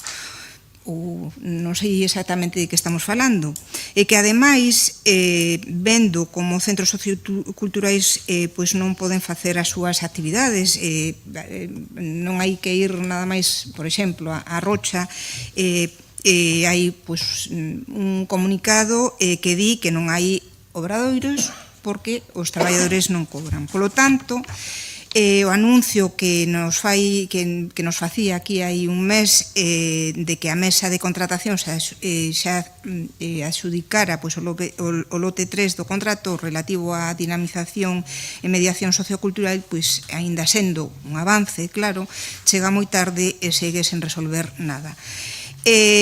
Por iso, estas preguntas: que medidas pensa adoptar ou está adoptando o Goberno local, en que prazos para garantir o pago inmediato das nóminas pendentes ao persoal dos centros socioculturais, e cal é o calendario co que traballan para que a nova adxudicataria se faga responsable do servizo. Grazas, responde o señor Duro, cando queira. Gracias, alcaldesa. Señor Rosón, usted compartiu no pasado mandato estas responsabilidades, sabe, sendo prioritario, e creo que se me entenda ben, máxima preocupación polo pago das nóminas dos traballadores, a relación laboral e dos traballadores ca empresa. O Concello paga as súas facturas. Que podemos facer e que estamos intentando facer? Aparte de manter un diálogo constante tanto co comité de empresa para que transmita aos traballadores e traballadoras como coa empresa, estamos estudando a posibilidade a través de asesoría xurídica e o servicio de contratación de aplicar algunha ferramenta que poida haber na legislación a noso dispor, que pode ser incautación de fianza, encantación de facturas, pero vostede sabe que todas esas tramitacións non son de hoxe para mañán. Insisto, foi responsable este servicio. Estamos pagando consecuencias dun contrato que licitaron vostedes. Tentaremos sacalo adiante, señora Rosón, pero é o mesmo contrato. É un contrato que tuvo problemas económicos desde o inicio. E estamos intentando solucionalo. E a miña máxima vontade é tentar solucionalo dentro do que me permite a legislación vixente e a relación laboral que teñen os traballadores coa súa empresa. Ten 50 segundos. Bueno, eu insisto no que dixen. Calquera esforzo que faga o concelleiro ou un funcionario nesta casa para presionar a empresa adxudicataria e exixir o pago inmediato das nóminas que se deben será moito máis doado do esforzo que teñen que realizar as persoas traballadoras que levan 3 meses sen cobrar para poder sair adiante. Moito máis doado. E máis nun momento como este, nas vésperas do Nadal. Traballen activamente para que as nóminas se paguen e, por favor, non incumpran pois novamente os prazos. É urxente que a nova concesionaria se faga responsable do servizo e volva á normalidade os centros socioculturais, polo ben dos usuarios e das persoas traballadoras. Grazas. Grazas, señora Rosón. Señor Duro. Non teña ninguna dúbida que se o faremos. Insisto, o noso horizonte, a outra pregunta que me facía, o noso horizonte que entren en servicio a nova adxudicataria ao longo do mes de xaneiro e tentar solucionar todo este tema que, como ben sabe, e volvo a dicir, porque, bueno, evidentemente, cando se xestiona non é mesmo que estar na oposición, daqueles barros estos lodos. E se o contrato non sai ben, as consecuencias vanse pagando co paso dos anos. Gracias. Pasamos á seguinte pregunta, por favor, non interrumpan. A seguinte pregunta é presentada pola concelleira non escrita, dona Marta Álvarez Vázquez, sobre as actuacións comprometidas para a mellora da mobilidade e accesibilidade no barrio da Almáciga. Cando queira. Grazas, alcaldesa. Boa tarde. O acordo de orzamento para o 2025 incluía 2 proxectos cun obxectivo compartido: mellorar a mobilidade e a accesibilidade ao barrio de Almáciga. Unha primeira cuestión é a apertura dun viario para conectar a Rúa dos Vasquiños coa Rúa da Arzúa na altura do convento de Santa Clara.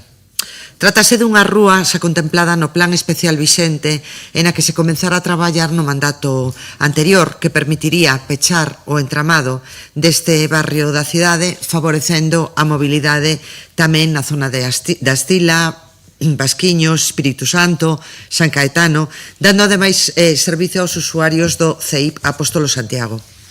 Por outra banda, tamén se comprometía a procura de financiamento externo para a mellora de accesibilidade no barrio a través dun ascensor na confluencia entre a avenida de Lugo e Batalla do Clavijo.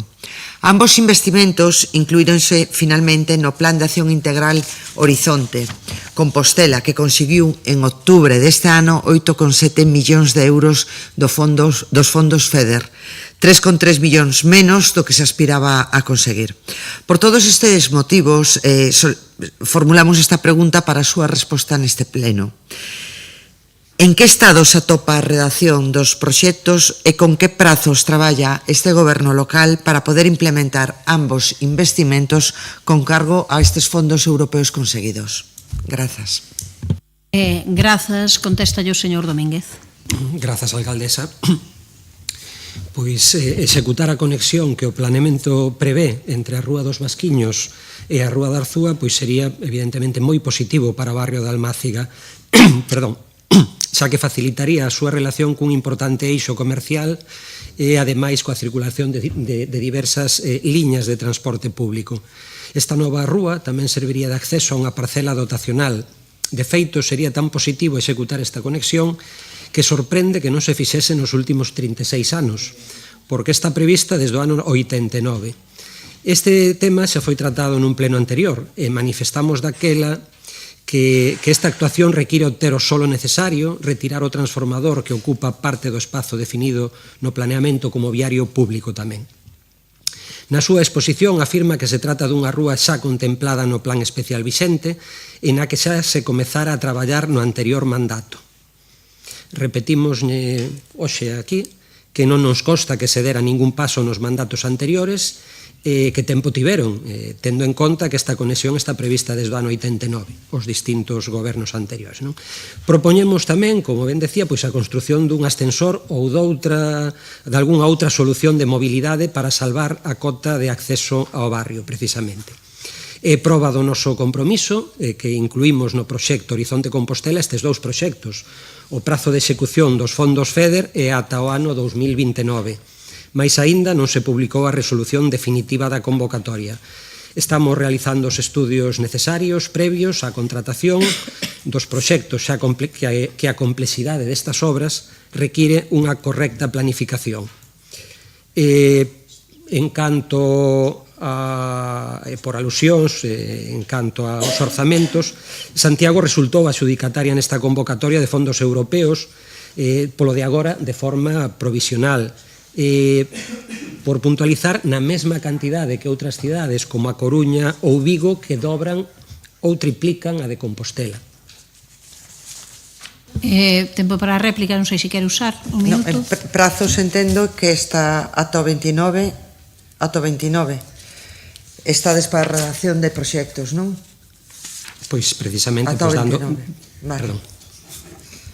Sí, pois nada, como decía, pois facendo a planificación, os estudos previos necesarios a esa contratación e o prazo pois desta primeiro que se concreten as cantidades definitivas, que de momento son provisionais, e continuaremos pois avanzando na contratación dos proxectos para chegar a ese prazo de 2029 e poder ter as obras executadas no seu momento. A seguinte pregunta é presentada polo concelleiro non adscrito, don Gonzalo Muiño Sánchez, sobre o proceso de reclasificación dos postos de bombeiro, cando queira. Sí, no pleno ordinario do Concello de Santiago, pasado 27 de novembro, o concelleiro de Economía e Facenda, don Manuel César, en relación ás reivindicacións económicas dos bombeiros, dixo o seguinte: este goberno completou a reclasificación dos postos de bombeiro de C2 nivel 16 a C1 nivel 18, o que provocou un aumento retributivo e que non exista lista de agarda C1 que permita a cobertura con carácter provisional das 9 prazas de oferta de emprego público do 2025. Porén, a realidade ben distinta. Os 9 bombeiros que se incorporaron ao servicio do 22, tras aprobar a oposición do 21, continúan aínda hoxe nun nivel C2, profesionais que compren os requisitos para a promoción, pero que levan un ano agardando por esta. Por eso preguntamos, se tal como afirmou o Concelleiro de Economía e Facenda e Persoal no pleno do 27 de novembro, si o Goberno Municipal completou a reclasificación dos postos de bombeiro de C2 a C1. Por que motivo os 9 bombeiros incorporados en 22 continúan hoxe no grupo C2 e cando ten previsto o Goberno efectuar a súa promoción ao grupo C1? Grazas, señor Muiños. Contesta o señor César, cando queira. A ver, é que a resposta debería sabela, non? Pero porque veñen de ofertas de emprego do seu mandato que convocaronos como C2, non? Nestos momentos existen 9 prazas que aparecen na oferta de emprego de 2024 deste goberno que se van cubrir mediante promoción interna, ou seja, os únicos 9 bombeiros de subgrupo C2 nivel 16 que existen, pois este goberno vai nos promover a subgrupo C1 nivel 18. O proceso vai ser realizado durante o próximo ano. No mes de setembro deste ano xa foron publicadas as bases deste proceso e unha vez finalizado o mesmo, durante os próximos meses, pois as persoas seleccionadas promocionarán, como acabo de decir, o subgrupo C1 nivel 18 antes da toma de posesión do proceso das 12 prazas de bombeiros da oposición da quenda libre. Aí mistúrase na súa exposición de motivos pois diferentes cousas. Durante o noso mandato promocionaron 37 bombeiros que vostedes deixaron no subgrupo C2 nivel 16, 37 que promocionaron no ano 2024 ao subgrupo C1 nivel 18 e como consecuencia de que as oposicións que convocaron vostedes pois eran do subgrupo C2 nivel 16, pois a lista da garda que hai é do subgrupo C2 nivel 16 e son das que podemos tirar para cubrir como interinidades as 12 prazas que vamos a sacar en propiedade no próximo ano e só podemos cubrir 4 que é a lista da garda que hai. Obrigado. Obrigada.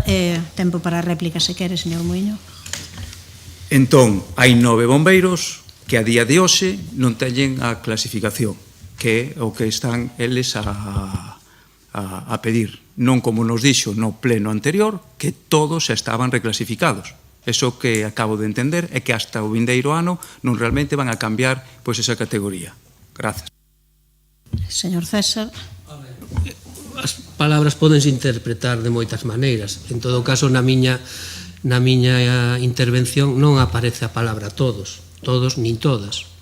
Dicen que se reclasificaran 37 bombeiros que vostedes deixaron como subgrupo C2 nivel 16 a subgrupo C1 nivel 18 e este proceso continúa ca oferta de emprego público que convocamos en 2024 e a partir de aí todos os bombeiros serán C1 nivel 18. Entón, pois, as palabras podes interpretar como queira.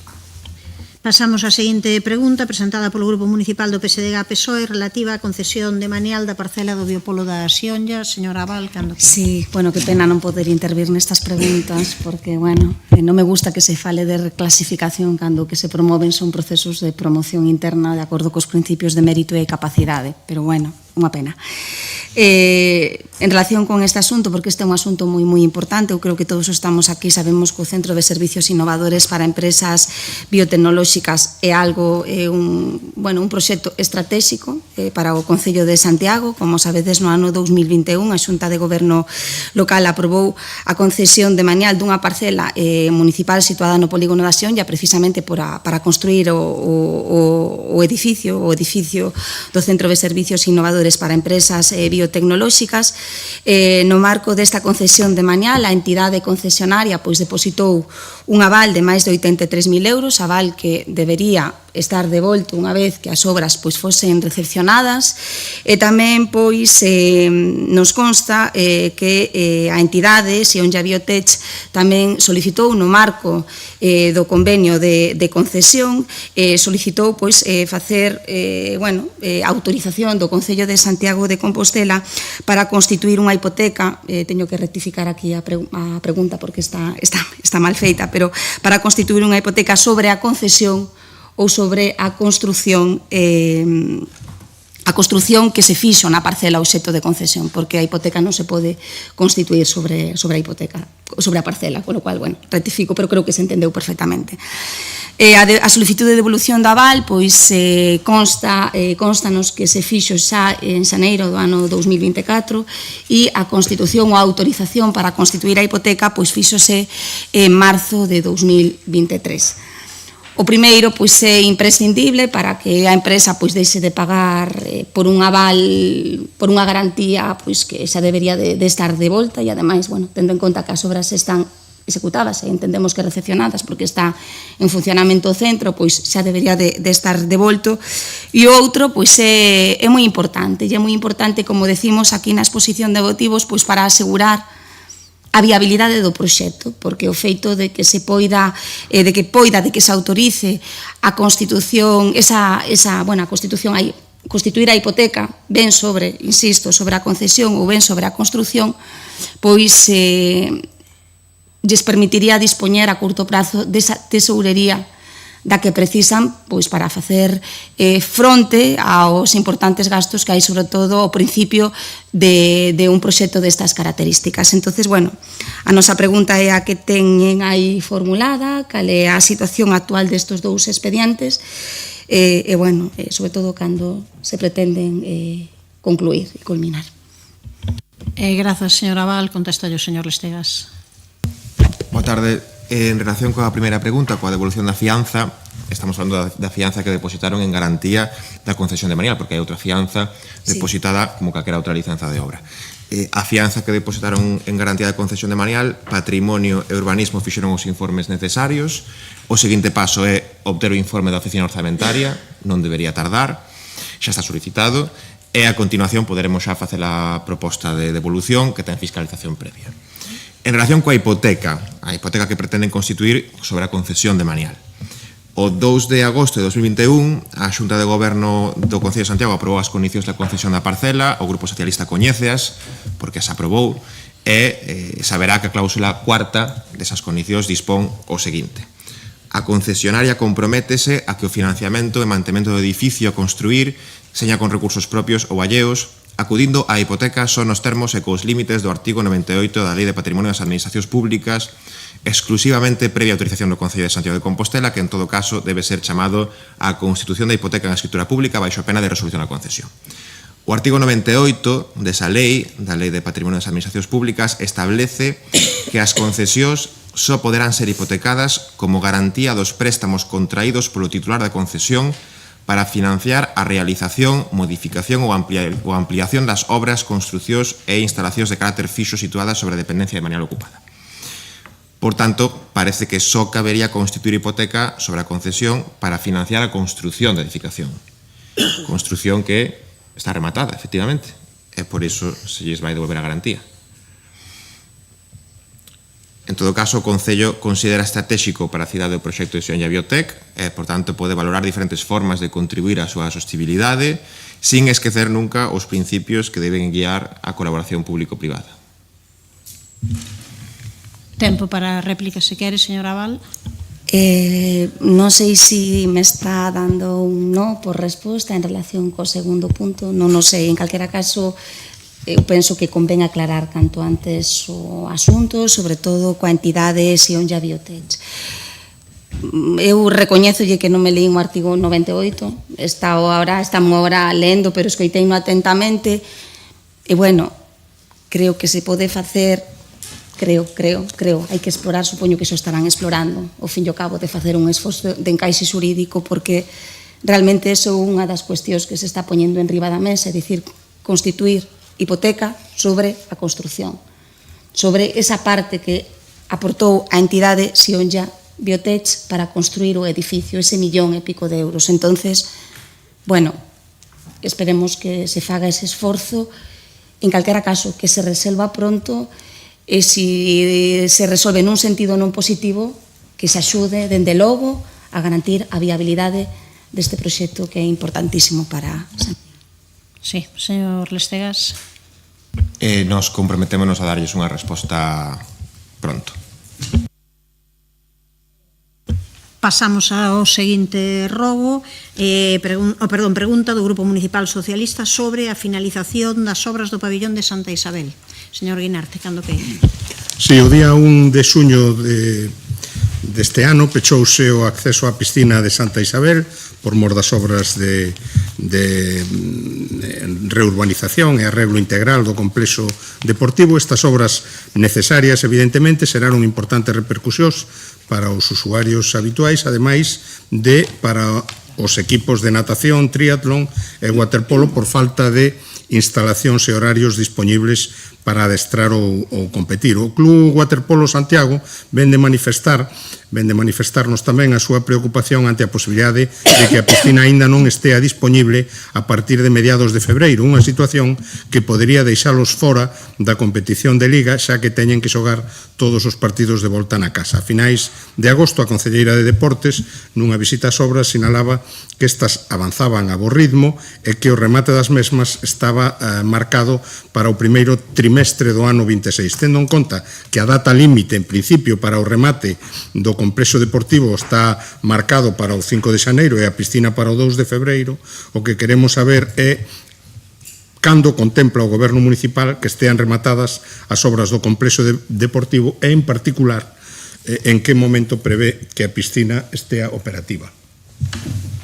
Grazas, señor Guinarte. Contesta a señora Albeiro. Ben, pois moi boa tarde a todos e a todas. Os prazos de execución das obras do pabillón de Santa Isabel e da piscina eran de 8 meses, se no mes de agosto, durante unha visita a instalación, declaraba que avanzaban a bo ritmo e cumpriríamos prazos, na actualidade manteño dito, a pesar de que desde esas declaracións e desde outras visitas que fixemos ainda a semana pasada, a verdade é que choveu bastante, estaban traballando na cuberta, o que fai que o ritmo non sexa o mesmo que en meses anteriores.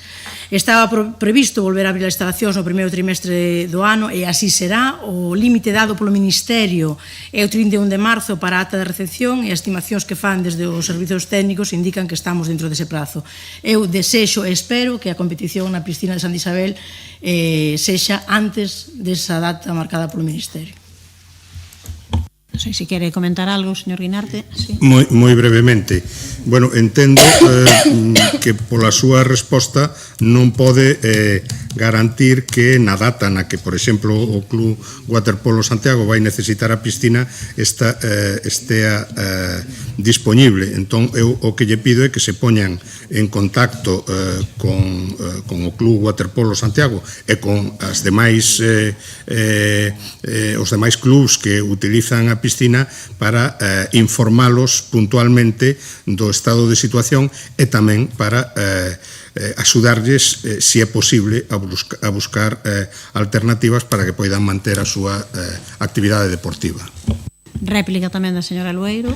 Ben, os clubs afectados polas obras da piscina de Santa Isabel estiveron, están e estarán informados de todas as novidades que se producen respecto ás obras da piscina. De feito, fixemos visitas con eles ás obras e este mesmo martes tive unha reunión con todos os clubs para ir marcando xa calendarios, porque non debo de dar aquí unha data porque logo serei escrava desa data, pero con eles traballamos xa en calendarios. Pasamos á seguinte pregunta, presentada polo Grupo Municipal do Partido Popular en relación á rehabilitación do viveiro municipal de Lamas de Abade. Sí. Señor Otero, cando queira. Boa tarde. A ver se teño sorte, a miña pregunta, que é sinxela, está entre as que teñen a ben contestarnos, porque che levamos un día de que a oposición formula preguntas, si contestanse algunhas e algunhas pola metade ou o que parece. Como esta é sinxela, e xa fixemos a parada da comida, a ver se hai máis sorte agora durante o turno da tarde. Dende hai anos, a finca que alberga o viveiro municipal de Lamas de Abade atópase nun estado de total abandono, pese a que en varias ocasións se advirtiu sobre o seu estado e se incidiu na importancia da súa recuperación. A finca, duns 15.000 metros cadrados e de propiedade municipal, acolle, ademais do viveiro, un conxunto arquitectónico composto por capela, pazo, hórreo e pombal. En concreto, a capela, que data do ano 1828, atópase a día de hoxe totalmente abandonada, pechada e chea de vexetación. Ao igual que as outras edificacións que dificilmente se manteñen en pé, contribuindo á sensación de absoluto abandono do espazo. A falta de cuidado para con esta peza do noso patrimonio non ven de novo. A pouca atención prestada a esta finca e os edificios que alberga trouxo consigo o feito de que sexan incluso poucos os veciños e veciñas de Santiago que os coñezan e que coñezan que ali está localizado o viveiro. O máis que se chega a recoñecer cando un pasa pola Rúa Divina Pastora é unha capela ruinosa, unha finca pechada por un muro que non está en mellor estado, gran cantidade de maleza, ata unha árbore chegou a medrar no tellado da capela, e numerosos enseres e bártulos e aparellos, en fin, cousas diversas que, por non saber moi ben que facer con elas, acaban ali, no que máis que un almacén podería parecer un vertedoiro improvisado. Como dicía, a situación actual desta finca, edificios incluídos, non é algo recente. Hai xa máis de 5 anos que se aprobou neste mesmo pleno e por unanimidade unha iniciativa deste grupo municipal para a mellora, ordenación e uso público de dita propiedade. Pero a toda agora non se ten acometido nela ningunha das melloras necesarias para que a veciñanza poida aproveitar o lugar e desfrutar deste patrimonio. A vista de que estando xa case no 2026 e que pese a aquel acordo unánime non se levou a cabo ningún tipo de mellora en dita finca, dende o Partido Popular volvemos a preguntar: vai o Goberno local levar a cabo as actuacións necesarias para mellorar e pôr en valor a finca do Viveiro Municipal de Lamas de Abade, executando o apoio manifestado cando estaba na oposición? Grazas, señor Otero. Contesta o señor Domínguez. Grazas de novo, alcaldesa. Pois ben, contamos cun anteproxecto para poñer en valor o conxunto do espazo do Viveiro Municipal, o que require dun investimento moi elevado, superior ao 1.000.000 de euros. Mais non é certo que non se dese ningún paso desde fai 5 anos. En xuño do 2024, o ano pasado, rematáronse as obras de mellora de equipamento para as persoas traballadoras precisamente do Viveiro en canto a baños e vestiarios, entre outras. E mantivemos a función prioritaria de Viveiro e unha función logística grazas ao compromiso do persoal de parques e xardíns para o cuidado de especies que despois se plantan noutros espazos verdes de Compostela, como poden ser as camelias ou a reposición de plantas en distintos espazos da cidade.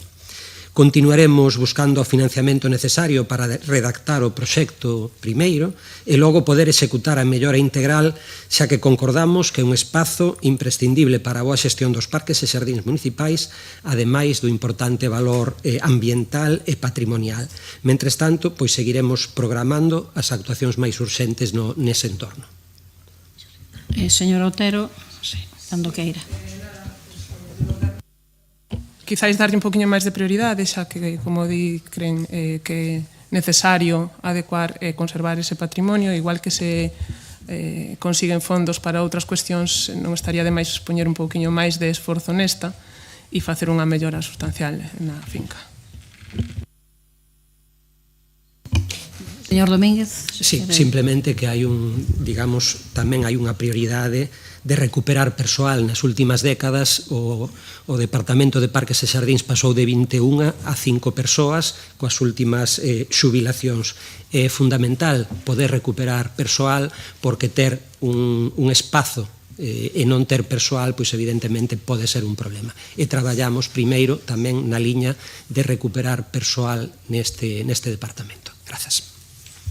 Pasamos á seguinte pregunta, presentada polo Grupo Municipal do Partido Popular sobre o incumprimento do acordo plenario de abril relativo ao Plan Municipal de Mocidade. Señor Rubio, cando queira. Boa tarde de novo a todas e todos.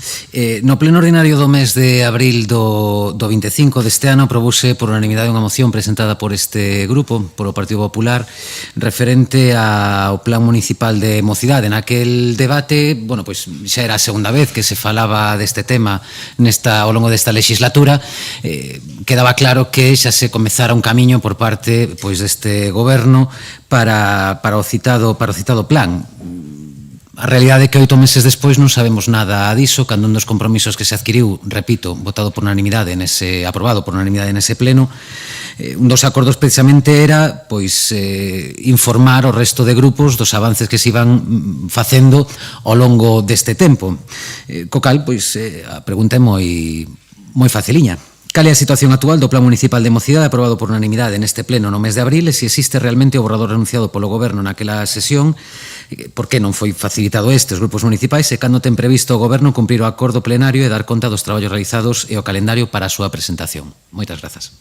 Grazas, señor Rubio. Contesta a señora Rozas. Bueno, moi boa tarde a todas e a todos. Como dicen no pleno do mes de abril, ese borrador do plan de mocidade existe, non o fixo este goberno, ven do anterior goberno. Como trasladei naquel pleno, a idea inicial da Consellería era modificar ese borrador nalgúnha cuestión que considerábamos que era necesario, pero despois de realizar un análise máis pormenorizado e de contrastar as liñas estratégicas con outros departamentos, pois consideramos, ou eu considero, que ese plan necesita unha revisión máis ampla e máis extensa. Pido desculpas pola demora, non era a miña intención chegar a estas alturas do ano co tema sen resolver, pero sí que é certo que ao analizalo de forma detallada pois consideraba que era necesaria varias cuestións. A primeira, que ese plan de mocidade fora un plan participado e que recollera unha escoita activa da mocidade, que non recollía o anterior. E que as propostas pois foran, por tanto, propostas que saliran por mozos e mozas e por entidades que traballan cos mozos e mozas. En que situación está agora mesmo? Despois de solicitar diferentes ofertas a diferentes empresas, porque era un traballo que consideramos que cos medios humanos que temos no departamento non o podíamos facer, temos o cronograma fechado. No mes de xaneiro comezarase con grupos de traballo, por un lado grupos de traballo de mozos e mozas e por outro lado grupos de traballo de entidades que traballan cos xóvenes e tamén entidades que traballan pois no ámbito LGTBI ou no ámbito da discapacidade, porque queremos que o enfoque da inclusión tamén estea recollido neste plan. O calendario, o cronograma que temos comezar ese traballo en xaneiro coa previsión, ou así está polo menos na oferta da empresa adxudicataria, coa previsión de entregar a proposta do plan no mes de abril. Non sei se quere utilizar, non? Pasamos daquela derradeira pregunta do Partido Popular sobre a situación das hortas urbanas. Señor Constenla, cando queira. Muchas gracias, buenas tardes. Las huertas urbanas fueron concebidas como un recurso público para fomentar la participación ciudadana, la educación ambiental y el aprovechamiento de espacios urbanos en desuso mediante prácticas agroecológicas. A lo largo de los años se convirtieron en un punto de encuentro intergeneracional con un importante valor social, formativo y al tiempo terapéutico para muchas personas usuarias. Su presencia en el tejido urbano contribuye también a la biodiversidad, a la creación de microespacios verdes y a la revitalización de entornos que de otro modo podrían quedar infrautilizados. Con relación a las que tenemos en el Concello de Santiago, en los últimos tiempos han llegado quejas y observaciones sobre su estado real, parcelas deterioradas, problemas de accesibilidad y seguridad, falta de mantenimiento básico, infraestructuras dañadas o sin renovar. Esta situación no solo compromete la funcionalidad, sino también, desde luego, la confianza de la ciudadanía en un proyecto pensado precisamente para revitalizar espacios públicos. A la vista de esta situación, nuestro grupo interesa al grupo de gobierno, bueno, pues su opinión sobre el estado de estas huertas, sobre un estado singularmente en lo referente a sus condiciones materiales y a su gestión, y desde luego qué puede hacer para corregir estas deficiencias. Muchas gracias.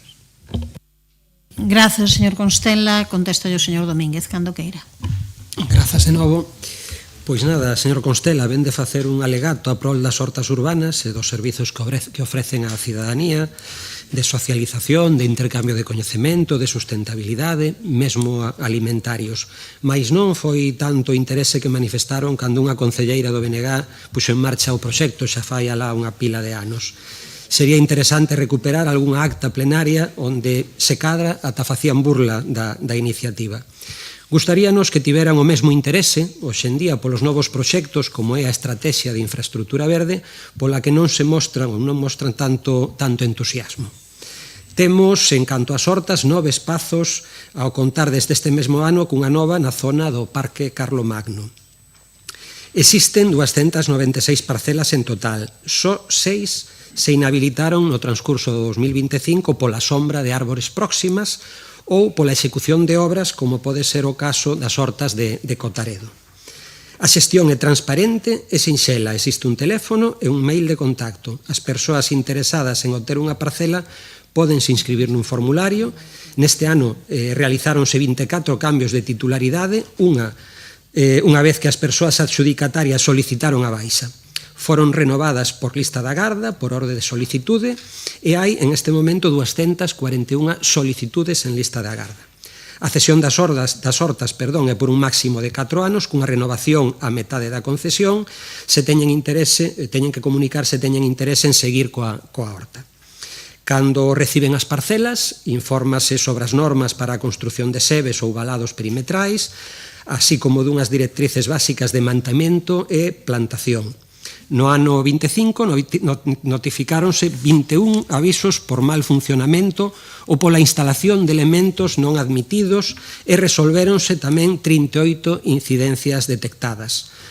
Cando nos chegan as queixas, pois actúase. O Departamento de Parques e Xardíns vai acometendo cada ano actuacións de mellora, como por exemplo a execución dunha nova rampla de acceso ás hortas de Belvís de abaixo ou a sustitución dos valados nas de Belvís de arriba, en canto tivemos coñecemento do mal estado, que se executaron este mesmo ano, e atendendo aos pedimentos de compós ou de poda según demanda. Traballaremos para ampliar e mellorar estes espazos, mais non podemos concordar con esta visión catastrofista e tampouco concreta que presenta vostede. Celebramos o interese da veciñanza nestes espazos e seguiremos mellorando e ampliando este servizo naquelas zonas onde a veciñanza nos traslada interese por este modelo de hortas urbanas.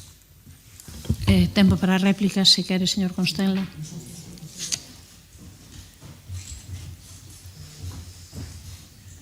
Gracias, alcaldesa. Señor Domínguez, es asombrosa su respuesta, pero yo no esperaba quizás menos. Pero mire, proliferación de plásticos, materiales reciclados de muy dudoso gusto, esto es lo que encontramos, por ejemplo, en las huertas que son vecinas de esta sede municipal o las que podemos ver al lado de la estación de autobuses. Esto es lo que yo creo que entienden las personas que se han preocupado por eso, que son elementos, como digo, de dudoso gusto, de mal seguimiento y, desde luego, de ningún control por su parte.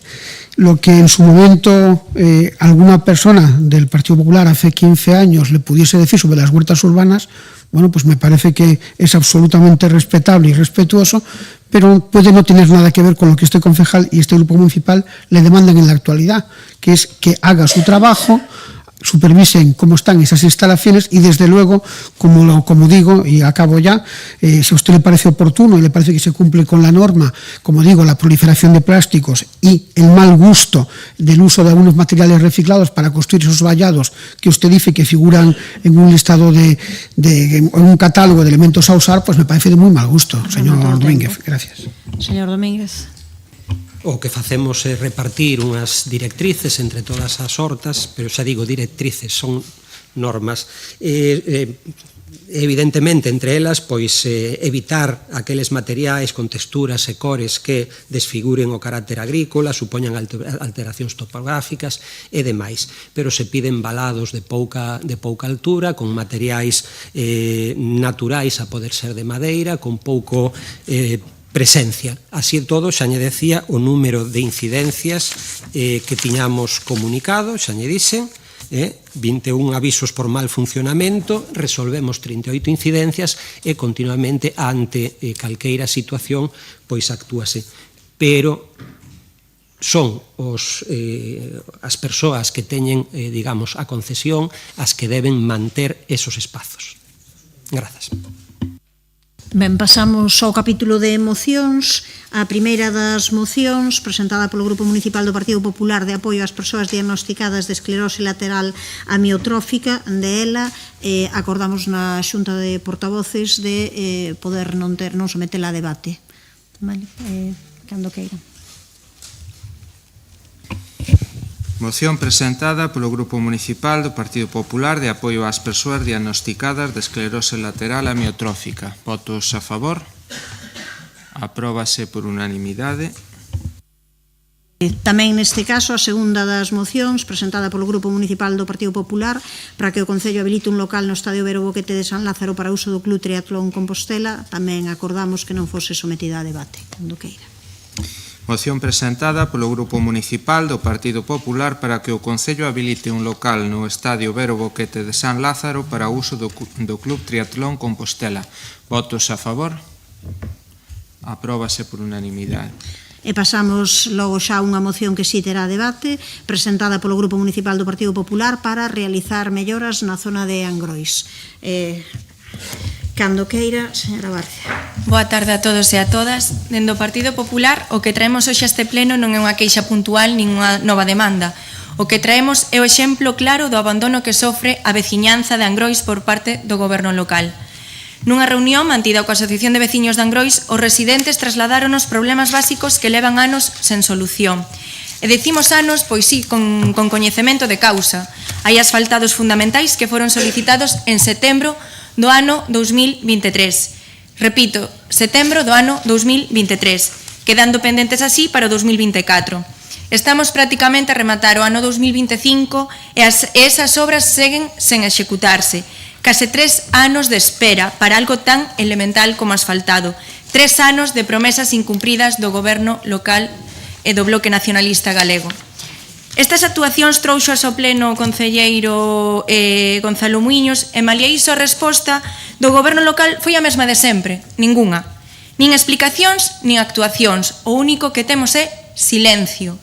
Na Rúa de Angrois, ademais, as canaletas atópanse tupidas, sen mantemento, xerando problemas de drenaxe que agravan aínda máis o deterioro da vía. Isto non é falta de recursos, é falta de vontade. E se falamos da Rúa do Limpadoiro, falamos dun caso límite, sen asfaltado e sin iluminación pública, unha rúa pola que os veciños e veciñas, para poder transitar por elas, deben de ir coas súas lanternas. E, sobre todo, aínda se dificulta máis no inverno, cando a tarde se fai moito máis de noite. É unha situación indignante, perigosa, impropia dunha cidade como é Santiago de Compostela.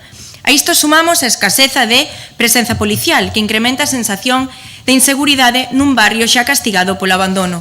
Cando non hai luz, cando non hai mantemento e cando non hai control, o resultado é evidente, a inseguridade. Os veciños tamén reclaman cuestións tan básicas como adecentamento da entrada do local social, actualmente chea de barro, e a limpeza das beirarrúas. Podémolo comprobar o día do magosto como estaba aquelo sen luz e sin adecentar. Falamos de mínimos. Luz había, pero non servía. Esa luz, si para vos é suficiente, pois para o resto da veciñanza non é suficiente. Falamos de mínimos de mantemento elemental, non de grandes proxectos. Para vostedes todo está ben feito, para vostedes todo é suficiente, pero non lles debe de importar porque estamos falando das deficiencias e que teñen que decir por detrás.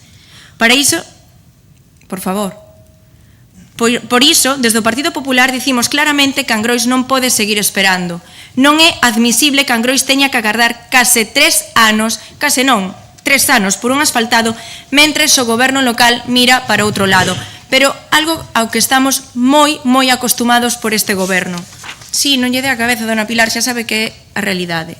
Pedimos así que neste pleno acorde instar o goberno local a actuar de inmediato, arranxar os viarios pendentes, mellorar a iluminación pública, garantir a limpeza e aumentar a presenza policial. Non deixen para mañán o que poidan facer hoxe, porque a veciñanza de Angrois merece respeto, respostas e feitos. Non máis excusas. Nada máis, moitas gracias. Grazas, contesta o señor Domínguez, cando queira. Grazas de novo. Ai, perdón. Si, moi breve, o noso voto é favorable, todo o que sexa que acostume a que temos sempre feito, non? Todo o que sexa mellorar os servicios públicos dos veciños, das distintos barrios e parroquias, o noso voto sempre vai ser favorable. Gracias. Pois grazas, señor Muiños e señor Guinarte, cando queira. Sí, eu tamén vou ser breve, pero sí que quería decir algunha cousa. A aldea de Angrois realmente configúrase dun xeito moi particular, porque está moi a carón do urbano e é realmente un espazo que conserva a súa estructura como unha aldea, como unha aldea máis, non?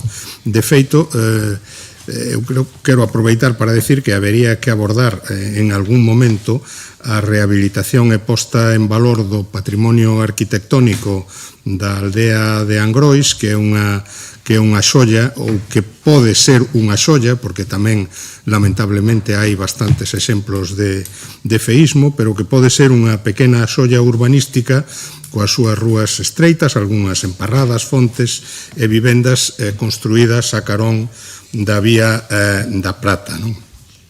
Pero, volvendo á moción, realmente, bueno, pois as queixas que aquí se plantexan responden á realidade, responden ás necesidades desa zona, sobre todo no que ten que ver con algunhas cuestións que son moi importantes, como o de ter limpos os camiños, porque son moi estreitos, e iso é imprescindible para poder andar con seguridade, ou a deficiente ou a escaseza de iluminación que non só afecta a esa zona, sino que probablemente se estende ao resto da zona de Lamas de Abade. Nós tamén imos votar a favor desta moción, pero, bueno, quería aproveitar para deixar constancia de que ese espazo é un espazo moi singular, moi visible, ademais, porque se ve non só por os veciños que ali se achegan, senón por quenes circulan pola autoestrada ou por quenes chegan en tren a Santiago, porque está ali a carón e é pois un dos primeiros espazos edificados que se poden ver en Compostela. Grazas, señor Guinarte. Agora sí, señor Domínguez, cando queira. Sí, grazas. É certo que é un espazo singular que merecería pois ter un tratamento especial, tanto aí a Rúa de Angrois como a Travesa de Angrois. Toda esa zona pois hai unha serie de vivendas pois que son singulares. Pero en canto á moción, coñecemos de primeira man as demandas da veciñanza e sabemos que quedan moitas melloras por acometer. Mais desde a nosa chegada ao goberno executáronse varias obras de rehabilitación de firmes na rúa. No ano 23 asfaltamos integralmente o ramal que conecta a Rúa das Canteiras do Sar coa Rúa da Divina Pastora. No ano 24 asfaltamos a Rúa da Presa. E neste 25 rehabilitamos o firme do resto da Rúa das Canteiras do Sar ata o comezo da Rúa Mouronzón. E tamén pois a zona de Divina Pastora, aí no lado.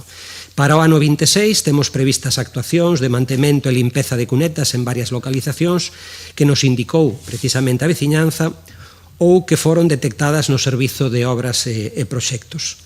As demandas de mellora noutras rúas, como na do Limpadoiro ou na Rúa do Sol, foron estudadas polos servizos municipais e aquelas que sexan viables desde o punto de vista técnico e económico programaránse próximamente. Mentres tanto, seguiremos atendendo as demandas de mantemento que xurdan. No que ten que ver coa iluminación, instalamos 2 novos puntos de iluminación na contorna do local social e continuaremos estudando o resto de demandas tendo en conta os condicionantes técnicos, que son moitos. Ao non existir rede nalgúns puntos, polo que compre ampliala, como no caso precisamente da Rúa do Limpadoiro, para que temos solicitado un orzamento para acometer esa actuación. E en canto aos efectivos policiais, pois organízanse en función da necesidade, polo que de ser preciso tomaránse as medidas oportunas polo departamento correspondente. Señora Barcia, ten 2 minutos cando queira. Eu non sei se vostedes gobernan, se hai outro Angrois por aí, por algunha parte do mundo, pero que esta solicitude ven do ano 2023. Son 3 anos. Vostedes como xestionan ou como deciden o que facer ou o que non?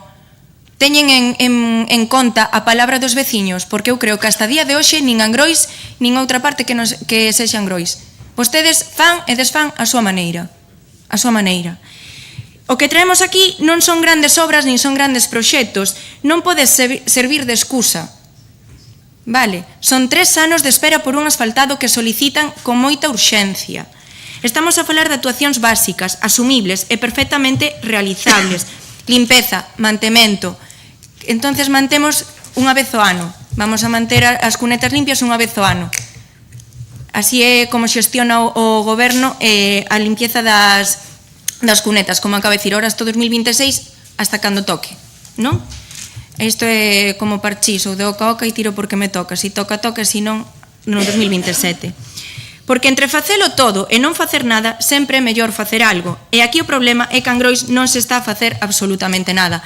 E o que non é aceptable é seguir mirando para outro lado, mentras os veciños levan 3 anos agardando un asfaltado. Escoiten o que os veciños lle demandan, porque xa bastante fácil llo poñen, sí, non sexan tan vagos, traballen e actúen, nada máis. Moitas gracias e bo Nadal.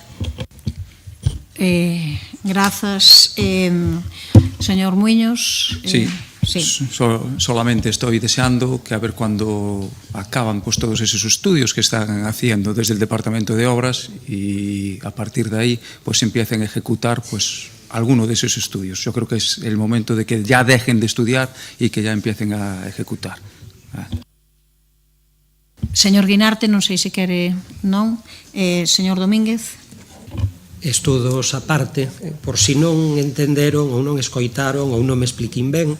No ano 23, Rúa das Canteiras do Sar, coa Rúa da Divina Pastora. No 24, a Rúa da Presa completa. Precisamente chega a Rúa ao Mouronzón, que ten moita caída e sí que arrastra gravilla, que teremos que actuar aí. No 25, Rúa de Canteiras do Sar ata o comezo da Rúa Mouronzón. E no 26 temos previstas actuacións, é o que estou dicindo. En canto a iluminación, xa añedixen tamén que se puxeron 2 novos puntos de luz na contorna do local social e que está pedido un orzamento pois para a Rúa do Limpadoiro. Esos son actuacións feitas e o demais pois é falar por falar. Non, xa está, non interrompa, pasamos á votación, señor secretario.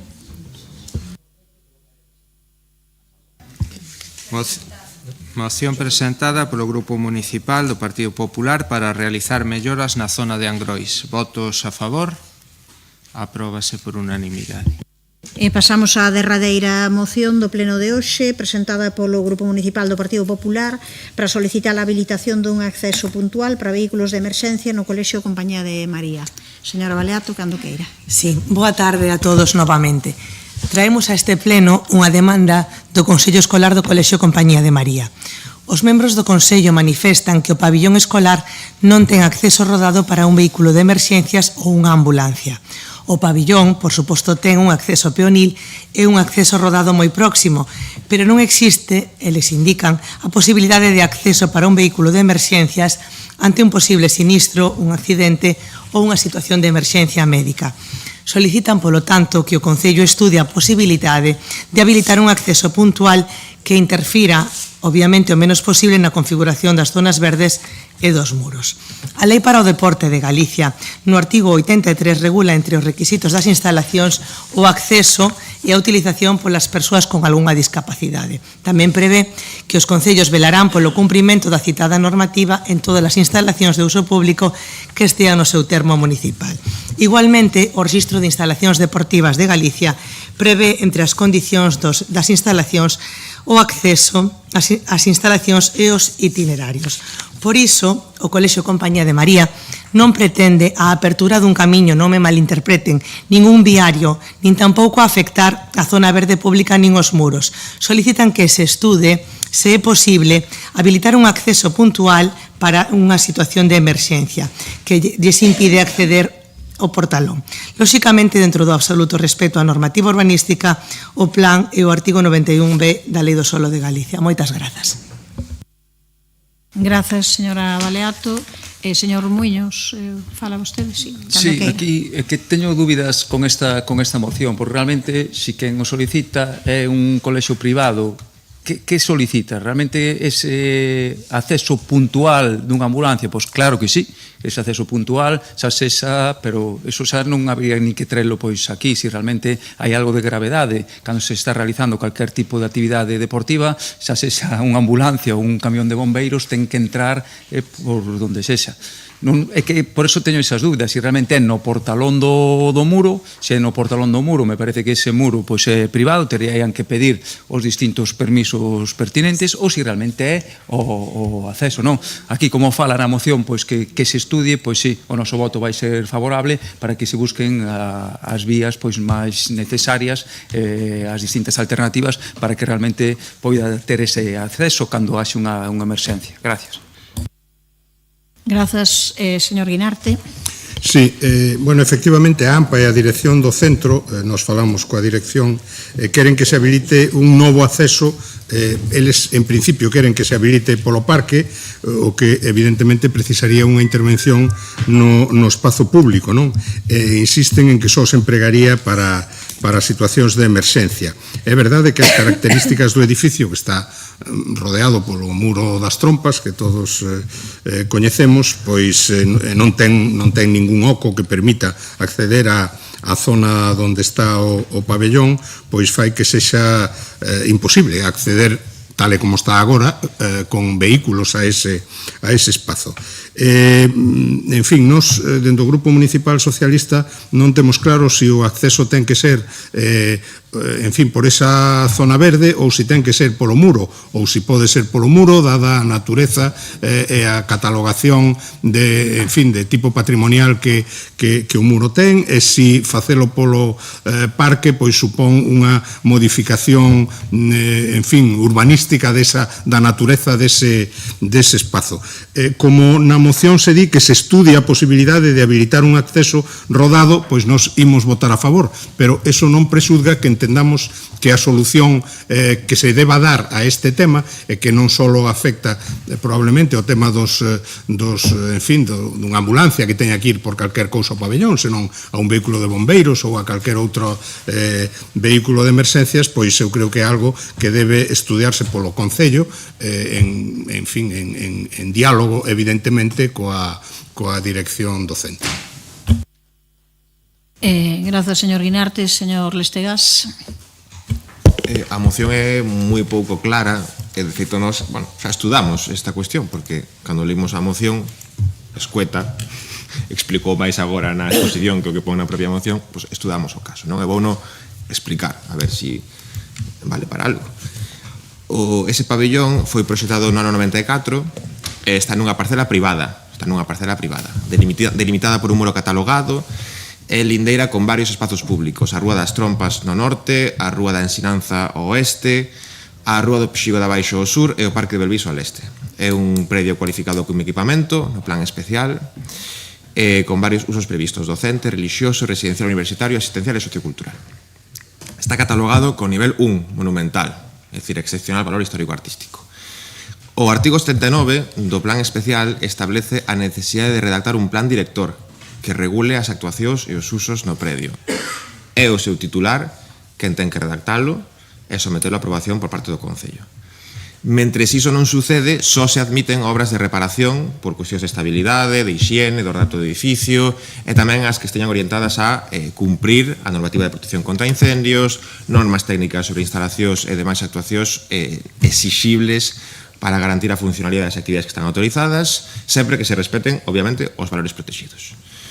A Lei do Solo de Galicia, que aprobou o Partido Popular en 2016 no Parlamento, establece no seu artigo 135 que os propietarios de toda clase de terreos, construcións, edificios e instalacións deberán, entre outras cousas, destinalos aos usos compatibles coa ordenación territorial e urbanística e conservalos nas condicións legais para servir de soporte aos ditos usos, en todo caso nas de seguridade, salubridade, accesibilidade universal e ornato legalmente exixibles. O artigo 15 do texto refundido da Lei do Solo de Rehabilitación Urbana estatal, aprobado en 2015 tamén por un goberno do Partido Popular, establece o mesmo: os propietarios de terreos, instalacións, construcións e edificacións deben dedicalos a usos compatibles coa ordenación territorial e urbanística e conservalos nas condicións legais de seguridade, salubridade, accesibilidade universal, ornato e os demais que exixan as leis para servir de soporte aos ditos usos. O artigo 17 desa lei estatal concreta que o deber legal de conservación inclúe a realización dos traballos e das obras necesarias para satisfacer os requisitos básicos da edificación que establece a Lei de Ordenación da Edificación e adaptar e actualizar as súas instalacións ás normas legais exixibles en cada momento. Por tanto, é obriga dos titulares das actividades garantir que os seus establecimentos manteñen as condicións que tiñan cando se iniciaron e adaptalas ás novas condicións que establezan posteriores normativas. Isto seguro que o sabe xa o Grupo do Partido Popular, que sempre nos lembra que conta con varios altos funcionarios e habilitados nacionais nas súas filas. O Concello, efectivamente, debe velar polo cumprimento da normativa e poder realizar as inspeccións oportunas e, de ser o caso, requirirlle á propiedade a execución das actuacións necesarias para garantir o seu cumprimento. Nesta parcela privada, insisto, privada, de 17.359 metros cuadrados, hai varias edificacións e espazos libres. O pabellón conta con espazo libre en 3 das súas caras. a priori suficiente para cumprir a normativa de protección contra incendios e para resolver o acceso aos vehículos de emerxencia dentro da propiedade. Para resolver o acceso a través do muro catalogado, a propiedade terá que redactar un proxecto técnico que permita darlle cumprimento á normativa, respectando, lóxicamente, os valores patrimoniais do conxunto, que terá que ser sometido a licenza e terá que concederse licenza con todos os procedimentos necesarios. Por tanto, sen estarmos en contra de que se realicen as obras necesarias para garantir o acceso de vehículos de emerxencia, esta actuación debe ser iniciativa da propiedade, porque é unha parcela privada. Actuación que, como dicía, está suxeita a licenza. O verdadeiramente importante é que a entidade titular do predio redacte un plan director que ordene as actuacións que se deben executar nel, incluídas as necesarias para resolver os problemas aos que fai referencia a súa moción. Como fixo recentemente, por exemplo, o conxunto monástico de San Martiño Pinario. Redactou un plan director que incluía melloras de accesibilidade, promoveu no arcebispado, o arcebispado promoveu o plan director como titular do predio, someteu unha aprobación neste Concello, tramitou neste Concello e aprobouse na Xunta de Goberno Local do 9 de xuño. Ese é o procedimento que hai que seguir. Grazas. Grazas, señora Baleato, cando queira. Sí, bueno, pois así lle lo trasladarei ao Consello Escolar e á dirección do centro. O que sí me gustaría que por parte do señor Lestegás, igual que me acaba aquí de explicar con todo o luxo de detalles, si que se ofreza para reunirse coa dirección do centro e lle lo explique, yo te lo traslade, eu adiantarei yo, pero supoño que pola súa parte non haberá ningún problema en atendelos, en explicarlo, e así, bueno, eles tendrán as necesidades e a normativa que teñen que cumplir. Eu fun un alto falante por parte do colexio e nada máis. Moitas grazas e bo Nadal para todos. Grazas, señora Baleato. Señor Muiños, non sei se quere intervir. Señor Guinarte, tampouco. Señor Lestegás. Eu recibirei encantado o Consello Escolar, non o fixen ata agora porque non me solicitaron, pero ningún problema en explicarlles toda a situación. Pasamos á votación, señor secretario. Moción presentada polo Grupo Municipal do Partido Popular para solicitar a habilitación dun acceso puntual para vehículos de emerxencia no Colexio Compañía de María. Votos a favor? Grupos municipais, Partido Popular, concelleiros non escritos e PSOE. Votos en contra? Non hai. Abstencións? Grupos municipais, BNG e Compostela Aberta. Apróbase a moción. Ben, pois con isto damos por rematado o pleno. Moi boas festas, moi bo Nadal para todo o mundo.